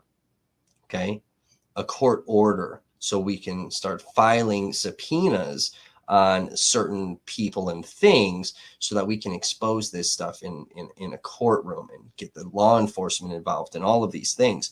And we need a really nice attorney to do this. And for all of you that are being fucked with by CJ, please send me all these things if you have a story about him. But we have to be able to prove it. You can't just tell me something and then expect me to repeat it on air. You have to give me proof. We have to figure out a way to do that safely to protect your identity. If you don't care about that part, your identity, and you're fine coming forward fully, that's even better because it adds more legitimacy to the story. But if you have things, please come and tell me. But we got to be able to prove it. With Mathewson, we got to be able to prove these things, okay? We want Mathewson arrested for felony use of a computer and a cell phone because, again, what that'll do is that'll take away his private investigator license. The other thing that you could be doing is you could be filing complaints against him as a private investigator, that he's legally pulling information on people, but then using fake accounts to illegally disseminate this information. So you can be filing complaints against him in the business world of his business license. You could be contacting, I believe her name is Deneen Smith. I believe her name is with the Kenosha County or with the Kenosha News. So let's just pull her up real quick. Let me just make sure it's Deneen Smith. Yes, Deneen Smith, Deneen Smith. You can find her on Twitter. You can find her all over the place. Deneen Smith is the media coordinator that you have to seek permission from to be able to film and shit inside of the courthouse. You could be harassing the shit out of fucking Deneen Smith with a bunch of emails telling her, because she's also a public figure, because she's a journalist and she's a fucking scumbag fuck too, that she's allowing dangerous individuals access to all of these things, and she needs to revoke Kevin Mathewson's permissions to be inside of a fucking courthouse. But until we all start doing this together, these things are not going to happen. And this dangerous, lunatic, creepy, fat, mutton chop looking ass motherfucking troll is going to continue to do what he does against all of us. And we need to stop that. Okay? We need to stop it. So you have Raymond Roberts, who's not afraid, and he's in this defamation lawsuit. I'm not afraid. I've continued to go on since August of 2000.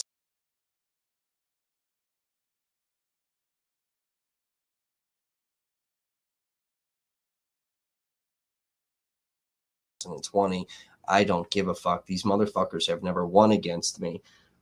They just create outside problems for me so that I unfortunately have to be involved with courts and law enforcement. So if you guys value actually what I do, and you value my safety, and you value my life, and you want to prevent me from going to jail for a fucking lifetime at this point, please hit those donation links, because I need it.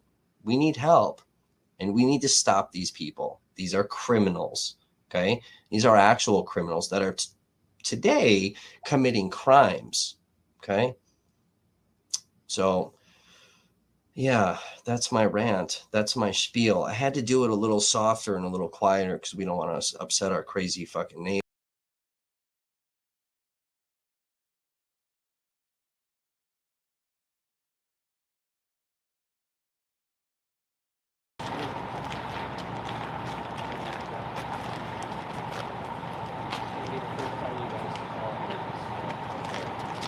My name's Kevin Glowicki. Glowicki spelled Glowicki.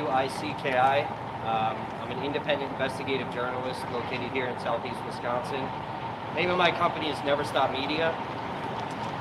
If you guys were watching the jury selection during the Theo Edgecombe trial, there was a situation where it was alleged that some jurors were exposed to the camera.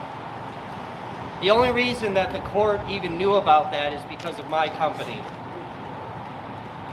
We were live streaming the court case to make sure that it was covered appropriately, to make sure that we had more attention on this case, especially, being a local here in Milwaukee.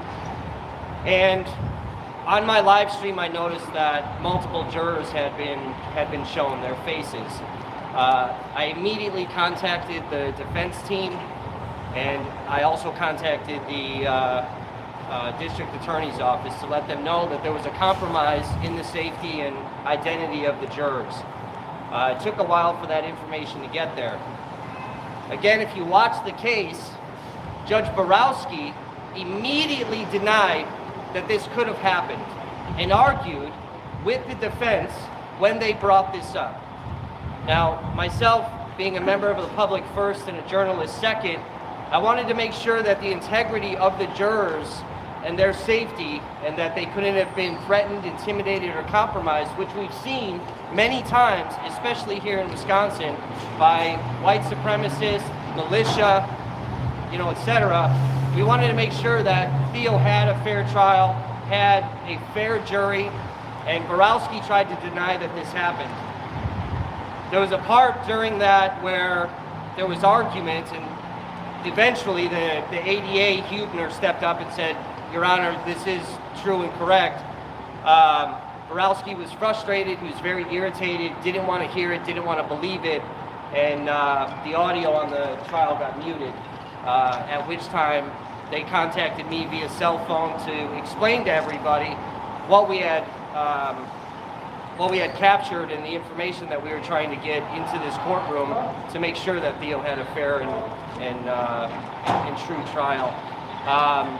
And conversation during that phone call was trying to lead to allegations towards the defense team that they were being untruthful when it came to jurors that were being shown. So I wanted to make sure. I was a little hesitant about bringing this up, and because it's obviously a very dangerous thing for me to reveal. But it does show that while something that serious happened, this judge, with clear evidence, screenshots and video, did not want to believe that. And afterwards, which I found out after, Judge Borowski entered a court order barring all media from live streaming this case. And that was directly targeted at independent media. But it included corporate media as well, which is a serious issue because somebody's life is on the line. This is a national trial. We all needed to see this. And for trying to protect the integrity of this case, somebody like me, an independent, was targeted where I was not allowed to live stream the case.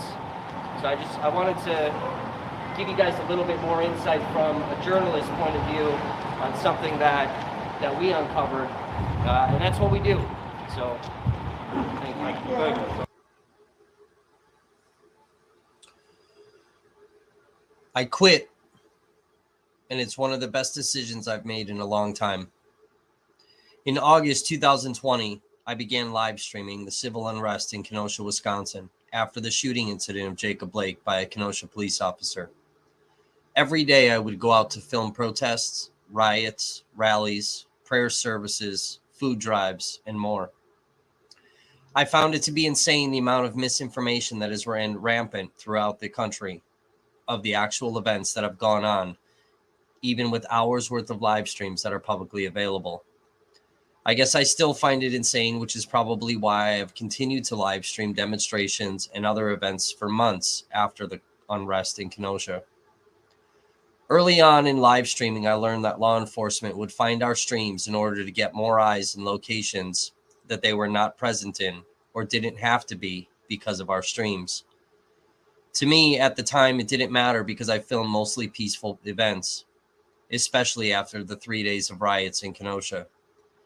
With protesters and law enforcement still taking to the streets in confrontation, it was always a balancing act that I had to play, and it was always awkward and uncomfortable for me personally. Law enforcement was not only watching our streams, but also using them to attempt to identify protesters, which after months of investigating police departments, I've come to realize it wasn't about seeing what protesters were doing, but in fact to identify in order to keep files on them, work towards federal indictments, and ultimately elicit arrests and false rhetoric towards innocent protesters who were taking to the streets in order to enact change and reform. On the flip side of that coin, filming police during random streams leads to an officer safety issue when identifying locations of where these officers were stationed and even military personnel that were typically called to cities to handle unrest. It's difficult trying to show the whole scene or story if you have to leave things out due to safety issues for both sides. But here, I was continuing to live stream and work diligently to use caution. I spent months getting very little sleep because I was always in the streets filming something. Whether it was a demonstration, a shooting, or even a farmer's market. Today, I get very little sleep due to being terrorized. Live streaming seemed to be the direction of where news media was headed, and in reality, was already here. Being able to view something while it's happening, giving more coverage than institutional media typically shows, seemed to capture the public's attention. Even more, the participation from viewers is what captivates the public even more. They can comment and interact with thousands of people as well as the live streamer during an event. With months of watching not only the comments that come through on other streamers' lives, but also mine, it was never something I wanted to let run wild. Very early on, I made the decision to not allow certain types of comments and behaviors to come through, and even establish rules for my platform for the viewers to follow in order to attempt to have some semblance of order and rationale during discourse between each other. Nobody followed them, and it resulted in thousands of people being banned, which accomplished nothing because it just prevented comments, not prevented them from accessing our platform. On YouTube, all you had to do was change your name, and they would be right back seconds later attacking again. Let me tell you what a nightmare it is, not only for me, but also the various moderators that volunteered to help during live streams to control comments that come through. Finding out that mods were also on the back end intentionally trying to destroy me and the company made things even more difficult and stressful. Anyone that has watched not only my streams, but really any live streamers' lives throughout the country has been subject to every comment possible, from pure hatred, blatant racism, threats of physical harm, and even graphic ways of killing someone to support and love for whatever was being filmed. Trying to remove hundreds of comments fast enough, screenshots of threats, and attempting to control what was happening in the comment section, while also trying to pay attention to my surroundings during sometimes tense demonstrations, proved to be very difficult and stressful. Being new to live streaming and taking some direction from other live streamers that I respected, I continued to stream and even went live, giving viewers an inside look into my personal life. Early on, I made a conscious decision to be totally transparent with my viewers, leaving very few details to myself. In the beginning, it wasn't so bad, but as time would pass and my own opinions and beliefs would change through my own personal journey, live streaming would prove to no longer be a good idea. With thousands of comments that would come through on streams and the disruptive behavior during discourse between sides would be virtually impossible, it did nothing more than stress me out consistently.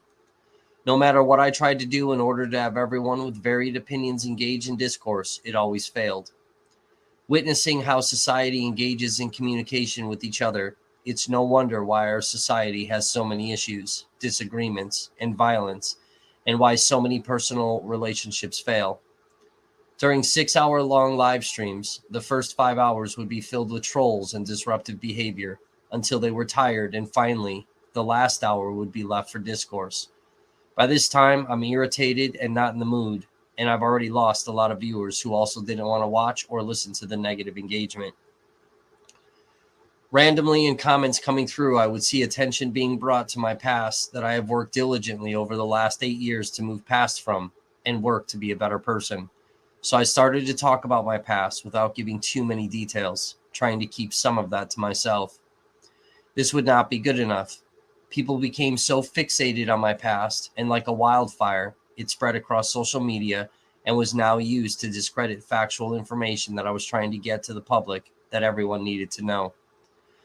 I ended up having to go live and make a video about my entire background, from childhood to present day, describing in detail the amount of abuse I've suffered in every horrific form and all of the anger and violence I was exposed to my entire life, address my criminal history because of the world I was exposed to, and who I am today. For a while, this seemed to quiet down most people, but some just couldn't let it go. Out of nowhere, there would be an article written about me that is very misleading when it comes to my background, but it wouldn't matter. The damage would not be reversed. Today, it shows up in every live stream by multiple people, and talked about on other streamers and restreamer platforms across the country. Despite very early on in this public yet personal journey, I made it very clear that I wasn't always pro-movement. Watching a city burn down, none of it made sense to me. I fostered a belief system stemming from my upbringing that virtually made me an enemy, or at the very least, another white person who is part of the problem when it comes to a society where racism and oppression fills the air. It wasn't until I witnessed people of color having their rights being violated on a daily basis, all covered in my live streams, that I really started to question what was actually going on in the world. Meeting a young, powerful, beautiful Black woman would lead to such a massive change in my belief system. It was her and her boyfriend that would teach me some of the most important things I needed to understand, and someone who also helped vouch for me to openly film demonstrations where others weren't welcome. Throughout this journey of live streaming, I would meet some incredible people that I have learned so much from. But when this article came out, it highlighted things I kept within my own little four walls, like most racism has been. Hiding in the shadows behind closed doors, secret, yet still very damaging. I think the only thing that has helped is the amount of work I've done, not only with my own belief system, but being very open about what those beliefs used to be. Along with the amount of work I've done as an investigative journalist exposing how our systems really work and the injustice to those I now call my brothers and sisters. While I understand the judgment towards my background, and it's something I need to live with, it just shows a clear example of how no matter what anyone tries to do to correct their life, society will never let them forget it and will make every path extremely difficult for the individual to move forward with any type of positive progress. There are several things people don't understand when they do this, so I'll give a little insight from my personal experience. Years ago, I engaged in a violent act while being heavily intoxicated. That incident would change my life and those around me forever. There isn't a day that goes by that I don't think about that day. There isn't a day that goes by that I don't see the look on the person's face that I hurt. There isn't a day that goes by that I don't think of how my son would be forever affected by the decisions I made. There isn't any amount of judgment from an outsider that will ever outweigh the judgment I place on myself. When it's consistently brought up on a daily basis during live streams, there is never any escaping my own negative and destructive thoughts. What makes this even worse is the more attention to my background gets, the more attention it brings to the other individuals that were involved. At this point, it is no longer just affecting me. It's affecting those who are already affected by my own actions. The attention brought has led thousands of people across the country to research my background and sharing links, which has led to people knowing where my son lives, and has even further gotten dangerous where an individual has openly spoken about visiting my son while he's sleeping to give him kisses. I've had people mock and make fun of the fact I haven't seen my son in over 3 years now. Not because of anything I've done, but they assume it's the reason. What's worse is that because of the amount of attacks that have come in, as well as other things that I'll cover in this article, I may not be able to ever see my son because the courts will now view me as a danger to him due to daily threats. Again, not because of any of my actions, but because of the actions of others. I've done everything possible to get people to understand by attacking my background. It just draws attention to the innocent, and it isn't fair to them. But these people don't care. Despite constant pleas to stop, they don't. Now enter the vast amount of trolls that plague a live streamer's platform. These people have no legitimate reason to engage other than to disrupt, spread false rhetoric, and make ridiculous comments. The maturity level of these people is frightening, and again, no wonder why society is the way it is. It really shows the true nature of how people act and who they really are behind a computer and keyboard or their phones. Over the course of the last 7 months, I've spent thousands of hours dealing with trolls that come in during live streams with the intent of disrupting what I'm doing and provoking a response from me, all for their amusement. Then you have the restreamers who do nothing but sit behind a computer grabbing other people's work and blatantly talk shit about the person who filmed it, all the while making money off of someone else's work. While a streamer is live, they attempt to put out their links for people to donate money in order for them to keep working on their craft. Disruption to that affects the streamer's ability to make money. My streams have been so disrupted that I spend hours not getting or generating any funds. I've spoken with multiple restreamers where I've gathered enough evidence to bring criminal charges because behind the camera, some have messaged people encouraging doxing and physical attacks. I've gathered my own screen recordings or screenshots of comments from restreamers who have publicly encouraged others to engage in disruptive and violent behavior. It becomes dangerous because while one individual may just be disruptive for a laugh, another individual will actively act on violent words. The other day, I was trying to address a group about a legitimate safety issue they needed to be made aware of, and someone was filming me. While I normally would not have cared due to the restreamers, I have no desire to be on camera, and when I attempted to politely ask them to not film me, the tone behind my voice was extremely rude. I felt horrible because, one, there was no reason for it, and two, this is someone I truly respect. On a daily basis, I do nothing but engage in arguments with people, and here I am with the tone behind my request that was never meant. Over the course of the last several years, I have hundreds of individuals that have done everything possible to affect any income that I once had come in. Their intention is to shut down any and all possibility of me earning income and force me into the streets. I've been banned on platforms so many times that I am permanently restricted from monetization of any content I put out. I've been restricted from even putting out newsworthy content that affects everyone regardless of what side they are on. I was banned on Facebook for 2 years from having a news media page. During bans, I've lost complete control over my platforms where I can't even run it from the back end to delete posts or comments that come through. Every attempt to further legitimize the Never Stop Media brand has been taken away, and every attempt to make the company financially stable has also been taken away due to the amount of hatred and attacks that have come at the company and me. At this point, I'm lucky if I'm able to make $10 for the week, filming events or doing live streams or talking to viewers or doing Q&As. People see the vast amount of comments that come through from trolls attacking, but they never see the amount of messages that come through personally or emails that get sent to me on a daily basis.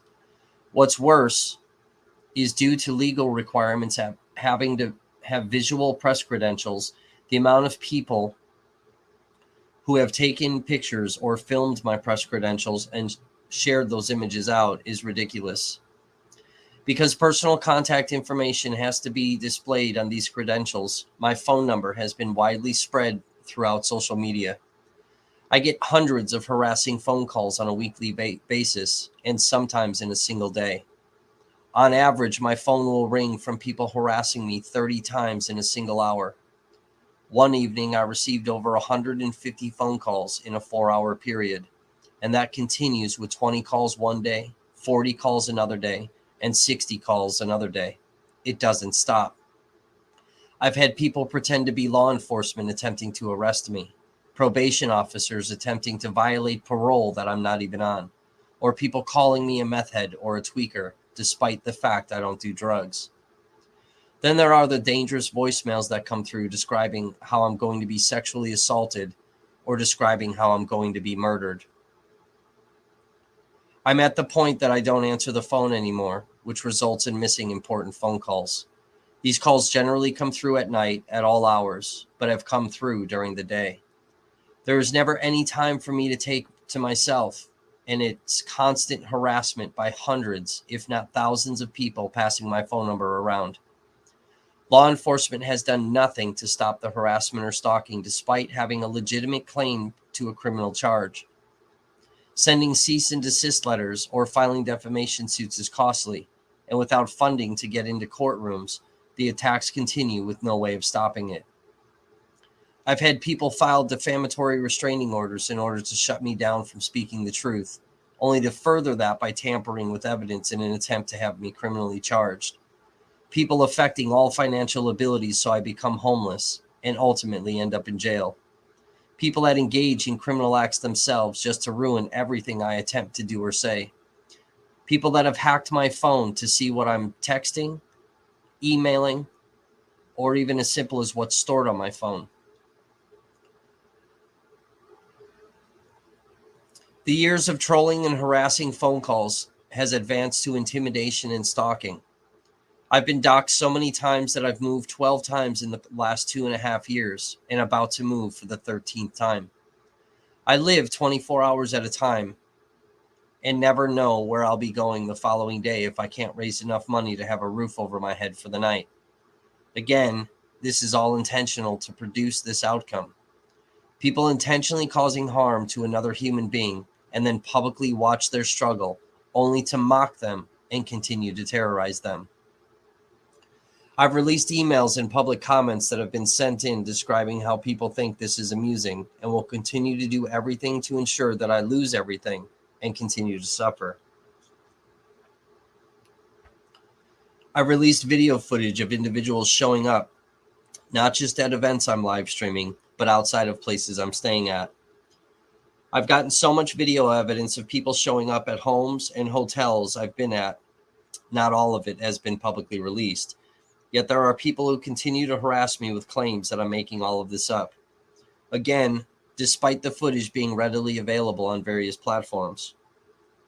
With 7 months worth of locations being publicly released, people showing up armed, threats of physical violence, being physically attacked at events, people verbally assaulting me inside of stores or at traffic lights, there is a massive level of being terrified. There isn't a day that I don't travel without wearing a bulletproof vest. There aren't cities that I go to without an armed escort. I used to think people didn't realize what they were doing by their actions, but I've come to realize they know full well what they are doing, and it's intentional.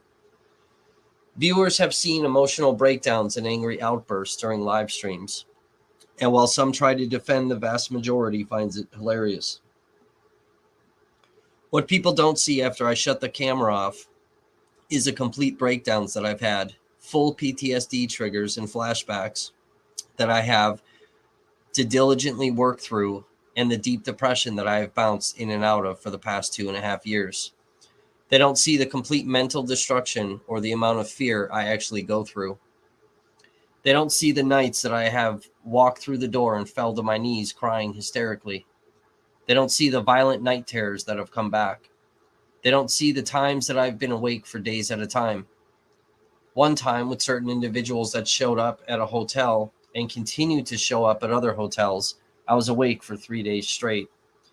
The 4th day, I was only able to get 2 hours of sleep before a night terror woke me up in a full panic attack. There isn't enough I can put in writing in an article that would fully display what I deal with and how it affects me to make anyone fully understand the level in which my mental health has declined. And yet I still continue to live stream for everyone's amusement and to watch my mental breakdowns live. My safety be put at risk. Those around me whose safety is at risk, only to wonder if while I'm completely falling apart during this stream, if I'm going to generate any funding, which most times I don't. The other danger of live streaming for me specifically is the amount of clips of me that are running around social media. There are YouTube channels specifically made with nothing but clips of me taken out of context, or what everyone calls the Kevin rants. The clips themselves are dangerous because I could have been talking during a live stream, describing a conversation I had with someone who said fuck black people and fuck BLM. But the clip will only show me saying that and not the conversation. This is done intentionally to try to discredit me with the movement, forcing situations where I can't film or hoping someone will attack me for the comments. Other social media accounts that put out false information about me, which leads to more online attacks and has now affected my personal responsibilities where these posts are coming into court cases. What people don't understand about the famous Kevin rants, which I've mentioned numerous times, is that I'm usually in a PTSD trigger if I'm ranting angrily and can't recognize I need to shut the camera off and work through the trigger. People show up for the car wreck and want to see the severed head. There's no interest in whether the people involved in the car wreck are okay. It's only about them seeing the carnage, which leads to my next point. What irritates me the most is the people who try to quote things I've said in the past, yet completely butcher anything I've said, or try to tell me I've said something I never have, or claim that I've done something I've never done. People hear and see only what they want, instead of hearing what is actually being said. People only tune in to live streams for carnage, for gore, for drama, not for real news. My live streams become about the viewers and only the viewer. People think they are allowed to come to my platform and say whatever they want. They think they are allowed to dictate what you're allowed to say and what you aren't, or how you're allowed to act. When you don't fit into their perception of how you're supposed to be, it leads to more attacks and people being offended. Now it becomes about them, their perceptions, and their feelings. I've watched people ignore what they just said, engaged in victim blaming tactics, gaslighting, and much more, and then attack the streamer for a response they didn't think was appropriate.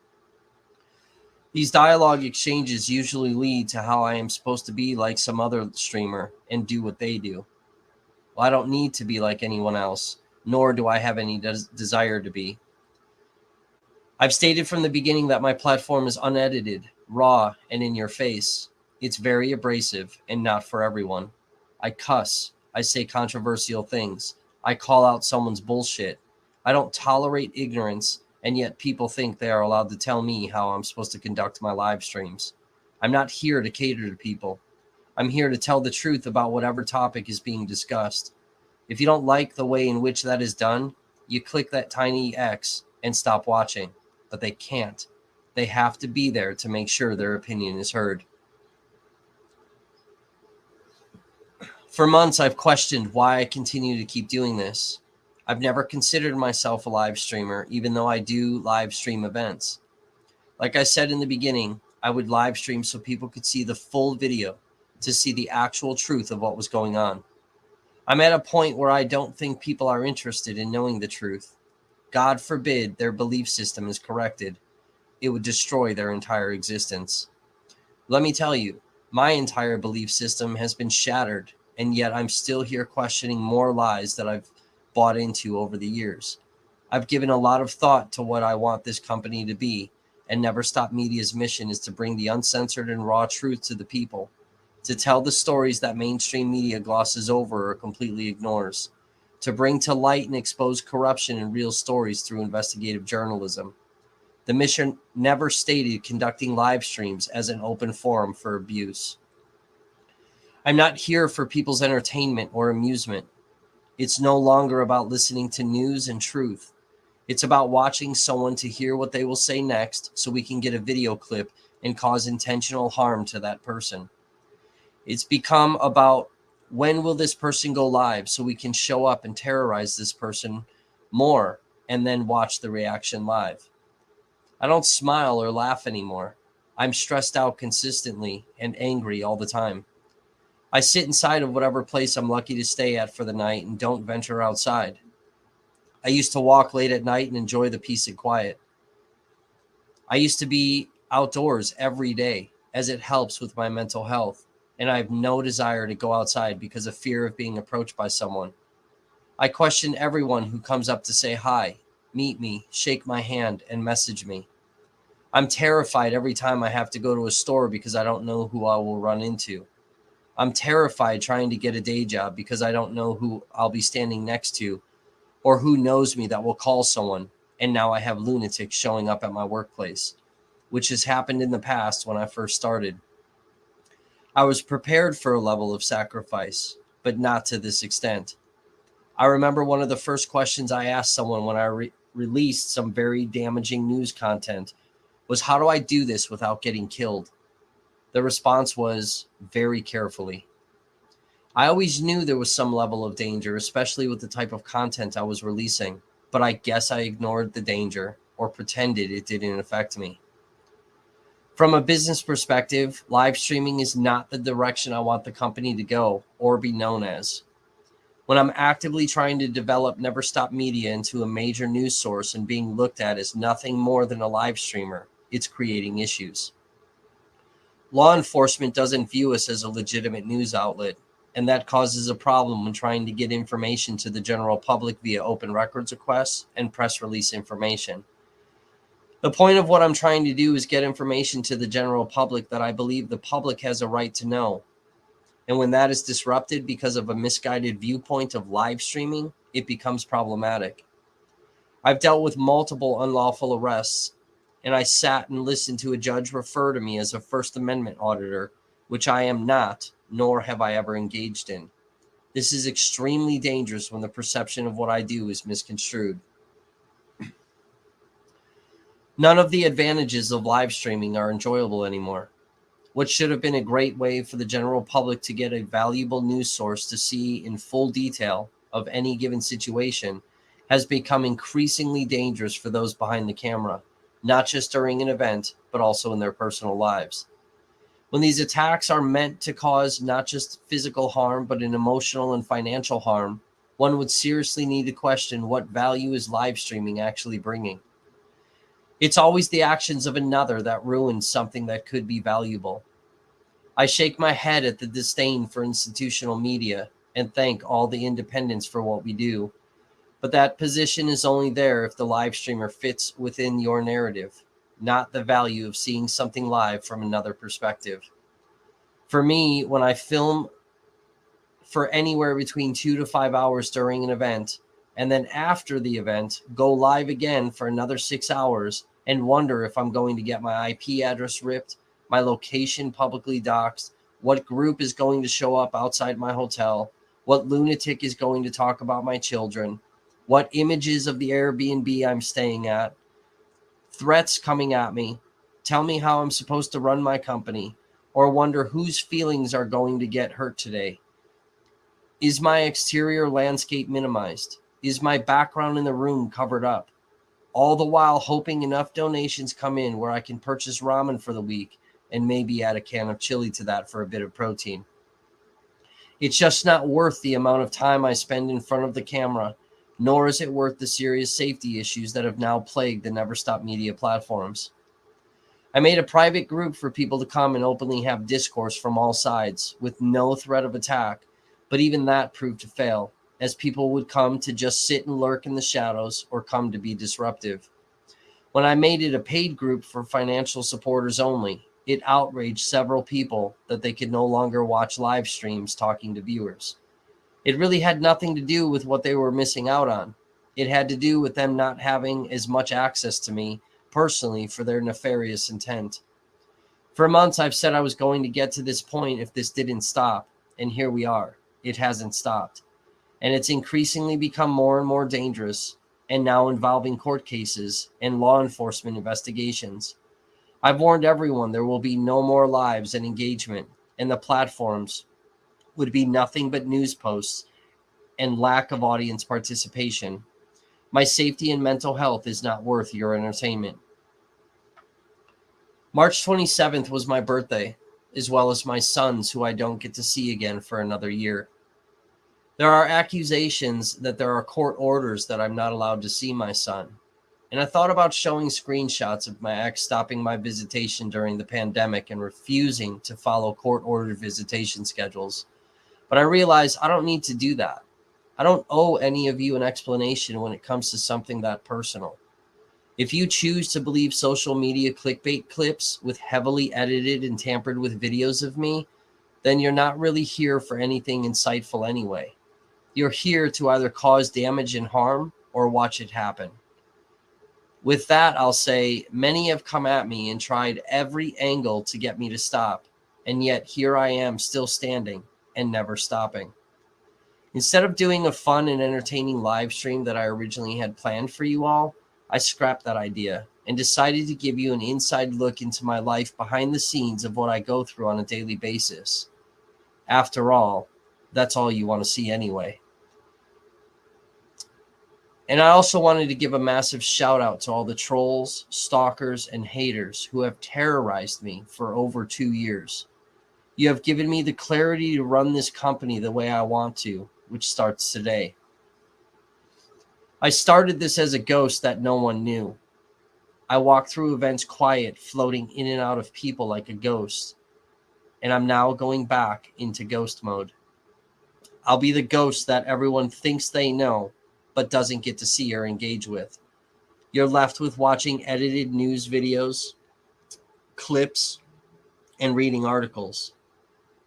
Hopefully, this direction of the company will please everyone, but in reality, I already know it won't. But again, I'm not here for your entertainment. I'm here to make sure you have the facts, whether you like them or not. With that said, there will be no more live streams.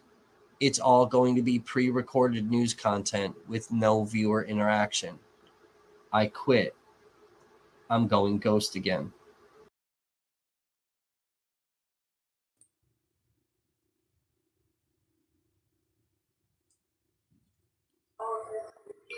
I filmed, see, and this is where, like, you know, I talk shit and then people think I hate cops. I don't. And I keep saying, like, so many of my family are police, fire, and military. So I'm in the park and I'm filming a peaceful discourse between, like, a legitimate, amazing gang unit officer. This guy's just an impeccable officer and he's an amazing human being. And I've been trying to get an interview with him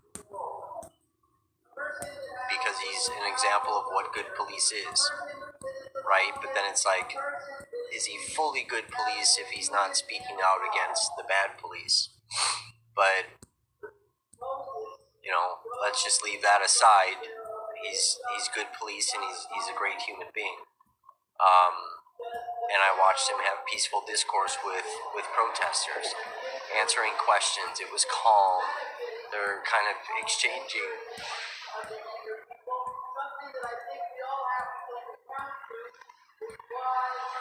Sorry, that night makes me emotional. Exchanging back and forth. And I made sure to film that, and then we actually clipped a piece of that and sent it out alone. And kind of from that clip, we actually made that officer like a social media icon. And a lot of people that watch my feeds always ask, "Where's Trevor?" So it's like this game now trying to find Trevor.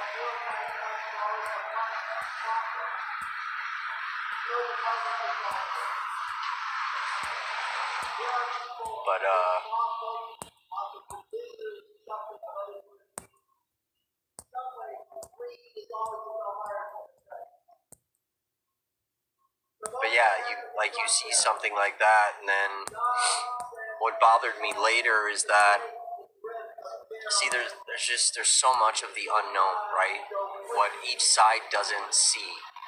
So like in that, and I highlight this whole situation like so much. So like this particular group started setting up a tent, and because they were gonna do exactly what they're doing here tonight. You know, they were literally practicing civil disobedience, right? The true definition of what the protest is. And here come the cops, and there was like, I don't know, 20 people that were in the park, and so they got nervous when the cops came, and it was Trevor and his unit. They have the nice little discourse, and Trevor promises them that they're not going to get arrested. They can stay in the park all night long, just stay in the park, but you got to take the tent down, right? That was the compromise, right? Because KPD's freaking out about a tent going up, like it's going to be an encampment like you've seen in some of these other cities, which is not what they were doing. And that's where it's like, I understood law enforcement's perspective on it, but at the same time, like, these were not Antifa-like people. Was it necessary for law enforcement to come out and have the conversation? You know, I mean, you're watching me film, they're monitoring my live stream. I think, my personal opinion, I didn't think law enforcement needed to come out and engage, but I understood why they did. So they made a compromise. We won't put the tent up. We're going to stay in the park. And you have a situation where as individual protesters were getting tired and just legitimately wanted to go home for the night. You know, they were kind of done. They were going to come back tomorrow. So as they're walking away and they get, you know, a couple blocks down away from me streaming, they're getting snatched by a different set of officers. So protesters see that these other protesters are getting arrested. They think Trevor lied to them like it was a trap. And it was really Trevor's unit wasn't going to be arresting them. And another group did. So now they're pissed off. So they march on the police department. They're yelling, they're agitating. This is where somebody had asked me about protesters agitating police. They did exactly what a protest is. They went, they agitated, they got the attention, and they got what they wanted. And that was for Trevor to come back out. Now, while they're over there agitating, command is already telling Trevor, there was this whole thing where, again, a compromise was made, get off the street, get back in the park, and we'll send Trevor. So it took them longer than it should have to quiet down.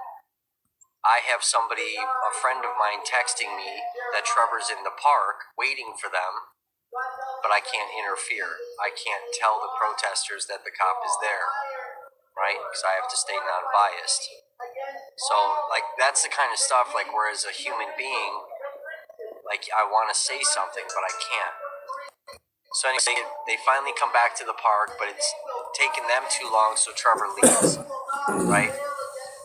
So now they're getting irritated because it's taking Trevor too long to come back.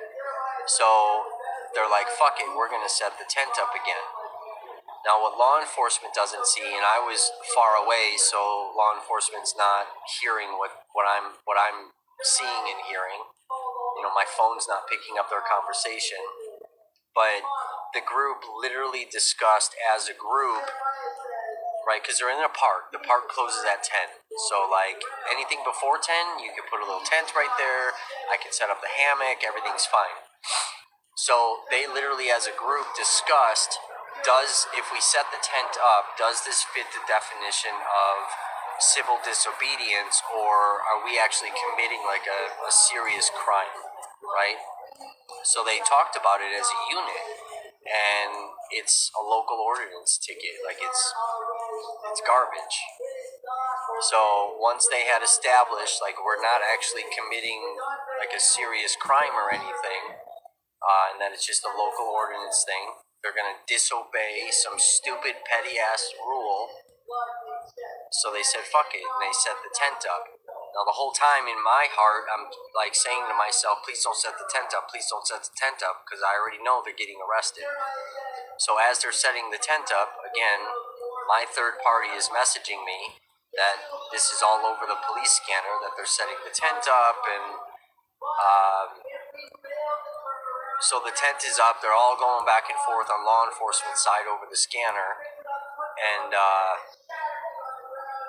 they come out in the middle of the street, which, mind you, is barricaded off, so they're not like impeding traffic or anything. And they all got in a circle.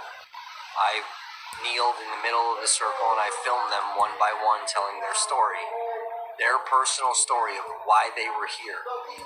And it was a very intimate thing, and it was a very real thing, and a very vulnerable thing. I was the only person that stayed out there with them. And kind of prior to all of that, as like these people were like leaving and then getting picked up, the human side of me came out, and I ended up interfering. And I tried to say this without crying, but they were genuinely terrified of leaving that park. They were terrified. And I walked up and I said, I was going to go home, but if you want me to stay until every last one of you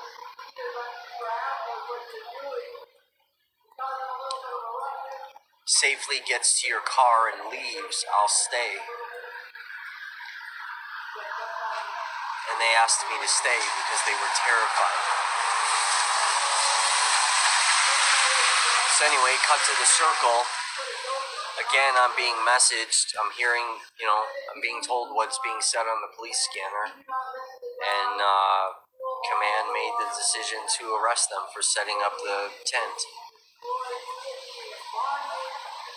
Now, because of what happened on the other side of the courthouse, the floodlights come on.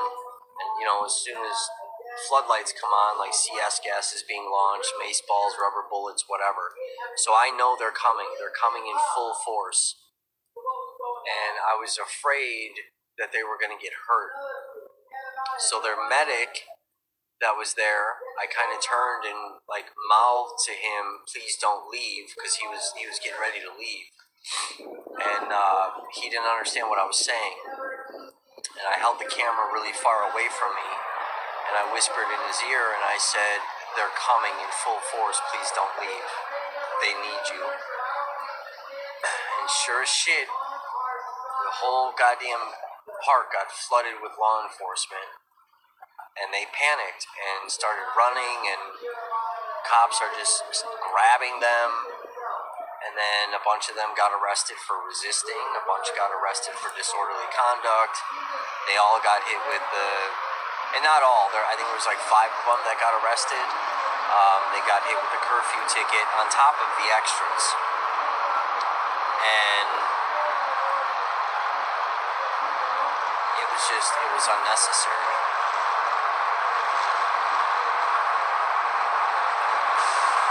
And that's why I say there's a difference between protester and rioter, because that's, when they had finally got Trevor to come back to the park, because they were already so upset, when Trevor got there, they started screaming and cussing at him. And Trevor basically gave them, one chance: stop screaming and cussing at me, otherwise I'm not going to stand here and listen to it.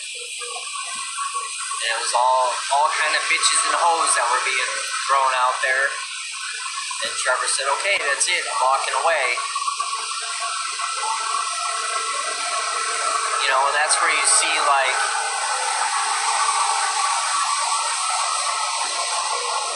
you got what you wanted, you got the message across, and then it was ruined by all the screaming and yelling and cussing and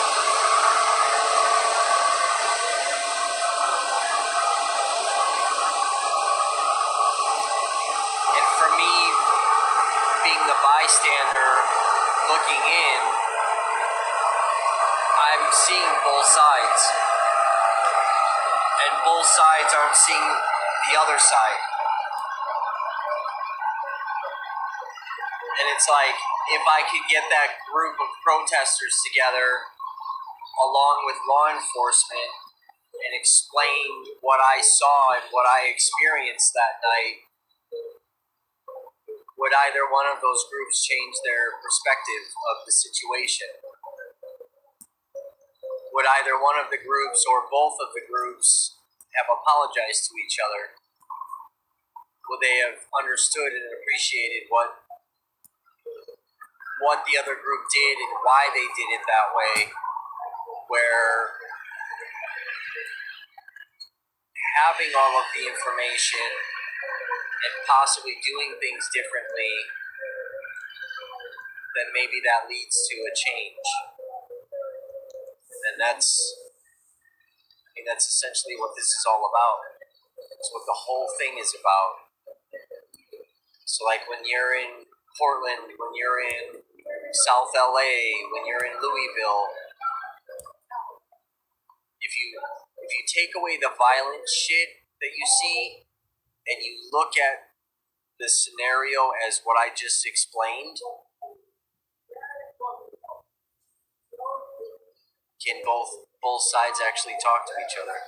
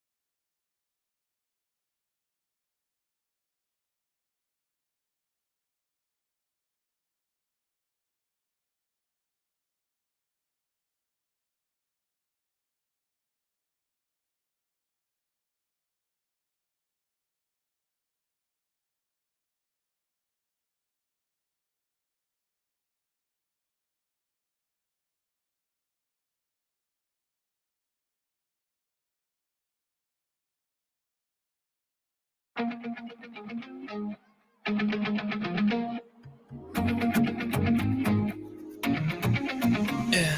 maybe I'ma get a little anxious. Maybe I'ma get a little shy. Cause everybody's trying to be famous. And I'm just trying to find a place to hide. All I wanna do is just hold somebody. But no one ever wants to get to know somebody. I don't even know how to explain this. I don't even think I'm gonna try. And that's okay. I promise myself one day. I'ma tell them all that you can either hate me or love me, but that's just the way I am. I'ma tell them all that you can either hate me or love me, but that's just the way I am. That's just the way I am. That's just the way I am. That's just the way I am. That's just the way I am. Maybe I might get a little nervous. Maybe I don't go out anymore. Feeling like I really don't deserve this. Life ain't nothing like it was before. Cause all I wanna do is just hold somebody, but no one ever wants to get to know somebody. If you go and look under the surface, maybe I'm a little insecure. And that's okay. And that's okay. I promise myself one day. I'ma tell them all that you can either hate me or love me, but that's just the way I am. I'ma tell them all that you can either hate me or love me, but that's just the way I am. That's just the way I am. That's just the way I am. That's just the way I am. No, that's just the way I am. I'ma tell them all that you can either hate me or love me, and that's just the way I am. Yeah, this is what you wanted. Oh, this is what you wanted. Yeah, this is what you wanted. Oh, this is what you wanted.